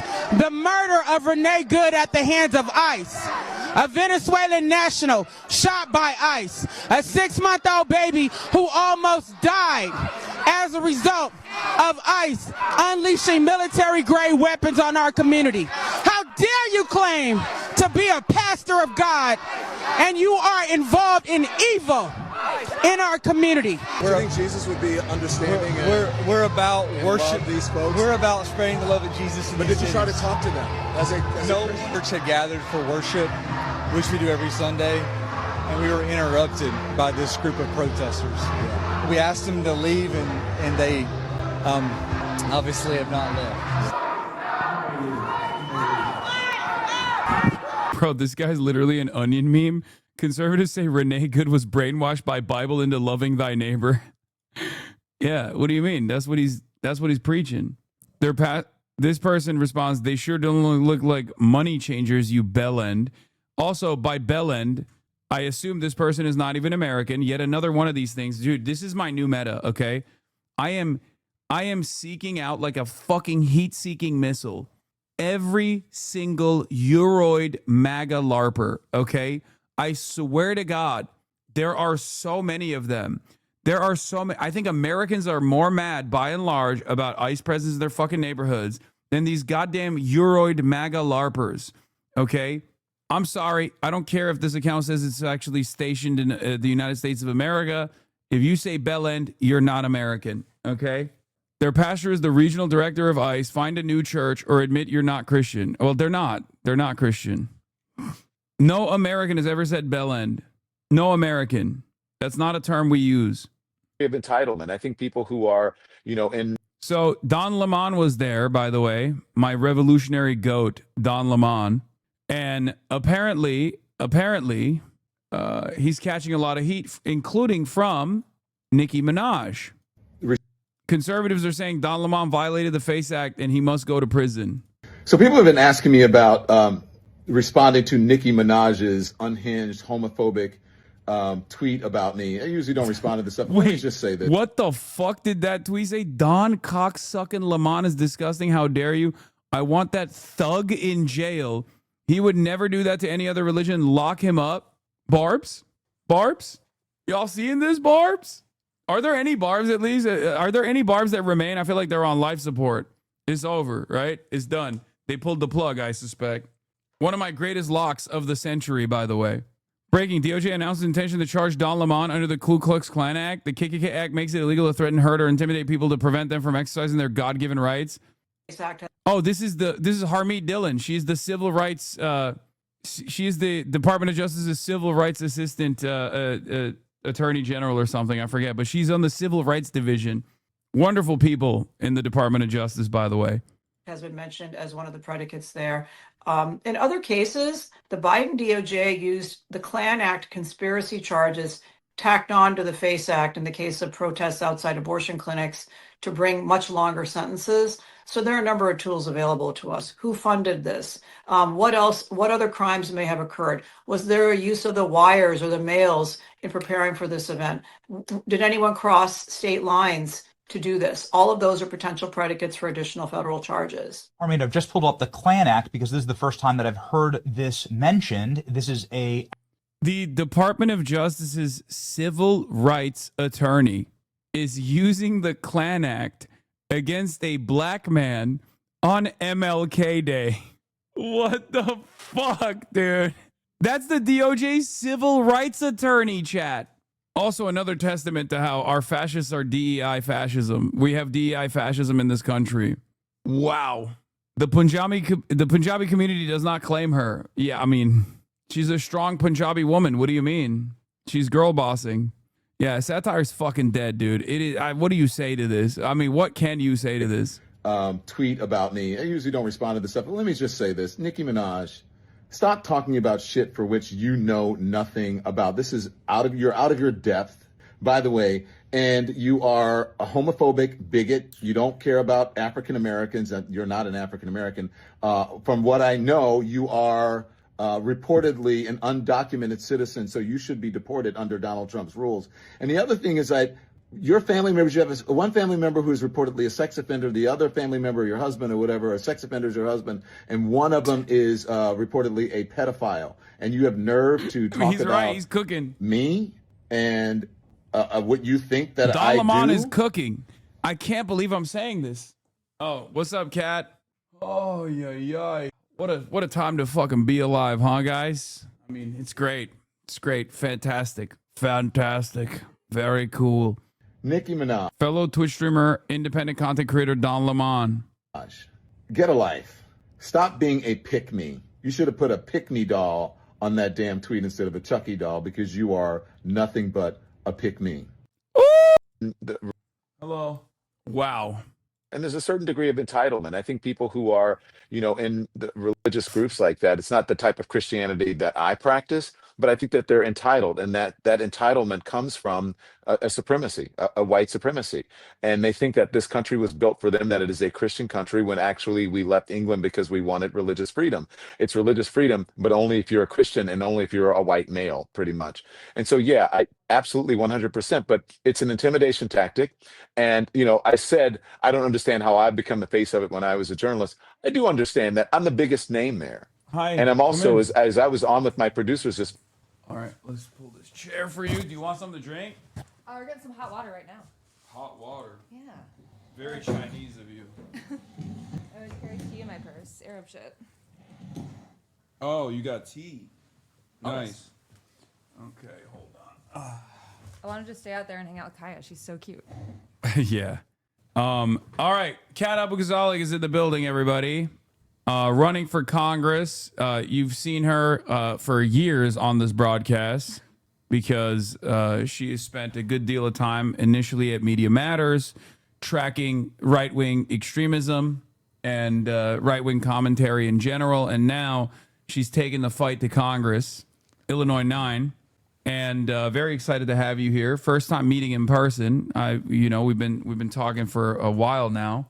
Yeah, it's crazy to meet you in person. I actually did see you at the DNC when we were out with Uncommitted, but all of us were asleep for we're actually got 3 hours of sleep. So, but yeah, just got off the flight. Catherine and I flew out at 6 a.m. and we're glad to be here. How's it going, man? Hell yeah. I mean, it's going. I don't know. When people are like, oh, dude, how are you doing? I'm like, well, things are not great. Things are not great in we got the fucking Gestapo everywhere. Yeah. No one can afford anything. Everything's gambling and Nazis. It's awesome. Yeah, it's awesome. It's great. America's collapsing right in front of our eyes. But hopefully there are brave patriots such as yourself and many others that are trying to do whatever they can to hold this country together. So before we get started, let's talk about who you're running against and what made you want to run for office, because you're pretty young. Yeah, I'm 26.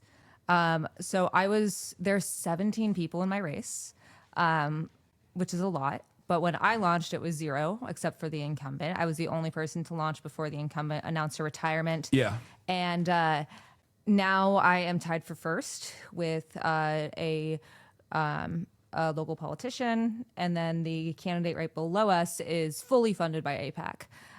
But early voting starts February 5th. Hi, baby. And the election's March 17th, so we're right there. It's been almost a year since we started, and It's crazy. Who's the local politician you're running against right now that you're tied for first place with? Mayor Daniel Biss. He's the mayor of Evanston. He ran for governor in Illinois. He's a nice guy. And all right, what makes you better than him though? Let's get right to it. I think what differentiates me from the rest of the field, I just say in general, is a few things. First off, I'm the only grassroots candidate in my race. I don't take any money from billionaires, don't take any money from corporate PACs, don't take any money from Republican funded PACs. I'm the only person that understands how to fight the right because I've been doing it for my career.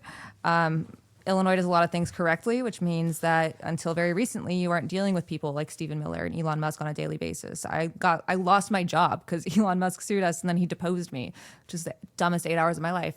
Additionally, we use our resources differently. We actually use our resources to help the community. We're reaching out to young people. I don't do call time. We actually stream on Twitch 2 or 3 times a week, which has been much more successful than calling rich people all day. And I've also been forcing all of my opponents to be more aggressive against the administration and progressive in their views. Yeah, you're also, as far as I know, the only candidate in the race that has been called out directly by the administration, right? Oh yeah, I'm the only candidate under federal indictment, and also the Yeah, we have a criminal here in the building. alleged criminal. Alleged criminal. Yeah, that was for my protest at ICE at the Broadview ICE facility. And the first time I went, there were like no politicians there. Same the second and the third time, and eventually other people came out. A lot of my opponents actually, and I was actually happy about that because it makes all of us safer, all of that. But it took that pressure, and they kind of stopped.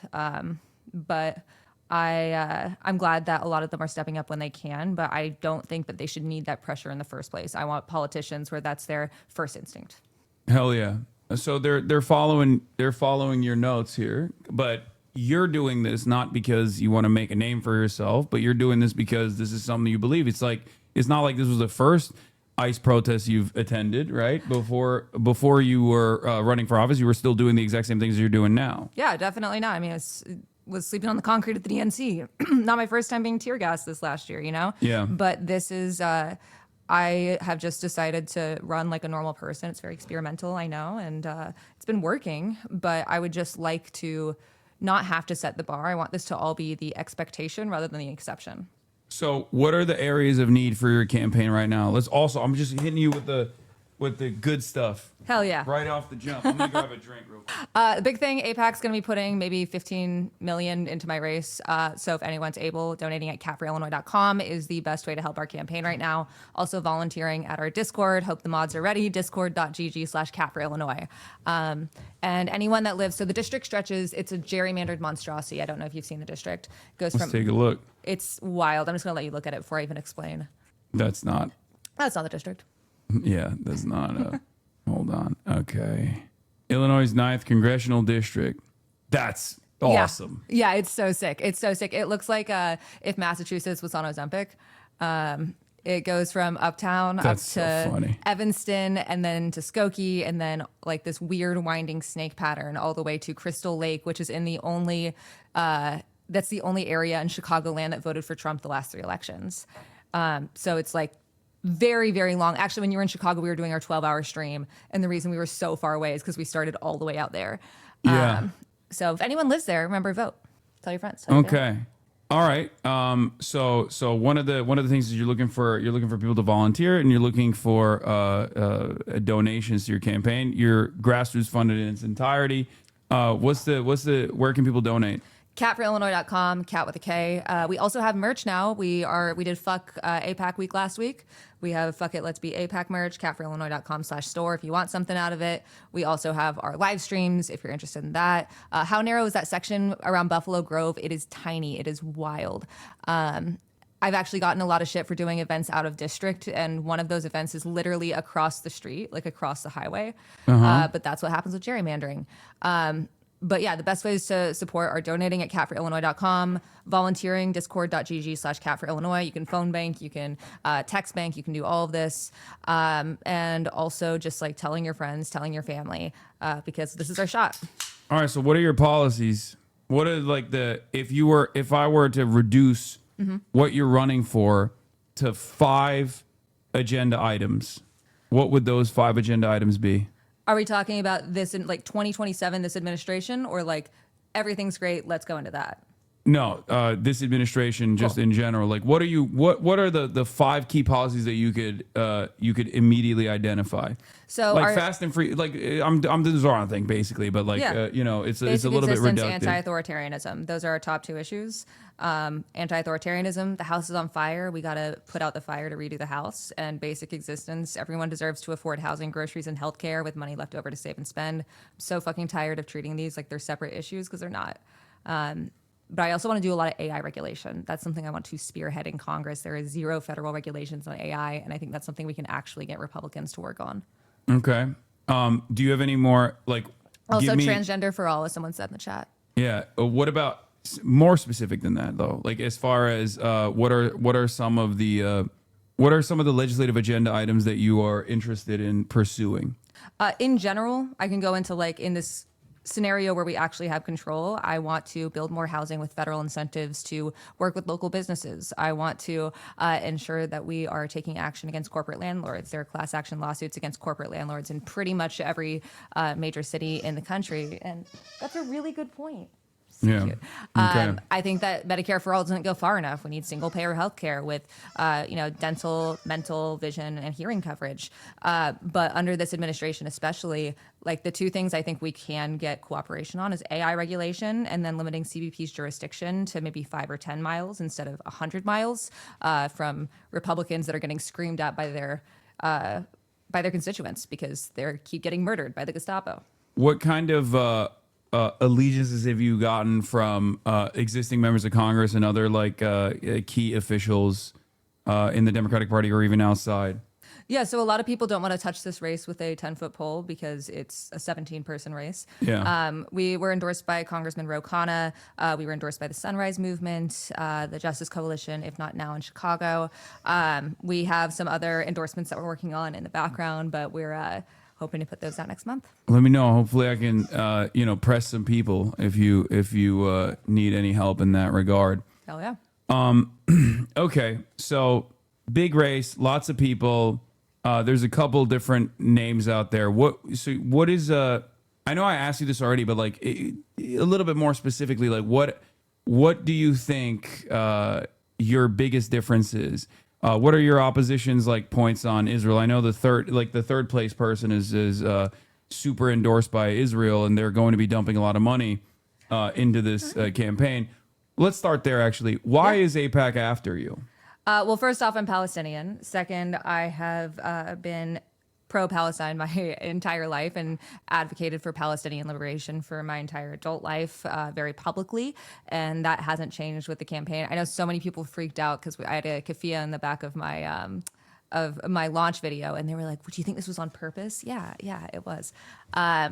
And I'm really radical. They sent out this whole email where they were saying, "Hi, I could win because I have a radical agenda, which means recognizing Palestinian statehood. It means thinking the ICC is good."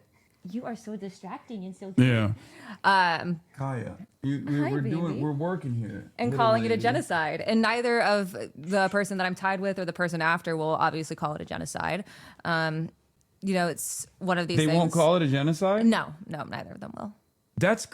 Yeah. In this day and age, I feel like you just don't want, that to me, aside from abject cruelty, the inhumanity of it all, and the denial of reality, is also a great way to identify someone that has bad instincts in general and will not fight for the truth or will not fight for people at all. It's a good measuring stick, I think. Well, that's the thing is it depends no matter what your point of view of why you're calling it a genocide or why you're mad about Israel. There are a lot of different reasons. A lot of people feel multiple of them, human rights. I personally am against genocides, whether it's my people or not.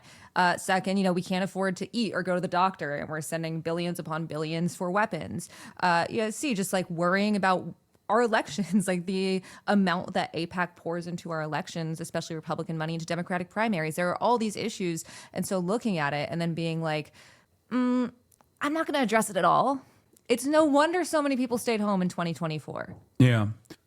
What's the district attitude overall on this issue? Is it because the Democratic Party's base of support right now, according to latest polls, is around 80% recognition. Yeah. 80% of recognition of genocide, and similar percentages for wanting to stop weapons transfers to Israel, things of that nature. So, is your district similar in that regard as well? Yeah, it's really interesting because Skokie, which is one of the largest parts of the district, actually had the most Holocaust survivors outside of Israel after World War II. There is a huge Jewish population in the district, and that doesn't translate to wanting a genocide. I think that's something that a lot of people miss. When I ran, people were like, there's no way you could possibly win because you're Palestinian, and this district has Jewish people. And I'm like, that's so offensive. But the incumbent, I was in favor of you running because I like you. I know your worldview for a long time. But the incumbent herself that you were seeking to run against initially, when there were no other candidates out there, is also one of the more progressive on this issue. Ironically enough, despite her age, she was one of the few congresspersons in the Democratic caucus that was actually better on the issue of Israel than everybody else. Absolutely. And she's Jewish. And actually, when I launched, a lot of people were offended that I launched because they were like, how could you do this? This is so offensive. And I was really clear, like, this was not a vendetta against her. I actually think she's done a lot of badass stuff. As a Palestinian person, you know, back in the aughts, she was advocating for Palestinian humanity. There are votes I would have done differently, especially in the last few years. But she boycotted Netanyahu's speech in 2015. Like, this is not a district that is pro-genocide. And thank you. That's exactly what I'm trying to get to. Is like this person, this person you were initially running against, like her position on the issue of Israel is far better than the overwhelming majority of Democrats, which to me implies that the district itself was clearly never interested in like punishing her at all. No, and it's like, it's one of these things where I don't think my positions are that radical on this. I think that every civilian deserves safety. I think that children shouldn't starve. I think that war criminals should be held accountable. Like, anyone who commits a war crime should be held accountable. And I think that Palestinians need official recognition of statehood. Someone said, why did she run? Why did she decide to run then? Brother, she was 89.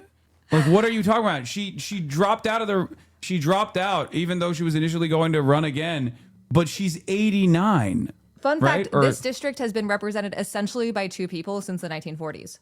Yeah. Isn't that cool? Yeah, that's insane. Like, what are you talking about? It wasn't malicious. I'm sorry. Okay. Yeah, that was one of the major reasons why I was like, yeah, no, this is good. Like, we need fresh blood in the halls of Congress. Like, we can't have people who are 80 plus still representing their constituents. Like, even if her heart is in the right place at that point, it's like, you know, your body might not be able to follow up. I'm 26 and I was like, wow, how do people do this for decades and decades? Because this is like the most rewarding shit I've ever done. But oh my God, it is the most exhausting. Running for office is so hard. Well, yeah, when you're 81 years old, sorry, she's not 89, she's 81. I apologize. But when you're 81, you already have your list of people that are, automatically donating to you, I suspect. So it's almost like it's an automated process. Yeah, I mean, it's fucking crazy. One of the other things that I want to work on in Congress is making it easier to run for office, especially with like bipartisan support to banning stock trading and stuff like that. If you are a working class person, it is so hard. I mean, I don't know how parents do it. Like, I have zero money now. It's so unbelievably hard. You have to know rich people. There were so many things that I had no idea about till I ran. But I was really offensive by just running in the first place. Yeah. Go Cat, tell us I said, what's up? Illinois 9 is behind you, and that he should have come on stream when we drove through the district. Okay, I tried to, but he did try. Steve, you were with me. That's Steve, my buddy that volunteers on the campaign. Steve, you were there, you know. Also, I just want to give a shout out to my staff because I know y'all are watching. Our staff are huge fans. I actually brought a poster if you'd be down to sign it to put in the office. Of course. To be honest with you, you're wearing the merch and everything. It's crazy. Yeah, we got a whole ass merch bag over here. So yeah, there's that one's that doesn't have the list. That list needs to be updated. Unfortunately. What if we didn't suck? No, the Oh yeah, I actually wore this because we used it as inspo for one of our other merch pieces that we're putting out, and I was like, I want our merch to not just look like shit. Yeah. But yeah. Well, thank you. You're welcome, man. You brought me merch too, right? That's what I asked for it. Right here. Okay, hell yeah. Okay, so let's do what I normally do with guests anyway, and you are, I think, one of the better guests to do this with, which is just going through regular news that's happening. Oh my God, this is all I do for a living. Yeah. Did for a living. Yeah, this is all you did for a living. You said, so back in the day, whenever I would have women guests on the broadcast, like way back in the day, I would watch Joe Rogan, and that became like a meme in and of itself. It's like, what the fuck's this guy doing? He always has like girls over and they watch Joe Rogan. He makes them watch Joe Rogan. Except this is the one time where like she professionally did that. I professionally watched Joe Rogan. It's like a guy being like, all right, let's watch Greg Gutfeld. And I'm like the only one's like, all right, I guess we do it. So it's not even a classic bit, because this is what Kat did. It's not even torture for her, so it doesn't even have that same impact. But are you familiar with what took place? I mean, I know you're aware of what's going on in Minneapolis right now. Mm-hmm. There's basically this like federal invasion taking place. Yeah. And I guess one of the things that I found interesting about it is that I kept repeating over and over again that like eventually when this kind of stuff comes, when this stuff keeps happening over and over again, Americans are going to sour on their attitudes on mass deportations, even if like initially the Democrats were very fearful about this 66% of the public wanting mass deportations as a policy and voting for Trump over it. And that's definitely happening, and it's certainly happening in places like Minnesota and elsewhere. But one of the things that took place yesterday was apparently this pastor who works with ICE. He's going to fucking hell. Like he's going to hell. Yeah, was protesting, and Don Lemon was there on the scene, and now the federal government is trying to prosecute Don Lemon and hit him with the FACE Act. For disrupting religious worship, allegedly. So here's Don Lemon reacting to the news on TMZ. Nicki Minaj and her response. Oh, and Nicki Minaj called him Don Cocksucker Lemon. She's class act. Yeah, she's lost her fucking mind. I mean, she was already crazy, but like she's lost her mind extra hard. Do you remember what she was talking about? What was it? Her cousin's balls. Yeah, that's when okay. Yeah, that was like a huge thing on Tucker, and he was like, "She's so right." And I was watching him for a living. That's when the Barbs came after me, famously. Yeah, I remember that. I called her out. I ratioed her, and then the Barbs never let me forgive it, and they all called me a white supremacist for it. And here we are now. What now, Barbs? I guess I wasn't so wrong in my initial assessment. Also, here, do you want to order food? I would love to. But don't show the camera. Okay. Gotta make Do you it a want secret. something? Okay. Yeah, she wants something too. Yeah, prosecuting a black man with a KKK act on MLK Day. It's fantastic. By the Department of Justice's own civil rights attorney too. DOJ, Stanley Cohen says DOJ, which has refused to open a civil rights investigation of the murder of Miss Renee Good, has opened one into a demonstration that interfered with a church service where the pastor is the local head of ICE. That's my goat, Stanley Cohen, #1 attorney. Attorney, activist, freedom fighter, certified self-loathing Jew, anti-Zionist, prolific. Do you know who this guy is? Do you know who Stanley Cohen is? Yes. Oh, yeah, he's a legend. Legendary attorney. So I was locked in on ordering. Yeah. Ugh, I love Tom. Jacob Fry publicly. All right. All of this.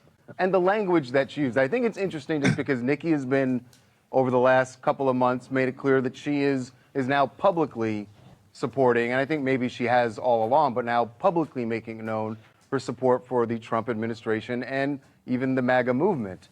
The choice of words that you used to go after you, I'm not surprised she went after you. Homophobic. Yeah. Well, I mean, I don't think you have to black it out. You should show it to people. She called me Don, C sucker lemon is disgusting. Look, this is what I'll say to Nicki Minaj. I normally don't respond to things like this, but, F it. I'm going to do it this time. I think Nicki Minaj has made it very clear how she feels about African Americans in this country. Boy, I don't think she's one of them, obviously. And she should, under Trump's rules, she should be deported because I don't think, reportedly... he's hitting... He's hitting woke too, which is dark woke. And also he's hitting FBA lines, foundational Black American lines here. Like this is... Tariq Every time Nasheed. someone's like, we should deport this person, I'm like, dark woke, but also, buddy, listen to yourself for 2 seconds. Okay. But to be fair, Elon Musk. Look, there has to be an exception of a rule. I'm just saying. Just kidding. I'm just saying. Like, there is one immigrant in this country that is ruining the nation state directly, and his name is Elon Musk. Okay. Bro, do you know how bad I wish that he would leak my deposition? It was 7 hours. Wait, why can't you leak it? No, you can't? You don't have control over that? I can't afford lawyers besides the ones that I already have that are paid for by the campaign. I can't afford a personal lawyer. Okay. And also, it's not my place. But he sucks so hard. It's crazy. Yeah, I figured he would just because he has zero self-control. He's my op as well. He despises me as well. He has yet to sue me over anything, luckily, but... By the way, if you donate at CavalryIllinois.com, you're helping pay for our lawyers against ICE. So, well, the federal government, where they also misspelled my name 3 times in the indictment. They're sending their best. Of course. Yeah. Yeah. Just like that one lawyer that posted about how much he loves Hitler, and then they took him out of rotation only to bring him back quietly. Do you know what I'm talking about? Yes. And it's, God, this administration's so good at stuff and things. I guess, like, you know, their incompetence is because look, this ties back to what you're campaigning on as well. But this, like, the only thing we can rely on is their incompetence at this point. Because, like, I'm sorry, Democrats are not doing shit. Well, you like, know, where we're at is like really violent accelerationism, but also by the most incompetent, like, lamest losers in the world. And so you just have like the worst things happening, but then they also massively fuck up, and none of the ICE officers wear, snow boots, so they keep slipping everywhere. So it's like, I would just personally like to see more Democrats doing what, say, Cori Bush did, where she essentially stopped the end of the eviction moratorium by sleeping on the steps of the Capitol. Like, I don't think I feel like Democrats are allergic to the idea of leverage, and you can just do things. You're allowed to just do things. You can go outside and say things. Yeah. Especially as a congressperson, you do have a lot of authority. You have a lot of power. You have the media that will come and cover it. Like, you know, if you're a regular citizen and you go out there and you protest, as many do, it's not the same as like having a congressperson there, which is what I urge Congress people all the fucking time to do. I'm like, put your body out there. You have to go. You have to go and either throw rallies, in places of impact, but you have to like maximize your impact. I think one of the Democratic politicians that I think is doing a pretty good job with this is Chris Van Hollen. Yes. Chris Van Hollen has been consistently based throughout his whole life. He still advocates for Shireen Abu Akleh to figure out, you know, what happened behind her murder, has consistently just done what he can to actually do things. Yeah, I think we need more of that. We need more of congresspersons like actually actively putting up a fight and showing that they're not shy about, you know, putting their bodies on the line as well.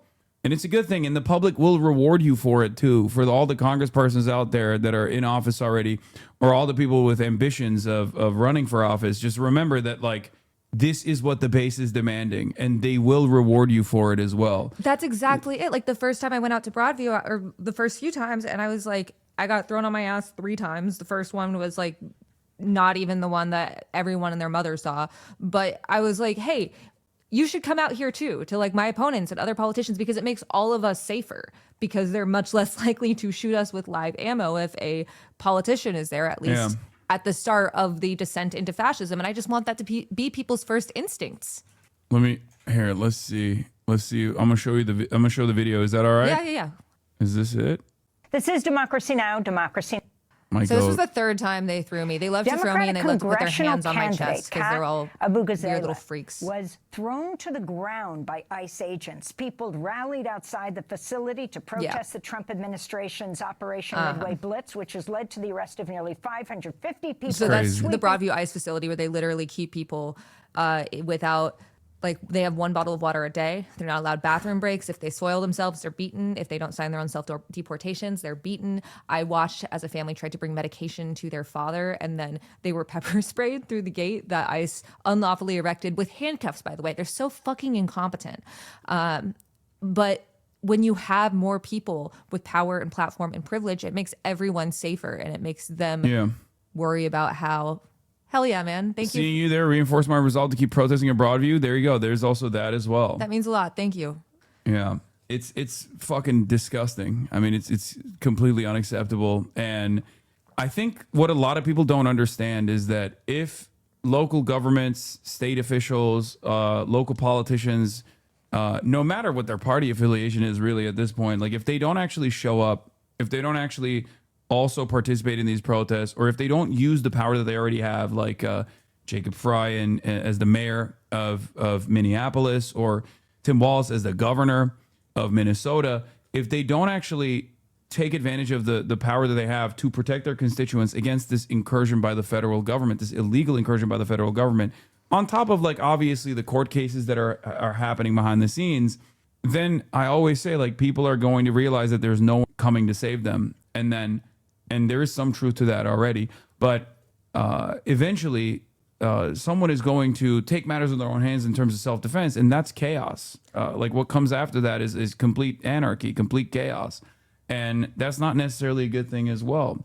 We are, this administration, with its actions, is ripping apart the social fabric that held everything together every single day. And Yeah, they pissed on the social contract, and you Yeah. still have so many Democrats that are like, but the contract's still valid. And it's like, no, it's not. It's soaked in piss. Yeah, no, absolutely. And I don't think people realize that. I don't think there's only so much pressure that the people will withstand until, you know, they decide, okay, fuck this. Like we don't have anything here. Yeah. It's and I think also part of this is misunderstanding. Like Zoran would like go down steps, and so Democrats were like, oh, so the answer is when I take a video, I have to be walking downstairs. Or like when I did my launch video and I was like, Democrats need to grow a fucking spine. And there was like this wave of people saying like fuck, or like my opponents were like, she did it at her desk, so I will do my video for launching at my desk. And that's not why it resonated with people. And I think that when it comes to like, especially with ICE, if you have power, you probably know when, like if ICE is coming into your city, you will probably know where they're going to be. Use that. Use your police force to help warn people and help them know when masked men are going. Like when masked men are going to come into communities and kidnap people, like help them. Don't try to just use it as a photo op. Thank you. Someone that said my zipper was halfway down. Well, I was trying to warn you on the other screen. I'm transparent. I'm a transparent politician. I was pointing to the fucking... I don't believe in lies. I never lie. And it's a really long zipper. This is... Oh, my God. Okay. There were chatters that were My pointing campaign manager is like, girl... There were chatters that were pointing it, and I was like literally highlighting it on the other screen so she sees it without. I think that we should be more transparent. Sorry. Okay, God. that's a little too. That's too much transparency. Fine. See, W transparency. Chad agrees. Yeah. All right. So here's Senator Chris Van Hollen saying this is pure unabashed bigotry. If a politician said this about any other faith, they would rightfully be run out of the party. But this kind of despicable anti-Muslim rhetoric is so normalized that a sitting senator uses it without consequence, a stain on our Congress. And this is Tommy Tuberville saying the enemy is inside the gates, talking about Virginia's first Muslim lieutenant governor, GHAZALEH Hashmi, was just sworn into office on the Quran in a terrifying sight. Wake up, America. Islam is not interested in assimilating. It's interested in conquering you, including the liberals. Repel Islam. It's so crazy to watch this unfold at a time when like all of the conversations that revolve around like pro-Palestinian advocacy always they're always hyper focused on anti-Semitism, even though anti-Semitism is obviously a real bigotry and a very real problem, an increasingly larger problem in America, especially with how the Republicans are operating, opening up their doors to overt anti-Semites and neo-Nazis. It blows my mind that like this consideration is never given to Muslims in general, where it's just like, yeah, no, that's just going to happen. I mean, Andrew Cuomo was more Islamophobic towards Zoran Mamdani and your boy as well in the process. I caught a stray there. Than fucking Donald Trump was. It's crazy. As someone said, am I ready to be asked to disown you during the debates? Yeah. I mean, don't worry. That'll happen. They'll say you're hanging out with a radical, dangerous radical. It's okay. I'm already a radical. This is the thing, though. Is like if you are. Like, as a Palestinian person, like, I'm going to pull the card here. Our lives are, like, intertwined, like Jewish lives and safety and Palestinian lives and safety. Like, none of us want our name to be used to commit really horrible crimes. And when it comes to attacking students for protest, going to the campus protest at GW, when I was there, it was literally the most beautiful protest experience I've ever had, as Jewish students literally surrounded Muslim students that were praying, so that way Fox News couldn't get the shot that they wanted. And if you are going to ally with people that spread the Great Replacement theory, which is a white supremacist conspiracy theory that has inspired literally every mass shooting or almost every mass shooting of the 21st century. Yeah, including the synagogue shooting that took place in Pittsburgh. Yes, then you are doing so much to hurt both of our communities, and you actually aren't protecting Jewish people. You are attacking free speech. Yeah. No, it's so ridiculous. But I went to a fundraising event and it was my first ever, and I was actually shocked because like these were a lot of older people, Democratic Party voters, lifelong Democratic Party voters, and my takeaway from that event was, and many of them were Jewish, Hollywood executives, and it's liberal California, but a lot of them were on the money. This is no longer it's no longer as partisan as the way that people presented it in the past, or no longer like the third rail that you can't speak out against at all. And many people, regardless of what their previous positions might have been, are coming to that same conclusion that like a lot of these organizations that are tasked with quote unquote combating anti-Semitism actually don't care about anti-Semitism at all. They just care about Israel, defending Israel. And it's frustrating for many people, including obviously plenty of Jewish people in my community, but even people outside of my community as well. They don't care about it. It's ridiculous. Yeah. Like there is, the ADL has said less things about Nick Fuentes post October 7th than myself. Like the ADL has primarily focused their efforts on someone who has combated anti-Semitism while being an avowed anti-Zionist his whole professional media career. And it's ridiculous to do that. It's so you're giving the game away when you do things like that. I remember at the DNC we had people like, I grew up as the blonde's obviously a dye job, but like I look like this. This is how racist Texas is. I grew up in Texas and I was like bullied a lot for being Arab, even with looking like the whitest lady in the world. And I heard slurs that I had never heard growing up as an Arab kid in post 9/11 Texas at the DNC. And then I remember this guy kept going and screaming, free the hostages. And we were all like, yeah. And he didn't know what to do about that. Like he had zero idea. It's just this complete divorce from reality to attack free speech and send billions to Israel. Yeah. Are you familiar with this, Brainot? Yeah. Oh, because like I know you don't do this as a profession any longer, so you're still keeping an eye on. I still have my right-wing colleagues figures. send me really cursed shit all the time. Yeah. So you saw this? Yeah. They don't understand the things I say on Twitter. That's Nick Fuentes. God, he's so Fresh and Fit, Clavicular, Andrew Tate. Yeah, this is one of the most washed things I've ever seen in my entire life. Aaron Regenberg says, if you're Jewish and you're spending a second worrying about the left's criticism of Israel when this is today's far right, which the GOP feels is too important a part of their coalition to alienate, J.D. Vance has literally said that. Well, I don't know what to say to you. Yeah, exactly. It's what do you think about how like neo-Nazism is so DEI now? It's pretty crazy. No, it truly is. It's it's led by a gay Mexican guy, right? Nick Fuentes. You got Andrew Tate. You got like there was the only white guy in that group. They're all white supremacists. They're all neo-Nazis. The only white guy in that group is like experimenting with so many different peptides that like I don't even know if you can consider him a human being at this point, let alone like a white guy. Well, that's the thing also. It's like when you see Latino ICE agents and it's like, you're not going to be safe at the end. I mean, right now it's DEI Nazism, but it's only a matter of time before people are like, you smell way too bad, man. And you also aren't racially pure, that they kick him out. There's no way he smells okay, right? Nick Fuentes? No, I don't. Yeah. I don't think about how he smells, but he's so nasty. I think he's just the most disgusting person. Has Kat considered who she might endorse for Illinois Senate to replace Dick Durbin, who's retiring? There's politics. You're asking, these are tough questions. These are tough questions. I was wishing that it would be a little more competitive. I'm mainly focused on my race. I will say that as far as Illinois races that I'm really excited about, the 13th House District, my friend Demi Palachek, who's literally taken pepper and rubber bullets for me, Demi for Illinois, she's awesome. Straight up with the Senate campaign, I am still trying to decide who I'll vote for.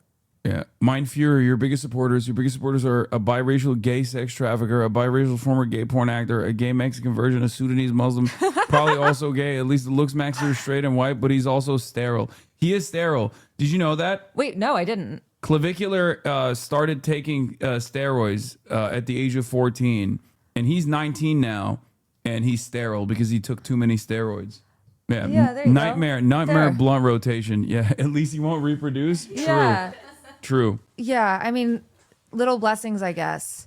Yeah. All right, but getting back to Don Lemon, our revolutionary Don Lemon, let's take a look. That she is a legal citizen here. She is undocumented.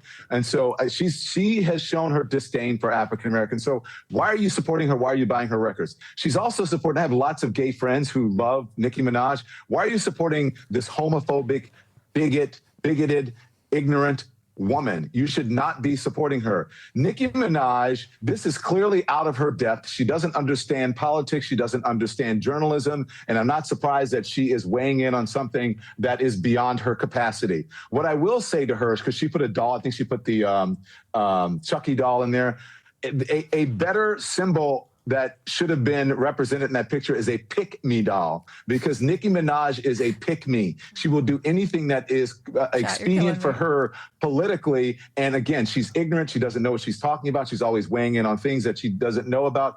Nicki Minaj should just sit the fuck down. And by the way, isn't she married to an alleged pedophile? And she has the nerve to say something disparaging about and something homophobic. I'm pretty sure that maybe that's part of the reason that she is cozying up to the Trump administration for some sort of leniency for her family members. And it's just very transparent. So Nicki Minaj, F off. Oh, no, that's definitely stop being a homophobic bigot. I didn't even think about that. Yeah, no, Donald Trump is like, he does not shy away from, releasing criminals all the time, as long as you suck up to him. So I think that's precisely what's going on here. All right. We got to do this for old time's sake. God damn it. Okay. You're gonna make me see. This is the only place on the planet where we, for fun, watch the 5. Oh my God. Is Greg on this? I don't know. We'll see. Okay. Greg Buttfeld. I could go on literally a 20-minute rant about him. I hope my queen Jessica Tarkov is on here. Left-wing protesters in Minnesota crossed a major red line. DOJ and local officials are investigating the storming of a church in St. Paul by left-wing activists who believe that the church's pastor was working with ICE. Former CNN anchor Don Lemon was actually on the scene inside the church as the chaos unfolded. Don't you think Jesus would be understanding? I think the red line is love these folks. We're about spreading the love of Jesus. But did you try to talk to them? I think they're a lot more before that. Oh, we were gonna dunk on our first hate comment together. You and your followers are a bunch of hacks that don't do enough research and are very one-sided. The problem with this country, you embrace terrorism. No, we don't. No, that's Asmongold is down the line, chatter. No, we actually oppose terrorism. I personally am against terrorism. I know that's very brave. The American government terrorizing the good people of Minneapolis is something that we think is disgusting. It's repugnant, and that's why we're all protesting against it. So you didn't understand, I think. It was a normal confusion. Me and Asmongold, we look pretty similar to one another. So you probably thought you were on the wrong chat. Everyone is willing to talk. Lemon says he was there just to do his job. I had no affiliation to that organization. God, I forgot how I didn't even know they were going to this church. And once the protest started in the church, how dare you? This is my favorite. This is primetime television for me. This and 8 p.m. were literally my beats. I watched every episode of The 5 for 3 years straight. Well, also, how the fuck does a pastor become like a ICE guy? Like, I don't understand. At no point did you think to yourself, like, this is antithetical. This is heresy. Is that not a thing that pastors are supposed to worry about?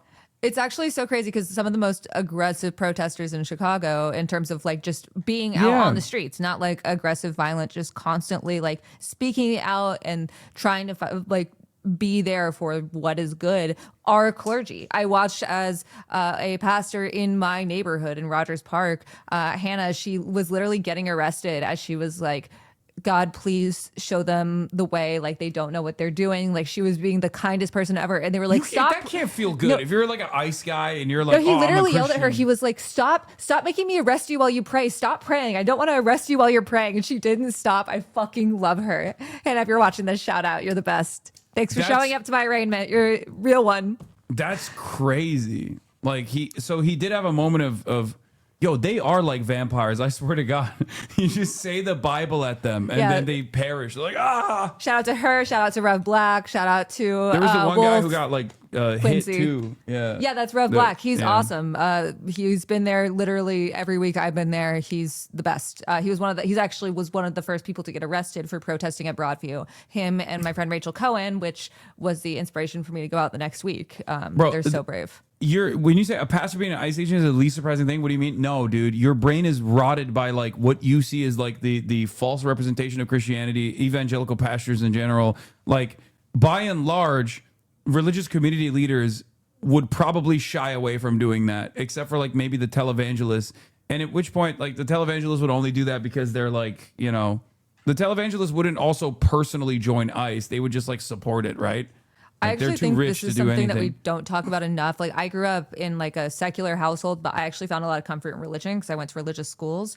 I like don't identify with a specific faith, but more values. But it gave me a lot of comfort and a lot of community. And I think a lot of people have bad experiences because there are so many like corrupt religious organizations, but there are also a lot of ones that are actually doing the work right now and actually trying to support people and are actually using like their privilege and their position to advocate for folks. And I think it's really important to recognize those. This is your brown side speaking. I don't get it, man. I don't understand it. Like, that's crazy. I don't think this is my brown side speaking at all. I think it's fucking insane to see like a person who is like a religious leader straight up is like, yeah, and I'm going to participate in mass deportation of children and regular citizens like my clergy. I'm going to kick them out. Church and members of the organization. That's it. It's called journalism.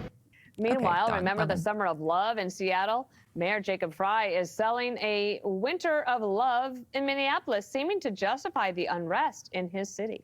Wait, this is actually, can you pause real quick? This is something that they love doing. There are like a few lines that Fox News just can't stop. And because they're boomers. Because they're boomers. Yeah, so like they did this with love. BLM. They did this literally every single summer and every single season that I have monitored Fox News. They like relate. It's like putting gate at the end of like a scandal. But they're always just like, it's the summer of love. And it's like, motherfucker, it's fall. What are you talking about? And also people are getting shot in the face. No, but also that's not a relevant like cultural thing you can point to for people under the age of 45. I feel like they do that. You considered being older? Yeah, no, that's like Summer of Love is like you're bringing up something that happened in 1967. Like that's, which makes sense because ironically enough, many of those fucking boomers that watch Fox News probably participated in that and now are like the most rabid Hitlerites, even though they were initially like hippies. Can I share one of my hottest takes about that? All right, let's hear it. I love hot takes. I am not saying that the performances aren't good. I'm not saying the acting isn't good. I am not saying any of these actors are bad. I don't think Forrest Gump is a good movie. I think that the message of Forrest Gump, because I rewatched it, because like, you know, you're a kid, you watch it with your parents. I think a lot of it is like being able to point to the screen and being like, I was there, which like, cool. Like the special effects are good, all of that. But when you watch Forrest Gump, the message I got at the end. Are you trying to win your race? What are you doing? Like, that's crazy. That's heresy for anyone over the age of like 50. Hold on. I'm saying the acting is good. I'm saying it's entertaining. You know they vote. People over the age of 50 vote a lot. Like they love voting. What I can say is I love Bridge Over the River Kwai. So I think that's a good movie. I think that's a really good movie. I think that I love 80s action movies. That's pretty much all I watched as a kid. But look, when you get down to it, it's like listen to whatever authority tells you. And if you don't, then you're going to die of AIDS. What do you think they'll use as an attack ad against you in your collaboration? Me licking the Chicago bean? Do you think they'll do that? Chat, you have the photo or the video potentially. Link it to me in the chat. Have you seen that? Are you for releasing the man trapped in the bean or keeping him in there? There's a man trapped in the bean. There's a man trapped in the bean. I guess I licked him. Yeah. Technically, I licked the bean. You licked his prison. Yeah. Are you for prisons? I was trying to get him out of there. Are you pro incarceration? I was trying to get him out of there by licking the bean. Why do you do this to yourself? I'm just giving them attack ads that are funny at least because I know, like, you know, if it's coming, this is a good one. I'm really excited for my attack ads, which I know that's going to be like a monkey's paw situation. Yeah, but I've seen some of the ones that you had a altercation. Well, not an altercation, but like you had a. I still remember it lives in my mind. One of those guys from Tim Pool, like that was the first time that we ever talked. Is when a Tim Pool contributor posted my Tinder profile. You licked the prison. The prison. Do you feel ashamed of yourself? No, I was trying to free him. Look at the faces of the two ladies next to me. They're like, "What the fuck's this guy doing?" Like I posted my Tinder and he super liked me and then tried to act like he was the normal one there. And then I was like, hey, you're weird and you're like 50. And Yeah, also, what the fuck? I was like 22, 23. Wait, so your age range was fucking... No, he had like the Tinder like plus thing that allows you to like that? subsume it. Because I absolutely would not make my age range that. Wait, they can override? And also, like, they can override your age preferences? Yeah, I had my distance to like 2 miles because I live in a public transit. Because I'm lazy. Yeah, exactly. And he was living in like suburban Virginia. So like all of it was overridden. Was it Phil Labonte? Yeah. That guy. Someone link it. I know there's a chatter in here that knows exactly. Yeah, also link the collage I did of all the responses after. And then there was also a weird fan fiction that a guy wrote of me where he imagined that I was dating a guy who was a cross between Idris Elba and Seal. He wrote like a whole very heartfelt fan fiction about it. It was wild. Was that like, that was a hater or a fan? What the fuck It was like that? an incel that actually, like, it ended up being really sweet, but I was like, that's so weird. Don't do that. That's fucking nuts. Yeah. POV, you're a 23-year-old woman who researches right-wing extremism, and a 47-year-old conservative commentator posts your dating profile on Twitter. Normal stuff, guys. Hold up, an attractive leftist exists? I assumed all of them look like livestock. Moo. You got some nice comments. Got I some guess. really nice one. Yeah. Hooker waking up on a filthy floor of some slum. A lot of stuff about my feet. Really? Yeah. They also, Republicans love to post that picture that's on my public Instagram of me bartending and I'm wearing fishnets. And they're like, look at this whore. She wants universal health care. And then we raise like $10,000. Donate at catforillinois.com. Wait, so do you get hit with like, well, you're Palestinian, so they like they do the, well, I don't get it. Aren't you supposed to be like religious or whatever? You're an Islamist. Like, do they ever do that to you? Yeah, they're like, your dad would want to honor kill you. And I'm like, I don't know. I just talked to my dad today and we talked about the Red Rising series. So I don't think that's the case. That's crazy. I haven't even gotten the key to my apartment yet. Tinder's already trying to hook me up with media.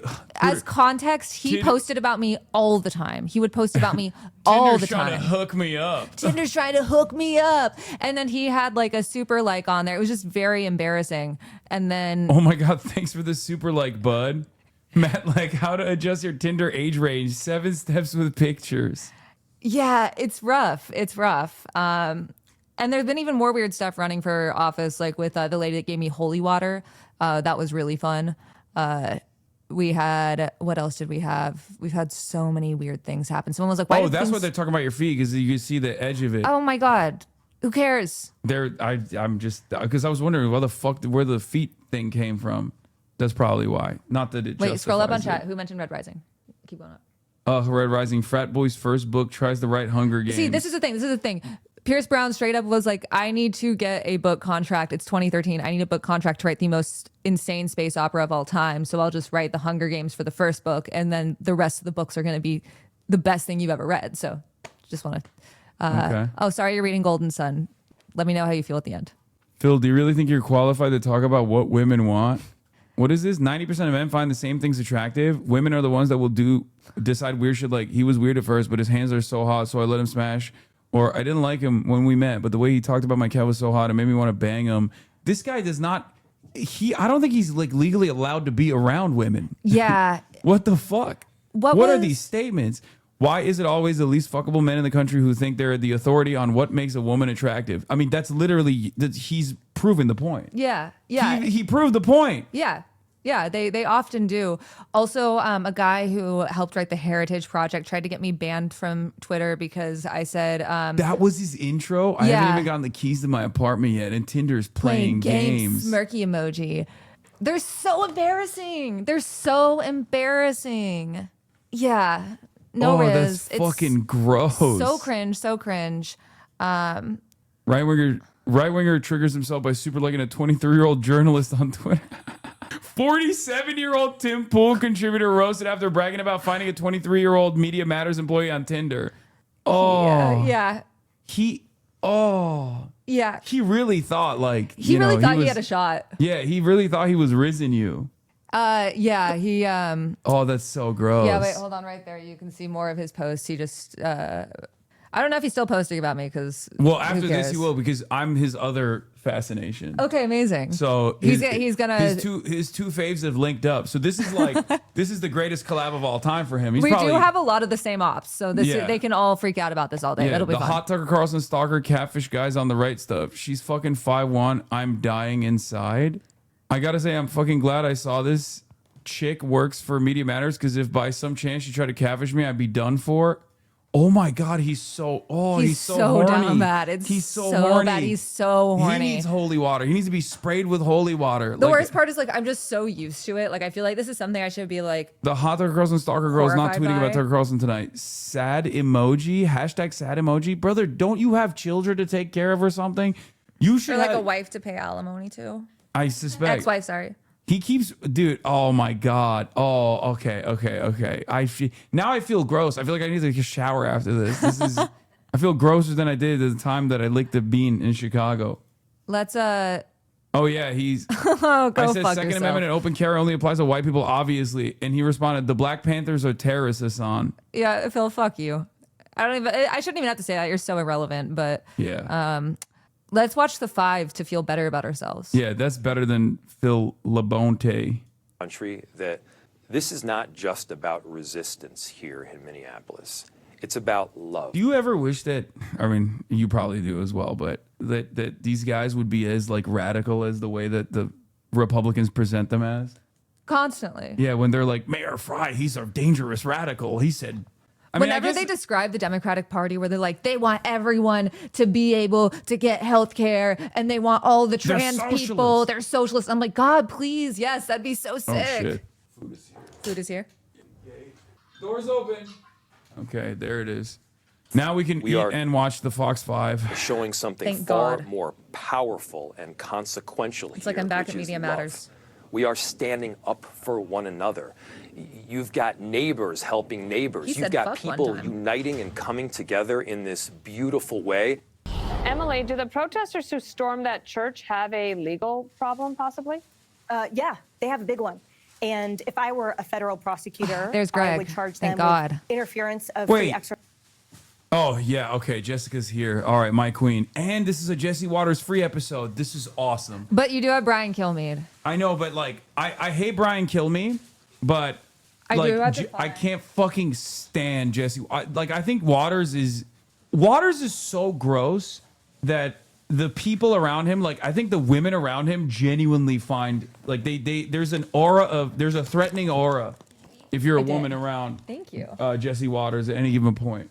I got a salad too. I got the chicken and the salad. Asha, if you're watching this, Asha is my producer for our streams for the campaign. I'm going to send you a link and spam it in the chat because I need this Brian Kilmeade link. We're gonna need forks too. Don't mind. It's probably not in there. Hey, They don't Catherine, do you always- know where my phone is? And there's also supposed to be a sauce for this, but I don't know where it is. It might be in the white. It might be in the kitchen. Is this sauce? Pita? Thank you. Oh no, this is just the. Wait, did you order extra? Did anyone order garlic sauce? I thought I did, but I'm not sure. Oh, there's some. There it is. And then you can take Garlic this and tomb. put it in the fridge. By the way, if you guys don't know how to make garlic tomb, it's really easy. You just get a shit ton of garlic, Oh. put it in a food processor with some oil and salt, and it's the best thing in the world. Damn, look at that. White people act like it's changed their lives, and that's because it has. Thank you. Probably. Thank you. My favorite Brian Kilmeade clip ever is When he says he wants to murder homeless people on the streets. No, like, Jesse gun also them says down. that. Jesse multiple times has said, I hate that I know all of this, but also it's very helpful if you're running for Congress because you know what Republicans actually talk about. But he said multiple times that we should just set homeless people on fire. Like he's. Wait, Brian Kilmeade said No, that? Jesse Waters has said that Oh. a billion times. That's insane. Oh my God. They're such fucking monsters. Yeah, know your enemy is right. Oh yeah, make sure you don't show your, make sure to be cognizant of the camera angle. Cool. What did he say? Haiku. That's what it is. What are you looking for? If you say I'll find it. chat will find it. Oh, I got it. Chat is Media Matters, brain. Chat is Media Matters, brain. All right, Asha said she's ready. Also, W Asha in the chat. She's my favorite girl, and everyone should appreciate Asha more. She runs our streams and has made us $200,000 no call time through just live streaming. Wow. Yeah. Pick up the slack, chat. All right, Asha, I sent it. So this was the day, because Kilmeade was the first person to host when Tucker got fired, which was the best day of my life, truly. It was the best day of my life. I got so excited. And also, chat, if you want to help, it's I don't know haikus. It's on my Twitter.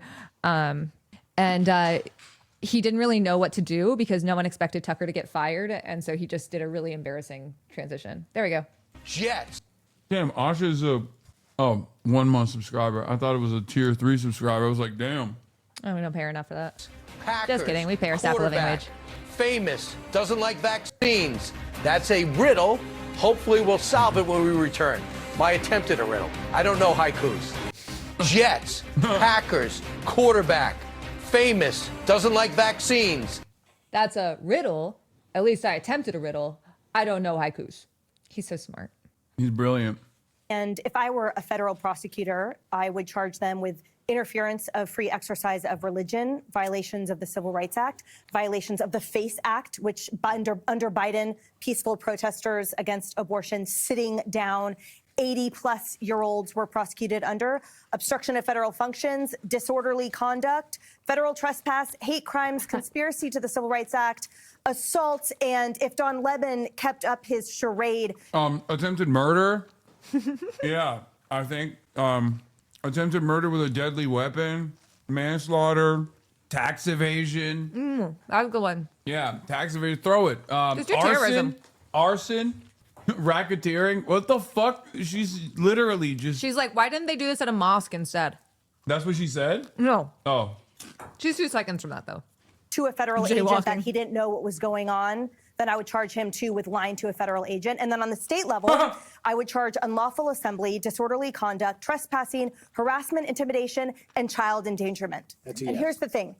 If I were an employer there in that city, I would fire anyone, any of them that engaged in that shameful, unlawful, horrific, anti-Christian behavior. And if I were a Isn't it awesome that they have no motion? So they just like fantasize about this stuff. I mean, they have motion with the government, but there's no employer is gonna be like, yeah, we're firing these people for protesting against ICE. No shot. This is like when the Fox News Christmas tree got burned down.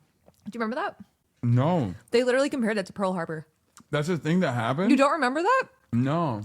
What the fuck? Parent there in that city, I would not let any of my children you can find touch the children of those parents that you are seeing right there if they have children. And I would make it clear it's because Christmas tree they fire are reactions siding from the with recount. and standing with child rapists and recidivist sodomizers and convicted murderers over and over again to the tune of 1,600 in that city alone that have been your welcome. All right. Wait, I don't get it.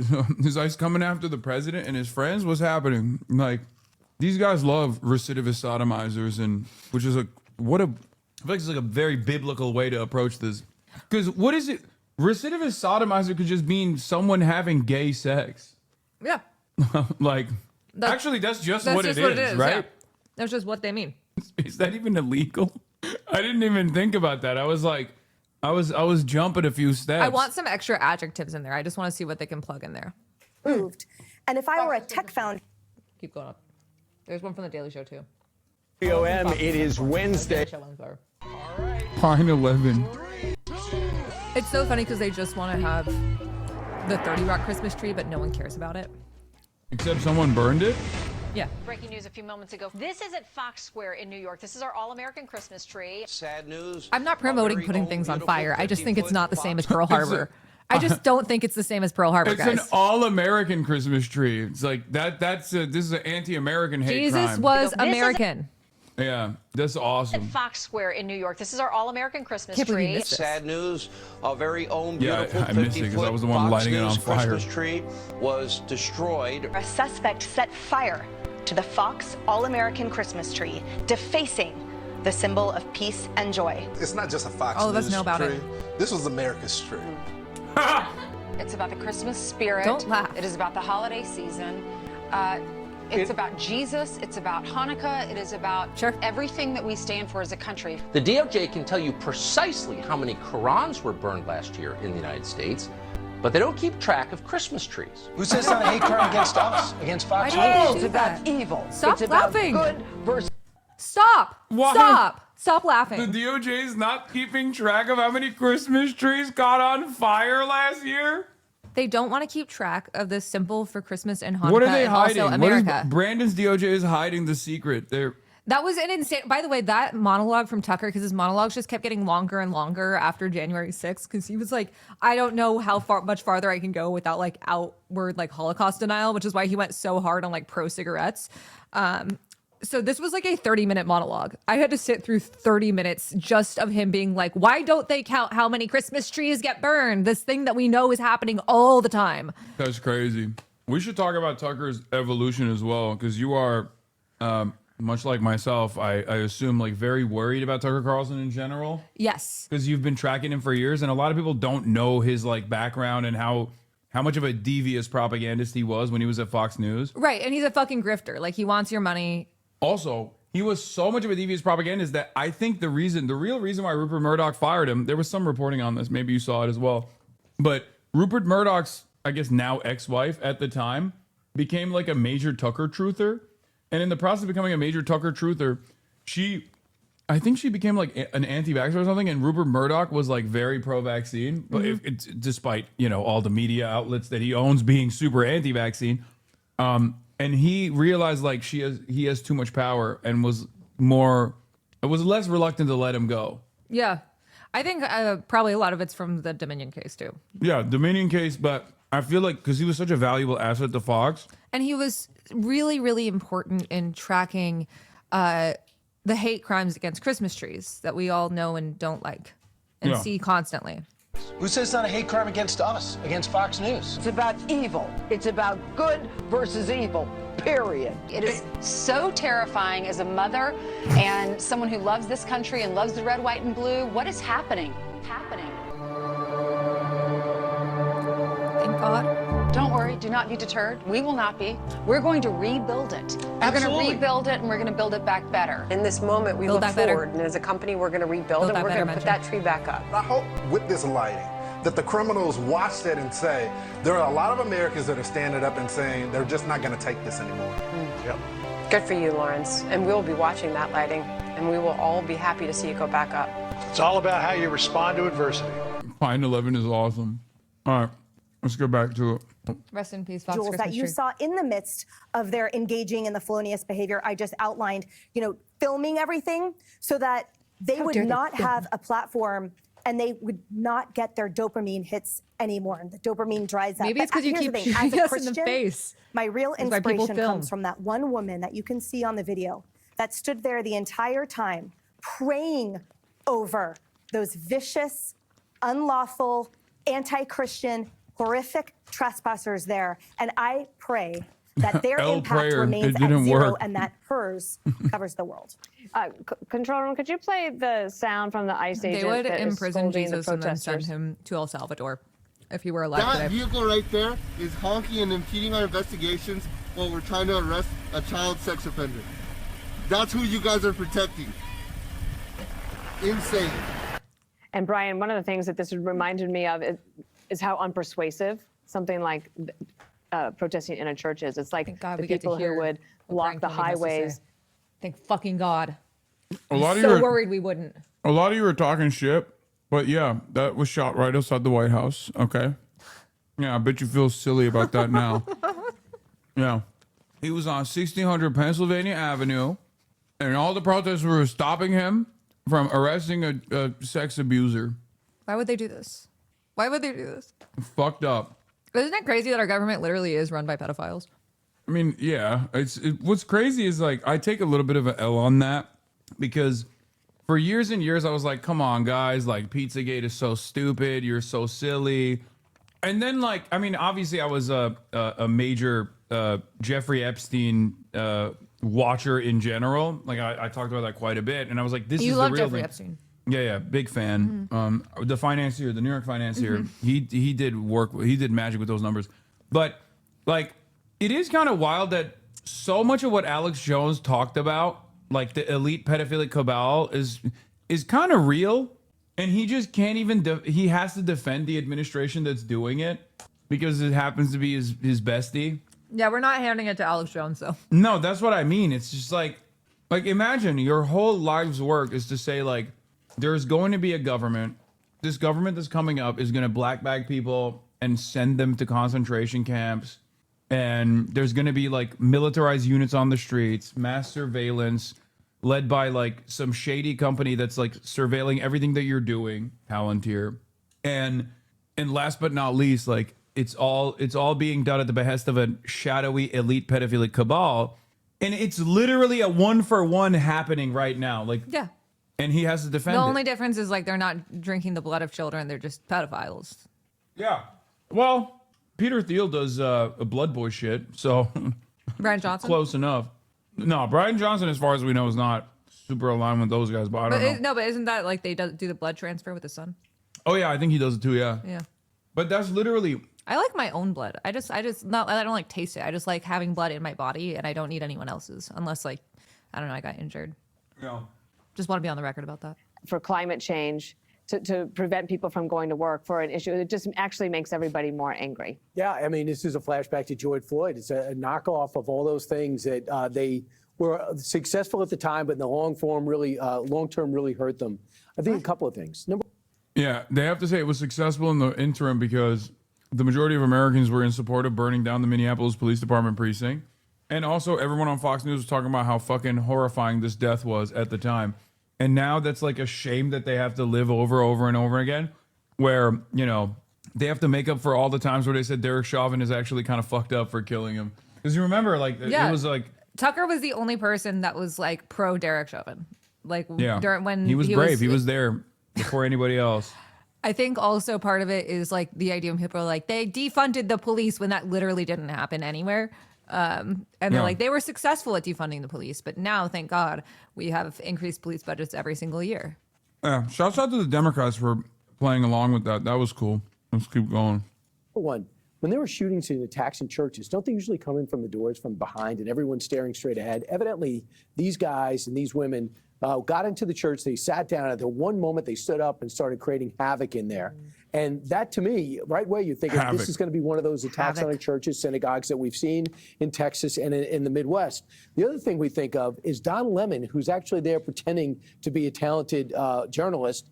He says that the pastor did a bad job. The pastor should have forgiveness like Jesus. While the guy's screaming at you, you see the pastor actually trying to engage these people, and they're screaming back. They lost the argument. And not only that, when I see, and I asked Anna before, did you watch Sunday shows? I watched all of them. Watched them all at once. And this guy, Jacob Fry, sees an opportunity for his moment in the sun. He did every show at Fox News Sunday. And he talks about love, neighbors helping neighbors. He says, isn't it beautiful that they'll go next door and go shopping for people because they're afraid to go to the supermarket? The only reason they're afraid to go to the supermarket because they're an illegal immigrant. They're not going to get scooped up buying celery at the supermarket. And people, Mr. and Mrs. Johnson, aren't afraid to go to the supermarket. If you are here illegally, you committed a crime, there's a problem. The other thing is... I mean, again, they're in fucking New York or at most Connecticut, so they don't see this, but like, it must be nice to have this feeling where, no, it's not actually just illegal immigrants, even though they shouldn't live in an environment of fucking fear either. It's a paperwork-related crime, you know? Not even a crime. Paperwork-related civil offense. But outside of that, no, we have a ton of cases where ICE is picking up people and being like, oh, you're getting detained. You're going to jail for a little bit because I just assume you're Mexican. There was a veteran at Broadview who was arrested by ICE and held for 3 days. He showed up at our event the other day, and I was like, are you okay? And he was this old dude. He rocked, and he was just like, yeah, I'm fine. But he was just like an old white dude, and they kept him for 3 days. And like, there are so many people we just don't know where they go. I watched them kidnap people into the facility that were just like normal protesters. I think part of the reason that like videos of especially white and white passing people getting hurt by ICE piss people off so much in America is we're like, well, you're not supposed to use state violence against those people. But guess what? They're doing it. They're doing it. And that makes it, then you should think, well, what are they doing when there aren't cameras? When it's a brown or a black person? That's why the Renee Good thing blew my mind. Like, it was a step above, like, even with Daniel Shaver at the time, people didn't really talk about it too much, but like the Republicans that knew about Daniel Shaver, another white victim of police violence, at the time were like kind of pissed off by it. It didn't like carry over into the national conversation all that much. It was mostly just like Black Lives Matter activists that were protesting about this police killing, like yet another police killing. But the Renee Good one is a national story, and I could not believe it that there's like still people who look at that and go, yeah, she was a liberal bitch. Like she deserved it. It's fucking insane. It's fucking crazy. The Renee Good killing, I didn't even know that she was white for a little bit, but I did hear about the stuffed animals in the glove box before I even realized that part. And I think that's also part of what resonated with so many people is like, this is just like a mom. Her dog was in the car. Her wife was with her. And then you just see these stuffed animals next to a bloody airbag. And like they dropped their kid off at a school that they moved to. So that way they could wait out the Trump years as a queer couple. And it's just heartbreaking. It makes it so much more real for people. Like that could just be you. Yeah. And that's the thing. It could always be you. It'll come back to you. It's never just Kristi these Noem people. did a really good job. She's on with Margaret Brennan, and Margaret Brennan says, most of these people aren't criminals. Only 48%, just your numbers. Okay, 48% have been convicted, and the others have been charged. They're being investigated. You put that together, that's 70%. Others have been picked up because they're with these people that are been sought after by ICE in particular. The only reason they need 3,000, because they have 600 cops, is because the cops are not helping the 3,000. Yeah, here's why it's bullshit, by the way. When that guy's like, oh, we're picking up a pedophile or whatever, that's bullshit. Because ICE is not involved in local law enforcement affairs. Like if there was like a convicted pedophile there, then like if they were supposed to go to prison, because when someone does pedophilia, it's not that ICE picks them up, cops pick them up. Cops actually put them through the system and process them. ICE is there to take them away from local law enforcement after they have been convicted, if he is slated for deportation. So when a person says like, oh yeah, this is a pedophile that you're defending, it's like, well, your job is not to actually apprehend pedophiles. Your job is to literally enforce immigration law, which you're not doing currently. And here's the thing, like cops aren't good at like knowing your rights, but like ICE is even worse. I remember one time an ICE officer or agent shot the sidewalk with pepper balls and went, your First Amendment rights are on the sidewalk. Like they don't care about warrants. They don't care about freedom of speech. They don't care about any of this shit. They won't read you your Miranda rights. Like she's back. Sorry, I got distracted by a perfect girl. Hi. They're just monsters and they need trials. And any Democrat that's unwilling to, like, they don't need more training. They're doing exactly what they're trained to do. Isn't that right, Kaya? Aren't they doing exactly what they're trained to do? And they need to be held accountable. Kaya says fuck ICE, right? Yeah, of course. Okay. Oh my goodness. You don't understand. Even though the Trump big beautiful bill gave him $75 billion or more over the course of the next decade, but $75 billion in the interim, what ICE needs is more money for body cameras. That's what they need. I can't believe that like Democrats are even suggesting anything short of just like full abolition. It's mind-boggling to me. Full abolition, and all that money could be used to be spent on universal health care. Like abolish ICE is the moderate position. And any Democrat that's unwilling to say that, guess what? You're not a Democrat. If like we could be spending this money on literally anything else. Universal health care. We could be doing this to install universal pre-K, which is a thing that we tried to do under Nixon, and then he got rid of it because he said, fuck that. It's one of like the few presidential vetoes that isn't really talked about a bunch. We could be spending that money, I don't know, give every family an Xbox at this point. Like anything would be better than spending this on ICE, but especially when it comes to universal health care, when it comes to prosecuting corporations and attacking price gouging, like this is what we could spend the money on. And I am very, very sick of this idea that like, oh, well, you know, this is how it happens. Like this is the system. So we have to keep doing it that way. Maybe a little bit better. It's built around the false premise, the false notion, the manufactured hysteria surrounding like the criminality of migrants too.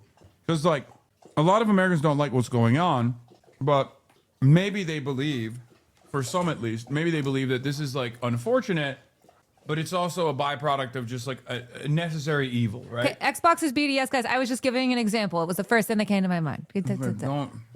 Don't entertain them, please. Don't even recognize their existence because they get off on it. But it's so fun. No, they love when they're like, oh yeah, I got her to notice me. I got streamer to notice me. If you want me to notice you, donate at CatForIllinois.com. Okay. Yeah, exactly. Seriously, CatForIllinois.com. No, but there is this complete fabricated reasoning for why ICE has to be so brutal or ICE has to exist in general. And Republicans have reinforced that false notion over and over again, and especially in this last election cycle where they really hit that line over and over again, like, oh, criminal migrants, criminal migrants, criminal migrants. Undocumented migrants are responsible for a lower share of crime per capita than documented U.S. Citizens are. Natural-born U.S. citizens are. Undocumented and documented migrants, if you pair them up together, is like so marginal that it's not even consequential, even remotely. And yet, Donald Trump kept lying about it over and over again. The Democrats did not counter message against it. As a matter of fact, they did the worst thing they could have done, which is lean into this false framing. Yeah. That undocumented migrants are constituting a national security threat for the first time ever. And here we are as a consequence of that. So Democrats need to be honest. I think that's what I want. I don't want them to be dishonest. I just want them to be honest. Be honest about what's going on, and be honest about what the actual facts are. Just say the truth. Yeah, exactly. It's bare minimum.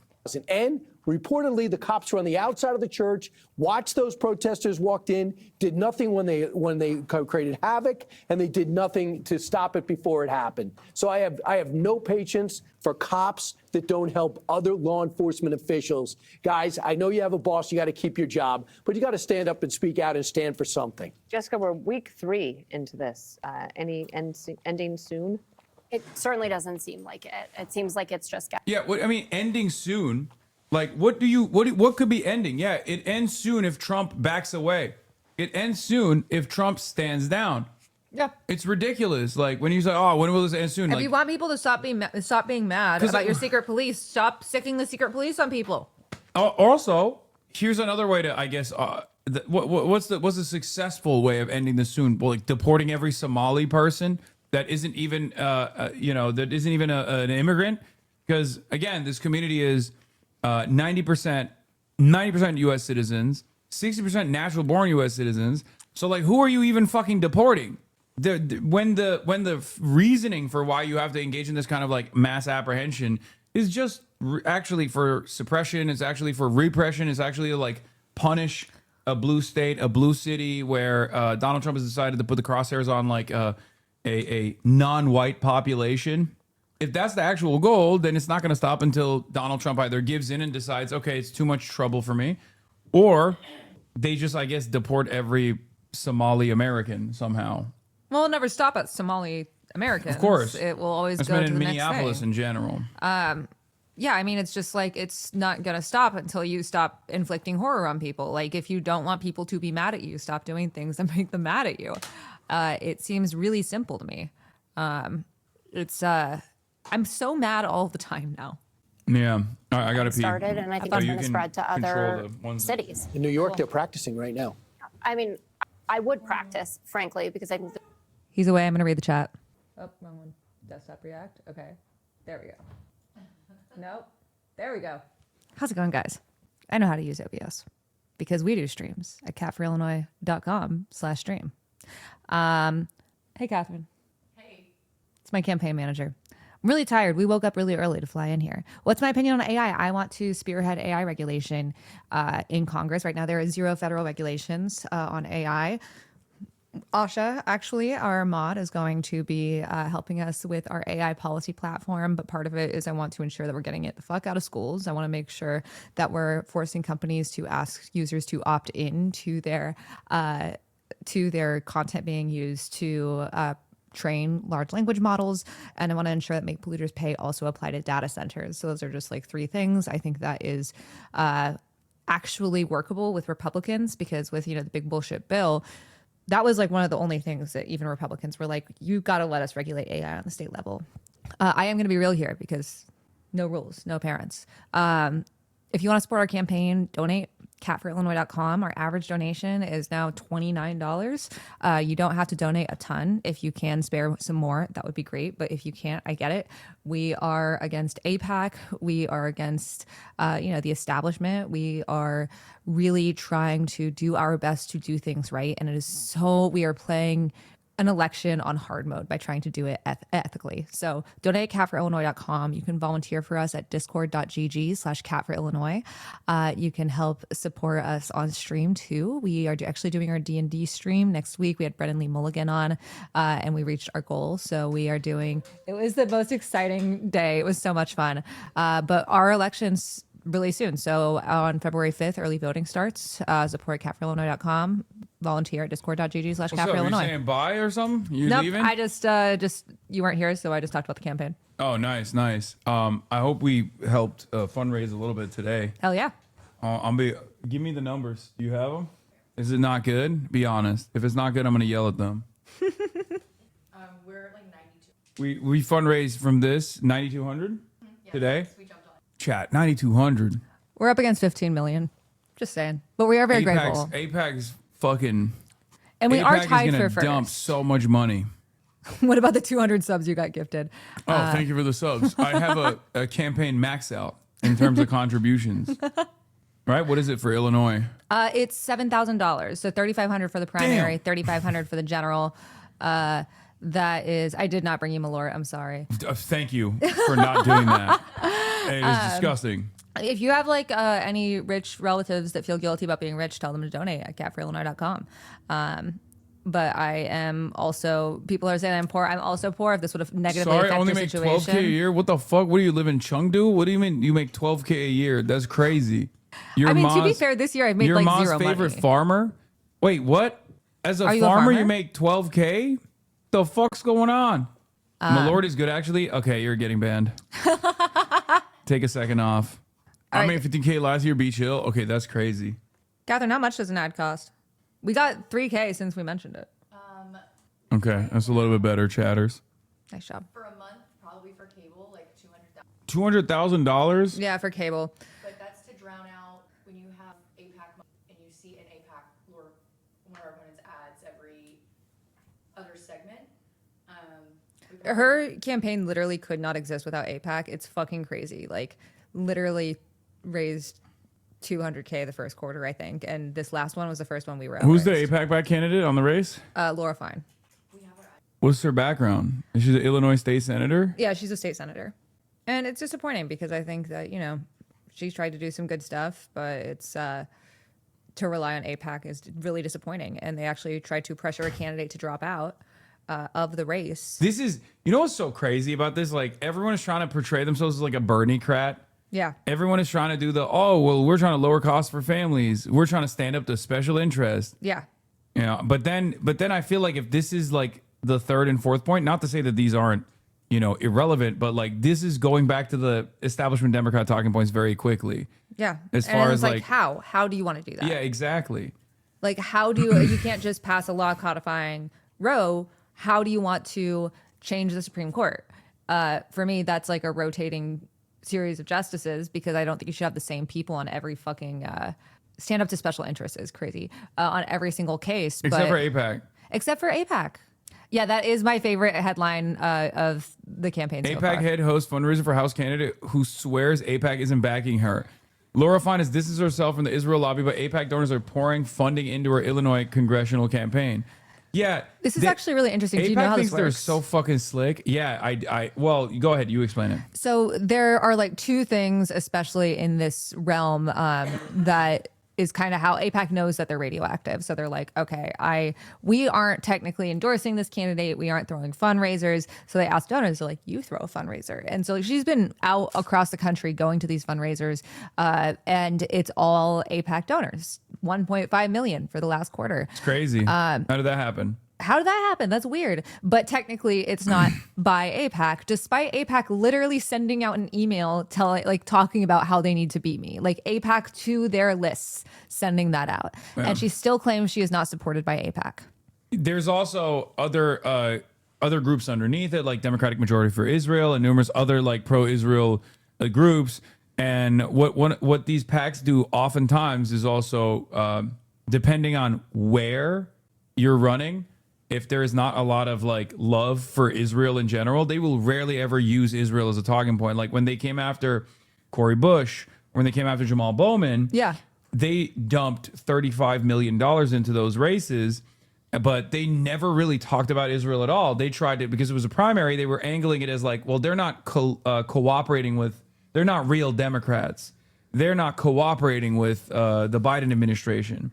So it does come with like a lot of acknowledgement that Israel is toxic in general, or at least like in the eyes of people in Cory Bush's district, or Jamal Bowman's district. Like that wasn't the main issue at all. So one of the funniest attacks on us is that is probably going to be in these lines of attacks is that we have a lot of outside district money, and that is true because we have like over 55,000 donors. But we actually have the most in-district donors of any campaign in this race, and we don't have the most money because a lot of people donate $5 or $10. But even then, if you're donating 7,000 or if you are donating $5, it's still just one vote. Oh, this is the one? Yeah, this is the email that AIPAC sent. Kat, read the email AIPAC sent about you.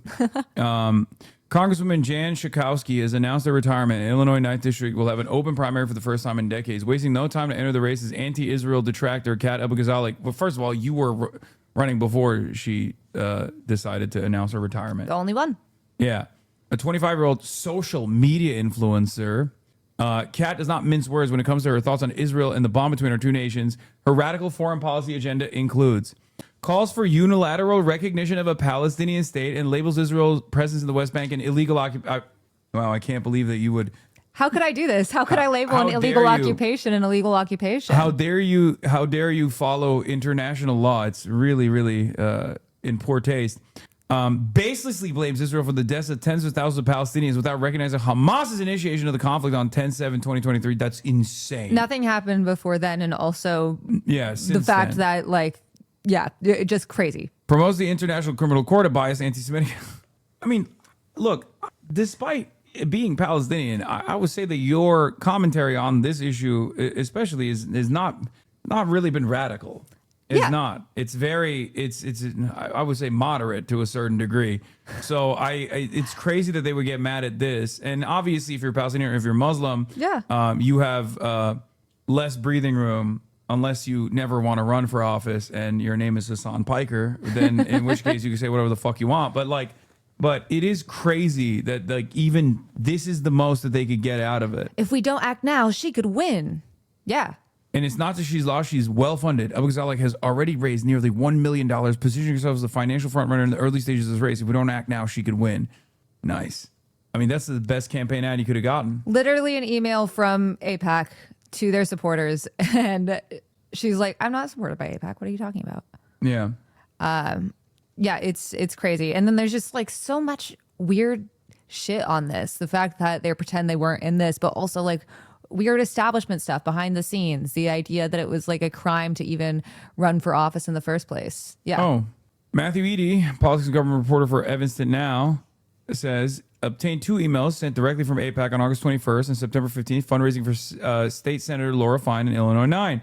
Both emails include links to a hidden webpage called Pro-Israel Network with live and hidden donation pages, but the homepage site to the site is dead. Incredible stuff. Yeah. I mean, this is just, if you are someone with a conscience and you find what Israel has done to be morally repugnant, or even if you can't even care or consider the humanity of Palestinians, but you're just annoyed that a foreign country is able to have this much influence over like a random congressional district election, because that's what it is. AIPAC is a lobby for a foreign state, despite the fact that it doesn't have to register as a foreign agent. They are a foreign lobby. It's comprised of Americans, but the goal is to, and the AIPAC openly says it, protect the security of Israel. Like, it's a foreign country. It's ridiculous. Why the fuck should any American care about that? And like for pro-genocide ideas, like it's being pro-genocide. And whoever just said they donated $500 to me, thank you so much. That's really kind. Also, if you do max out, I have to grab my knitting. Hold on. She's saying sticker. Oh yeah, we have stickers. Yeah, okay. Catherine wants me to show the merch. Can I show the merch? Yeah, of course. What do you mean? Do whatever you want to do. Do whatever I want. Huh? Yeah. Oh yeah, this was. All right, show us the merch. We got the merch. All right, you got this bag here. I'm here to shill, guys. Oh, you got the Chicago colors. We got it. They're actually my favorite colors. So they're Bears colors. I don't want to talk about it, but yeah. So these are from Fuck It, Let's Be AIPAC. That's our little slogan against AIPAC, and this was a sticker we put out. Now we have a shirt. I like that it cuts if you don't want to put the fuck it on. You can just like. We've had like some like Muslims that are like, I don't say that word though. And I'm like, you can just do a little scissor. catforillinois.com/store. This one you can't get anywhere, but it's Heater, my cat, doing a stream. Wow. Yeah, she's really cute. You guys can't get it though. You had to donate on stream to get it. We also have the Fuck It Let's Be APAC as a shirt, and we should be selling posters soon because they look so cool. Do you have them? Okay, send it in the fucking Where's chat, the Catherine. shirt? Where's it? catforillinois.com/store. Oh, that shirt is we're still ordering it. We'll ship it here, but there are 3 other shirts in there. Okay. I feel weird being like, look at this, like when you're at a child's birthday party. Look, show me. I want to see it. What the fuck? What do you? You need to learn how to shill better. I know, I'm really bad at it. It's actually really hard for campaigning. That's our ICE out of Illinois ones, designed by our wonderful creative director Mia. This was our Pride shirt. We're actually hoping to put these back on the website. We had these at our Pride party. Let's vote for Cat.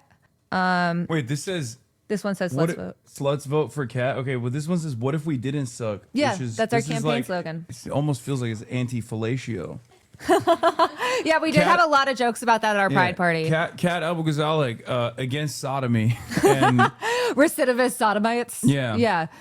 We got bags. We also put some ice whistles in here, etc. Let me see that one. Oh yeah, this is our volunteer shirt. It's an old volunteer shirt. Hell yeah. You're gonna volunteer now.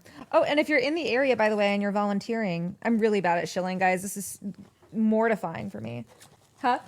That's why I'm a great candidate. If you are in Illinois and you volunteer for us, we have a little stamp card and you get volunteer merch. We have little handmade bracelets like this one. We have little hats. We got other stuff coming, but you got to get your punch card. So if you come to Illinois, bam. Thank you. Yeah, you're welcome, man.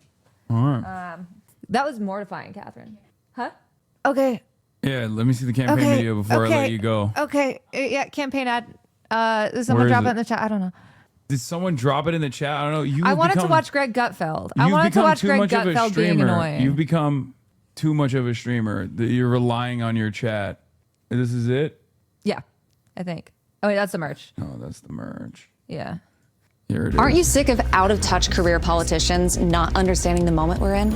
I mean, it's 2026. Why do so many of our elected leaders seem to think it's 2006? We deserve a representative who will put everything on the line to protect us, who will stand up to ICE, who will tell white supremacists to screw off, who will fight for an economy that works for the people and not billionaires. And that's why I'm running for Congress.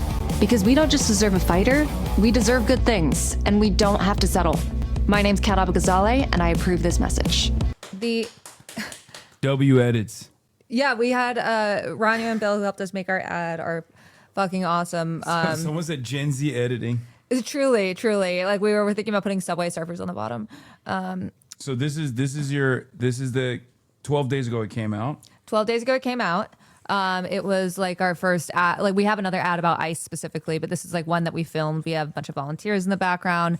It was so exhausting. God, I've seen my face so many times. But yeah, it costs a lot of money to get on that. We tried to get on the Bears game and we were going to be on the Bears game this week, but once again, I don't want to talk about it. But it's a lot of money, and APAC is essentially just plastering fines ads on the airwaves. But you haven't gotten any attack ads yet? Not that I know of. We did. Let me see. Can I preview it a little bit? Yeah, I want to see an attack ad. Yeah.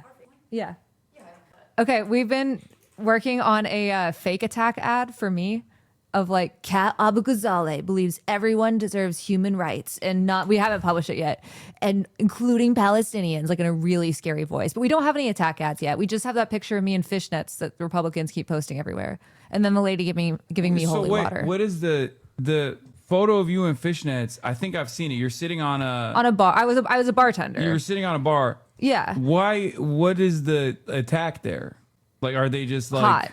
But like that doesn't. How does that They're work? like she's a woman and she's maybe had sex before. And do you really want this woman to? Oh my god, squeaky toy. Do you really want this whore to run our government? And I think the answer is yes. I feel like that's like good. That's like a good. It was like the meltdown over not that one. Not that okay. Chatters. Why do you have chatters? Are yeah, pulling you guys up, have that link way too fast. Yeah, chatters are pulling up the like photos of. I'm not even gonna show this. And then they also, what was I going to say on this? Sorry, she's so cute. She's so sweet too. I love her so much. They also pull up that picture of me in my Charizard onesie, and they're like, do you want this idiot? Someone was literally like, I'm going to go to every senior center in Evanston and show them this picture. Oh, yeah, that was a Grok thing. What the fuck is carpetbagger chic? What does this mean? Because I'm, yeah. Wait, what? Yeah. News aggregate. Chicago. Cat ABUGHAZALEH walked into the federal court Wednesday looking nothing like the brash activist seen blocking ICE officers' SUVs. The megaphone militant was gone. Is this ChatGPT? Oh, wait, actually, I do have one. Look up Chicago Contrarian cat, and you will see that is the closest thing to an attack ad we have for sure. Even after relocating, she still voted in D.C. The same carpetbagger scam Jason Lee pulled when he voted from Texas. Oh, they're trying to hit it from like a you're not a real Democrat. You're like trying to fuck over the Democrats here type of angle. Also part of, I'm not from here because I've lived in other places, and that's often what young people do. It's also where my father immigrated, but I don't want people to vote for me for Nightlife that. Cat, the punk-coated fishnet wearing influencer persona posed on bars for TikTok aesthetics. That's me. These aren't outfits, they're characters. Hey, hi Matthew. How's it going? Oh, local news is watching. They're always watching. Damn. He's always watching. I see you, Matthew. These aren't outfits. They're characters, switched on and off depending on what she wants. Clout, cash, sympathy, or votes. The background she doesn't sell on TikTok. ABUGHAZALEH markets herself as a working class progressive. Reality says otherwise. They're just like talking about your dad. Finance founder whose companies were acquired by BNY Mellon. Okay. 7th-generation Republican family in Texas. Yeah. Who cares? Also, I like constantly, I'm like, yeah, my grandmother is rolling in her grave, and that's very funny. Private schools, then George Washington University. I went to Cap. Career, DC nonprofits and media outlets. This isn't grassroots. It's DC to Texas elite with punk branding attached. Cleanest proof of carpetbagging. ABUGHAZALEH did not move to Chicago for the district issue. She moved in July 2024 because her partner, Ben Collins, became CEO of Global Tetrahedron. Yeah, it's the parent company for The Onion. Oh, which is headquartered here. That's it. That's the whole move. Damn, they're just like, I mean, it's AI, but they're also like kind of, doxing everyone in your immediate vicinity or family. Well, I mean, here's I the receive thing. this kind of stuff all the time too. People think my dad is a billionaire because there's like AI articles that they've written about how he's like a multi-billionaire. One of the richest people in Turkey is what they say, which you could literally Google if that was the case. You're so fucking stupid. Anyway. No, but also here's the thing. Like, I'm not from Chicago originally. Like, it is where like my entire like dad's side of the family Oh, I thought immigrated this was to. Dinesh. This was for a second. No disrespect That's my to lawyer. No Be disrespect nice. to your Hi, Josh. attorney. Like, what is I don't even understand what the juxtaposition here is. So are they saying like you should have came in with the fishnets to the court? Like, Might have worked in my favor. yeah. So this is the photo that they post, and they're like, "Oh, this is fucking." She's Yeah. That's crazy. There's this one dude who's just obsessed with calling me a carpetbagger because I moved, and then also talking about my sultry voice, and talks a lot about like my tongue and my legs. He's this guy is the Chicago Contrarian, is just completely. He's done God. a thread. They mostly moved on to watching news clips, but a few takeaways from the first few minutes. Hasan asked her a bit about her policies are. She's running on, explaining her top view being anti-authoritarianism, basic existence, which is often her response Matthew, to that why don't question. you watch my streams like this? But then he pressed her on what that means and what her actual policies are. She noted a few, including one, federal housing incentives, AI regulation, potentially bipartisan, and healthcare. On healthcare, she says she thinks Medicare for all doesn't go far enough. We need single-payer healthcare, including dental and vision. No, Matthew, you fucked up. She said dental, mental, and vision. And hearing. Oh, I didn't see. I missed out. I missed one. Man, Matthew, watch my streams like this. And then he says Medicare for all is a single-payer system, and the most recent bill in the Senate includes both dental and vision coverage. She also talked a bit about Israel-Palestine and the history of the district, noting her two top opponents, Biss and Fine, having called Israel's war against Palestine a genocide, and mentioned about AIPAC targeting. She also talked a bit about Schakowsky as being one of the more progressive members of Congress over the past 2 decades, and the district's history of being a progressive district, including on issues like Israel-Palestine, despite its large Jewish population. That sums it up. Yeah. I feel like the human brain wasn't meant to be perceived this much. I mean, this is my life. This is my everyday existence. So, I do want to say in this district, only 7% of the votes in the primaries in years past have been young people. And we are really trying to like not just have likely primary voters, but also Kaya. Yeah. She's a baby. She can't vote yet. She's only 3. She's only 3. Yeah. Despite her size. But we're really trying to turn out young people. So if you're a young person watching this in aisle 9, make sure you vote. And by young, I mean like under 40. But also we, I don't know, I just want to make a people are moving to Chicago as literal refugees in our own country, and I want to make this a safe place, and I want to have a representative that will fight as hard as I can, and Hell I know yeah. I can do that. All right. Well, thank you so much, Kat. Thanks for so coming much for on. having me, this man. was great. I'm so sad we didn't get to see Greg Gutfeld. Yeah. You want? We can finish it. You know what? Let's finish it. Okay. I'm going through withdrawals. You know. Yeah, I see that. This is your crack. The Trump administration has a particular point of view on this, and he's made it clear that he wants to go after liberal cities, especially sanctuary cities. Tell him, and Jessica, so I would my be queen. prepared for She's it. tall as hell, by Brian the O'Hare- way. She is. Yeah, I did a panel, and she was on it at the Pod Johns, at the Pod Johns conference in D.C. Who's a police chief in Minneapolis, is not one of those guys who says he doesn't want to She is like cooperate the with only ICE. He did a effective huge liberal interview messenger with the on New York Fox. Times. He was on 60 Minutes Yeah. last night as well, talking about the fact that his entire career from back when he was in Newark to moving to Minneapolis, he has always worked with ICE. But the way that ICE is doing it is completely incorrect. He said he's observed behaviors that are absolutely running in the face of what the protocol is. Okay, I agree with what you're saying. Let's go to Greg On the Gutfeld. entering the church, you brought up, it made me That's think my of when there have been That's my queen talking. That's crazy. Disrespect. You coming for the queen, you best not miss. attacks, and that was my first thought too. Yeah, we I don't was like, skip Jessica around these parts. We are like we're. I'm sorry, I'm a Jessica Skipper, guys. That's crazy. Yeah, you what just if want to this get is to the another meat. I want the shooting? sick shit, And you we've know? seen it, and there are children in there, and that is just frightening. And so I think Governor Walz was absolutely correct to say you've got to peacefully protest, but you may not go into a house of worship. But this is all happening against a backdrop Ugh, that is my bias. Yeah, but this is what it is. Like this is the extent of liberalism where it's like, oh, you can't. Has she come on stream? Oh, we were supposed to do something. I forgot to she would if I reached out to her. We've talked driving about the it. city to the point that there are people standing outside of their homes holding their rifles saying like I'm going to protect my community because of what ICE is doing. And this alarming contrast between how upset Harmeet Dillon is over this and the Trump administration, Chat's mad she's that you saying haven't that she and had her on. Bondi are working around the clock. No right is more sacred than the freedom to assemble and pray to God at the same time. And then you listen to Todd Blanche, who was on with Shannon Bream. She said, hey, are you investigating Officer Ross's actions when he killed Renee Good 10 days ago or whenever it was? And he says, millions of Americans saw the video. We investigate when it's appropriate. That is not this case here. So we are not investigating. Got hit by a car. 82% of people saw that video. 53% think that he should be criminally charged for it. And then the Wall Street Journal comes out and they're reporting that there are incentives for ICE agents because they need to meet that insane 3,000 people a day quota, that they're getting rewarded even if they bring in people who then get released. These stories of Americans being detained saying, show me your papers. There was a veteran, U.S.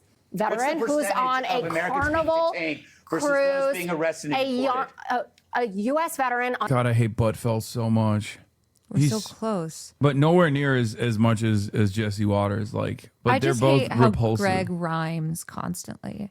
Like he just doesn't. I didn't even notice that. Now I'm gonna tune into that. No, I literally one week I literally watched every single appearance Greg did on Fox, and then cut up every single time he made a rhyme, and then put it in one supercut, and it is the most grating, impossible thing to listen to. He's just the worst. He's a wordsmith. with his wife, who was taken out of his cabin, someone who served this country. What is the and is a percentage? Know the US percentage? citizen. Do I know not math is act hard. like ICE isn't making, I don't even know how many mistakes a day in pursuit of Stephen Miller's 3,000 a day quota and getting paid Let's for give it. Greg a chance. All right. I'm going to focus on the backdrop because you went back to the officer to I'm in avoid. fight light mode now. You can't really hate a man whose feet don't touch the ground when he's sitting like Greg. I mean, that's what makes it so I can. crazy.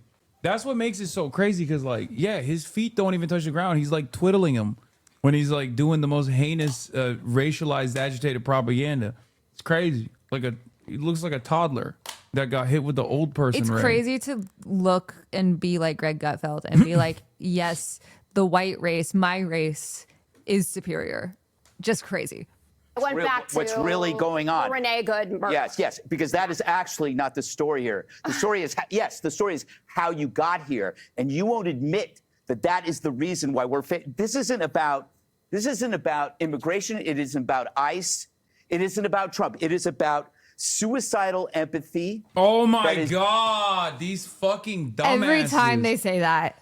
Oh, they think it's so brilliant. They like, did they focus test this? Is that what happened? Like, they love deploying that one where it's like, this is suicidal empathy. Yeah, I love that they're trying to make being a piece of shit like fall out of fashion. Yeah. Or no, sorry, not being a piece of shit. They're trying to make it. They're trying to make it in vogue. They're trying to make being a piece of shit in vogue. Exactly. Where they're like, yeah, oh, are you a good person? Well, that's suicidal empathy. And it's kind of crazy because it's like these guys are the ones who are like talking about how toxic masculinity is so like such a dumb thing to say, and they really bullied the liberals over the head, really hit them over the head with that over and over again. And then they just run around being like, no, you should be a fucking asshole. Like, they can't fathom that maybe you just care about people who aren't yourself. Like, it's literally, it's never crossed their mind. Or even if it's like, there is a self-invested argument here as well, which is that like Renee Good and many others, like they could be your neighbors. They could be your mom. They could be your sister. Caring about your mom or your sister is gay. Yeah. Okay. Well, you own me on that one. I guess that's what. Yeah. That's called suicidal empathy, dumbass. You're supposed to say thank you, government. Please fuck my mom. Like, please put my mom in prison and torture her. Please, I love you, government. Which, by the way, that's unironically someone I'm going to be talking to. On Wednesday, I have this podcast. What is it called, chat? You guys know. I forget the name. The Necessary Conversation. The podcast is called Necessary Conversation. It's a dude named Chad. And I think his sister or his girlfriend and his sister, Chad and his sister, they talk to their MAGA parents. Mm-hmm. And they're here, but their MAGA parents are not here. And one of the clips actually from the podcast went viral because the MAGA dad, was literally arguing, telling his own son that if Donald Trump actually like came in with the military and like machine gunned him down in a fucking mall and like killed a bunch of people, he would have good reason for it. Like, he straight up was like, well, if Trump wouldn't just like machine gun down a mall for no reason. So if you were there. I mean, it's literally like I could shoot someone on Fifth Ave and no one would care. Yeah. But it's worse than that. It's like I could shoot your son on Fifth Ave. I could shoot your son. And that's horrendous. Care. That's so fucking disgusting. Yeah. So I'm going to be talking to their parents alongside You're them. having their parents on? Yeah, we're going to Discord call them. And I mean, I love that shit though. Like, yeah. Just like you love Mr. Buttfeld, I love talking to Trump supporters. This the same as Nazis and the same as hiding Jewish people. It is not the same. Jules, do you see any similarities between Gregory Bavino dressing like a Nazi and leading ICE to disappear, kill at this point, shoot people in the face without warrants? These are U.S. citizens in many cases. Over 73% of all the people detained by ICE have no criminal record whatsoever. Do you see any similarities between this and Nazi Germany? Me, no. Now I'm trying to see where y'all are coming from. So the way I see it is, okay, these people are illegal immigrants, okay? So ICE is going in there. They're not, though. Taking them, okay. A lot of them are. No, Renee Good was shot in the face, a U.S. citizen. She tried to run someone over with her car. Should she have died? No. Yes. But I also think that I saw. The dad is my favorite. Yeah, no, he goes beast mode every time. He's like, no. Yeah. And he's so self-assured. Bro. It's got to be awesome. God, imagine being that confident in the wrongest shit you've ever seen in your life. Yeah. How can you even be that wrong? It's just be a Trump supporter. Wow. All right. Well, Yeah. that feels like a happy note to end it on? to end it on. All right. Well, Cat ABUGHAZALEH, everybody. Thank you so much for having me. Seriously, it was a blast. Do a plug one more time. Plug. We've raised over 30K today now. Thanks to y'all. Thank you so much. If anyone else can donate, catforillinois.com, cat with a K, volunteer discord.gg/catforillinois. We need help with phone banking. We need help with knocking doors. My district goes from uptown Chicago up to Evanston, west to Skokie, all the way to McHenry County. So if you're in that area, you know people in that area, tell them to vote. Early voting's February 5th. The election's March 17th. Yeah, thank you so much, everyone. And thank you, man. Oh, can I get you to sign this for our office? Of course. Do you have a pen? I don't. Do you have a pen? We got a pen? We need a pen. We need a pen. Also, I'm not sure if you've ever seen the Chicago rap posters, but we modeled this one for ICE. Oh, wow. Warning, target ICE. This is a real threat facing our community. What if we stood up for Chicagoans know. What do we set up for families instead of tearing them apart? That's sick. We put them around in alleys. Ethan, Asha, Blue, I love you guys. Our staff is great. Where do you want me to sign it? Anywhere. They're just going to put it on the wall by their desks. Yeah, we'll flick up. Here you go. Thanks, man. Hi, baby. You're so cute. Can I take her home? No. No. No. No, Heater would love you. He would love you. She's never been around a cat. My cat doesn't like other cats, but she does think dogs are celebrities. Hi, baby. Oh, she has been around cats. How is she around your cat? Okay. This tiny creature. It must be cool to be that big. All right, chat. Thanks for hanging out with me. All right. I'm going to take a quick photo, but I will continue with my coverage. I will continue with my coverage. Yeah. Oh, yeah. What size? And okay, perfect. Boom. All right. Protests, Lemon talked to the pastor who was leading the service and had the gall to ask him, don't you think Jesus would understand? I mean, this is unacceptable. It's shameful. It's shameful to interrupt a public gathering of Christians in worship. But there were folks who will say, I have to take care of my flock. Okay, but listen, we live in there's a constitution in the First Amendment to freedom of speech and freedom to assemble and protest. We're here to worship. We're here to worship Jesus because that's the hope of these cities. That's the hope of the world is Jesus Christ. I want to be very respectful. Please don't push me, though. We're here to worship Jesus. Oh my God, he's not that's why we're here. Okay, that's why we're here. That's what we're about. Don't you think Jesus would be understanding we're about and love these folks? We're about spreading the love of Jesus. But did you try to talk to them as a Christian? No one is willing to talk. Okay. Just like I need to take a deep breath. This is so infuriating. Some people are too stupid to be allowed into the news. And that's saying something. That's saying something. Some people are too dumb to be allowed to do the news. He's too dumb. He's too dumb. He's too ideological.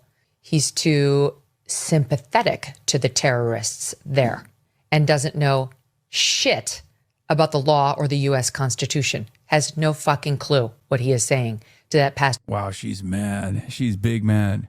Yeah.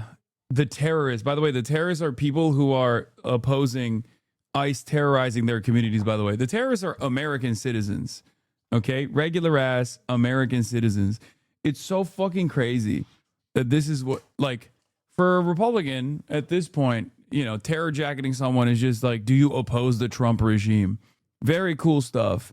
Definitely not reaching. This definitely won't be consequential. This attitude, if turned into like a legislative agenda, won't be damaging for, you know, social cohesion or any of that stuff. Very cool overall. You're there. Cool. They have a First Amendment right to be there. You're going to learn the hard way, sir, how wrong you are. Lemon was also outside the church when some of the parishioners left and admitted it must have been traumatic for them. But he says, hey, that's what protesting's all about. Making children scared. Such a sweet guy. Dog. Jesus literally protested at the synagogue on Sabbath in the New Testament. Yeah, dude, these people think Jesus Christ is a terrorist, okay? Every value that Jesus Christ defended or preached about, they are against. Like every aspect of it. What do you mean healing the lepers? Obviously, they did something heinous to become lepers. Duh. It's not righteous to want to heal the lepers. It's fucking terrifying. Watch this guy here. Look, he's hugging his kid. And, you know, I've imagined it's uncomfortable and traumatic for the people here. But again, careful. It's very slippery right here. Yeah. It's uncomfortable. I wonder, like, how much motion, because, like, Don Lemon is an OG CNN guy, right? So, like, he is a recognizable name, which is why I suspect, like, they're really pushing the Don Lemon angle here. Comfortable and traumatic for the people here, but that's what really, careful, please, really slippery. Not kidding. That's what protesting is about. And so it's about traumatizing people. Here's more of Don Lemon inside the church, making clear, as you point out, whose side he's on. And again. Is this a Matt Walsh collab? Is she doing a Matt Walsh collab? He's not even in the fucking, He's not even in the algo? That's crazy. She didn't even trying to defend what these protesters were doing. I was wondering how this could get worse. Okay. I was like, how could Megyn Kelly be even more repulsive? And it turns out there it is. Put Matt Walsh in there too. And obviously because he was a part of it. Here's SOT 9. I'm sure they probably call the local authorities right now, and they'll show up in a bit, but so far no one has been hurt. People are just really angry and upset, and members of the church are trying to get them to calm down. But this is the beginning of what's going to happen here. When you violate people's due process, when you pull people off the street, you start dragging them and hurting them and not abiding by the Constitution, when you start doing all of that, people get upset and angry. And if you remember what the Civil Rights Movement was about, the Civil Rights Movement was about these very kinds of protests. And for some reason, in our modern era, people think that in order to have protests, you got to be, cordoned off to a certain area and, what time you can protest. There's nothing in the Constitution that tells you what time you can protest. You can protest at any time. That's the whole point of it, is to disrupt. It's to make uncomfortable. And that's what they're doing. Okay. Look, I'm sorry, but he's so dumb. I have to say it out loud. No, there's nothing in the Constitution specifically spelling out what the restrictions can be on first speech. They are limited in this country. Matt Walsh, just like a working class man that chops wood, is very funny to me. I mean, it's so fucking fake. But honestly, that kind of shit works. Like, I've been thinking about this quite a bit as of late. I think people definitely get duped by marketing, get duped by propaganda. And one of the reasons why, like, it's the same principle behind Asmongold, right? Like, after seeing so many of his fans respond to like Cutie Cinderella being like an out-of-touch millionaire white woman or whatever, I realized people think Asmongold is working class. Like, people have falsely believed that Asmongold actually is representative of like the common working class individual because he looks like shit. Like he doesn't, wash himself. He doesn't, he wears like a dirty, crusty t-shirt all the time. And he doesn't clean his house. So people look at that and go, oh, he must be making like what, maybe $100,000 a year. This motherfucker owns like 5 businesses, bro. The fuck do you mean? He owns a PC, pre-built PC company, Starforge. He owns Mythic Talent, co-founded it, is a talent agency. He owns an esport organization. He, I assume, has his own fucking, he has his own like LLC too, most likely. $100K a year is hardly working class, HasanAbi. Just saying. $100,000 a year is fucking working class, brother. What are you talking about? We do not live in 2009 any longer, okay? What the fuck? What the fuck was that? Especially if you live in a city. 100K is middle class? It's middle class is a made-up concept. Even working class is a made-up concept, but like, yeah, it is working class. In LA, you're fucking broke, but that's besides the point. Especially I'm remembering that there are chatters in here who are like in their 20s too. That's probably another part of the problem here. Chatters are thinking about like where they're living in the United States of America, if you're living in like Alabama or something. But then also on top of that, you're thinking of like how much money you make at your age. If you're making, if you're 30 plus years old and you're making $100,000 a year, that's like, you're like a plumber. You're so out of touch. 33, family of 4, 50K household income. Brother, you are way beneath the fucking line. What are you talking about? This is the norm. Anyway, bro, there is no better representation of like how fucking malleable a term the middle class is and how effective of a propaganda middle class is. When someone with a family of 4 that's making $50,000 is like, I'm middle class, dude. What the fuck are you talking about? No, brother, you are living in poverty, okay? Not abject poverty, but that's like, there's levels to this shit. I can't believe I'm fucking, getting derailed in this situation. And unfortunately, that is the norm for so many Americans in general. But the point I was making is, Asmongold's not making $100,000 a year, okay? I can't believe this is how fast this conversation gets derailed every single time.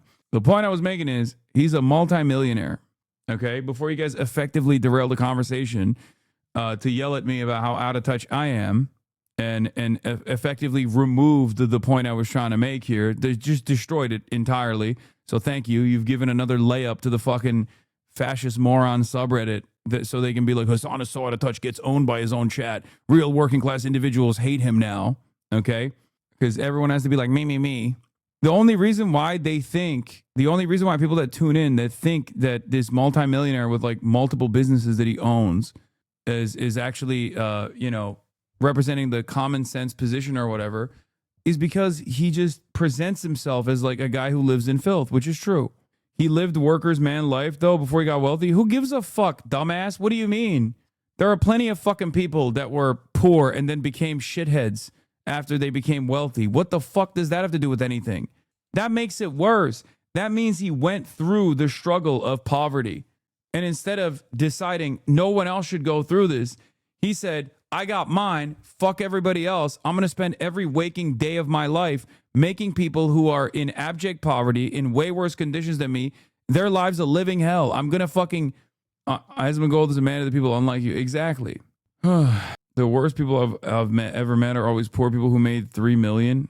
We need to roll Hasan in the mud, shirtless. You can't complain. We are so fucked, man. You're one of them. You comment about them all day. You need them, Lamau. You can't complain, Lamau.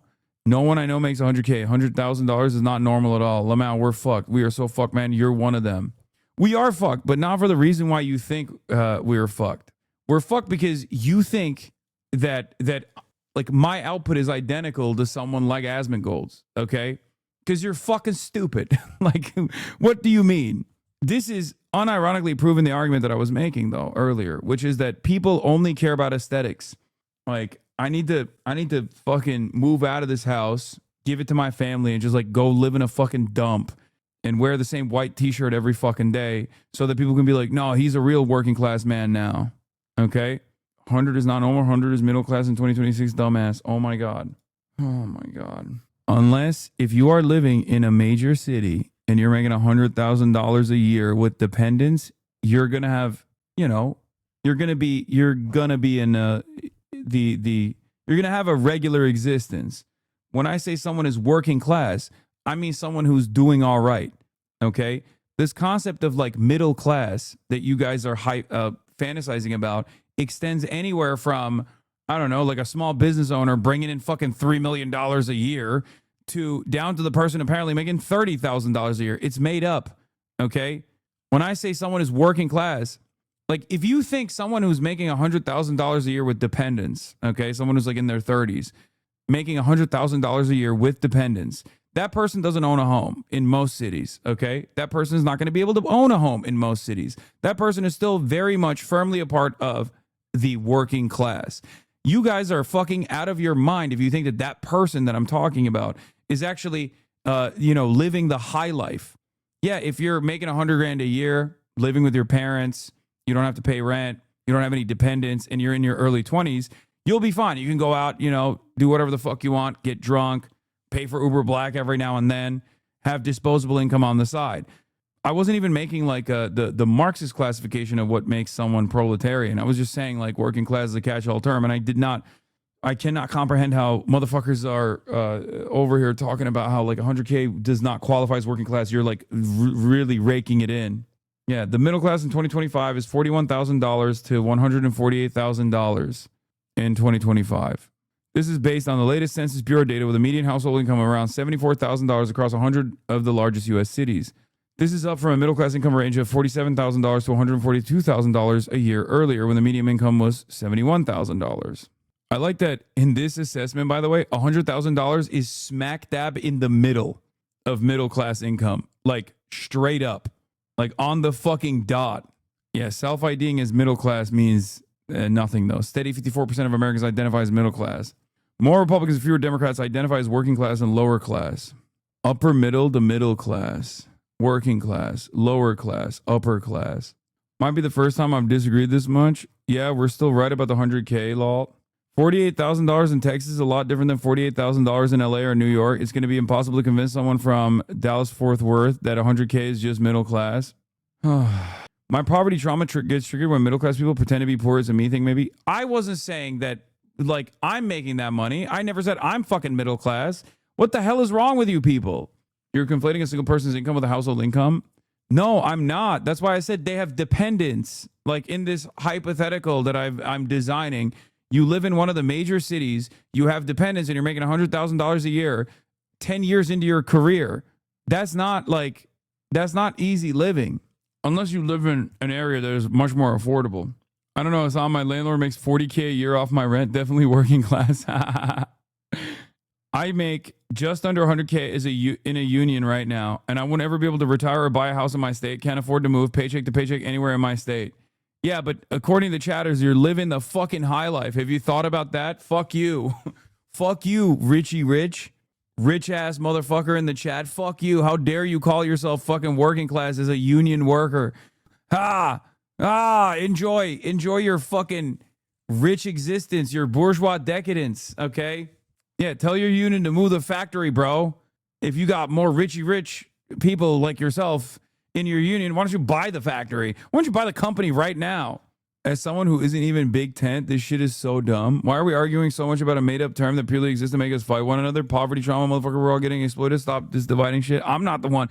Chatters love lighting up whenever I talk about anything finance related, because sometimes I'll literally be like, oh, look at this t-shirt. It's $35, okay?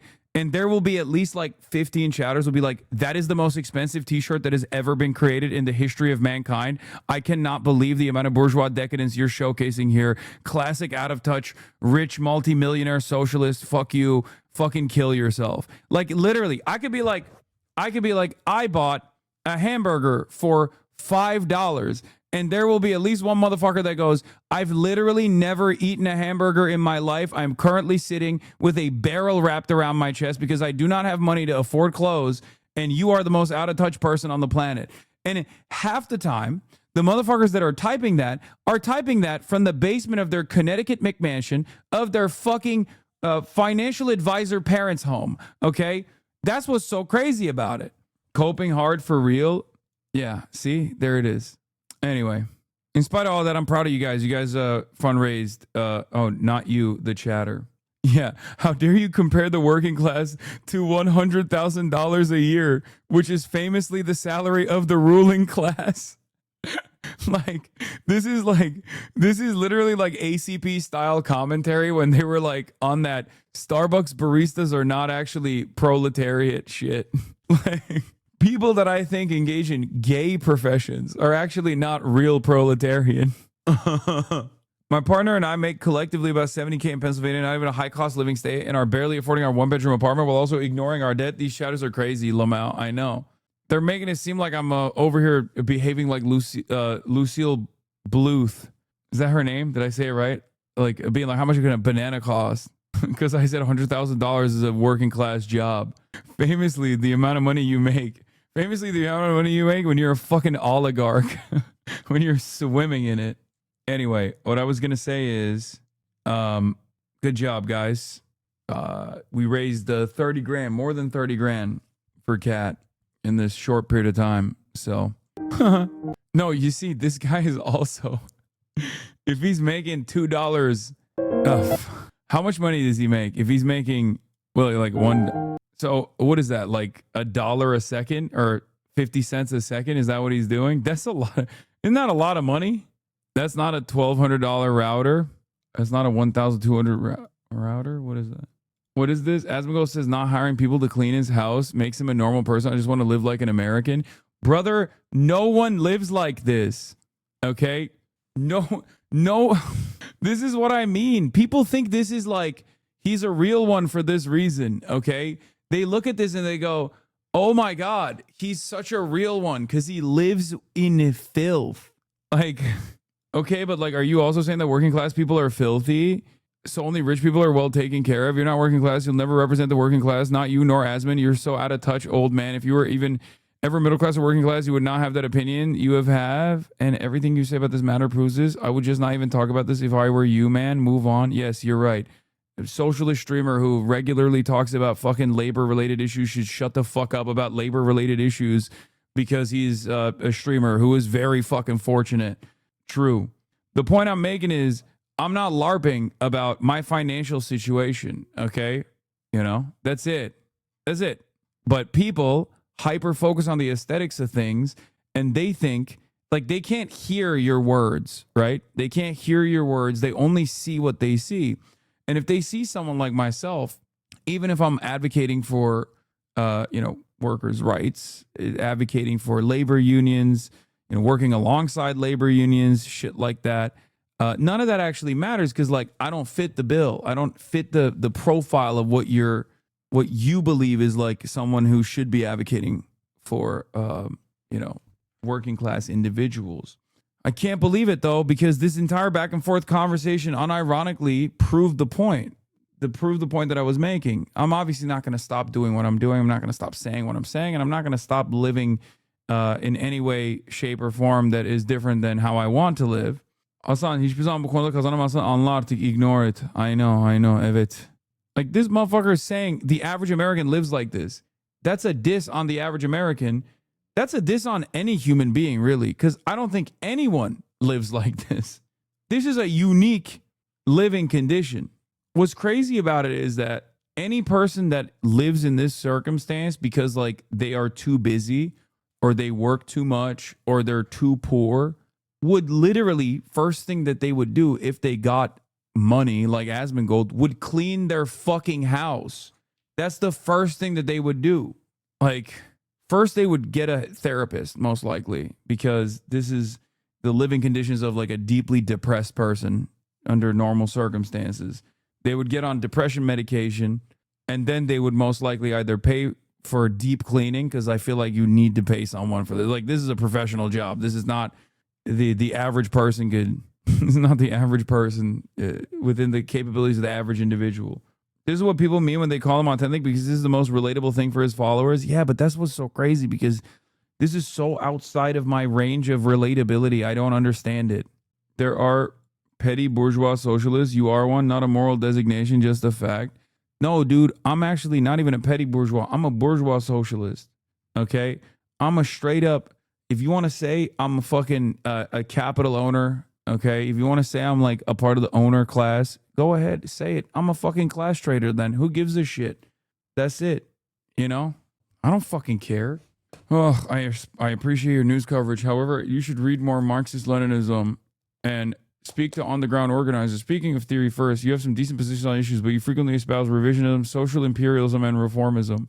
All right, I'm done for the day. Followed, created first day, sending ChatGPT paragraphs worth all of our time for sure. It's so fucking crazy.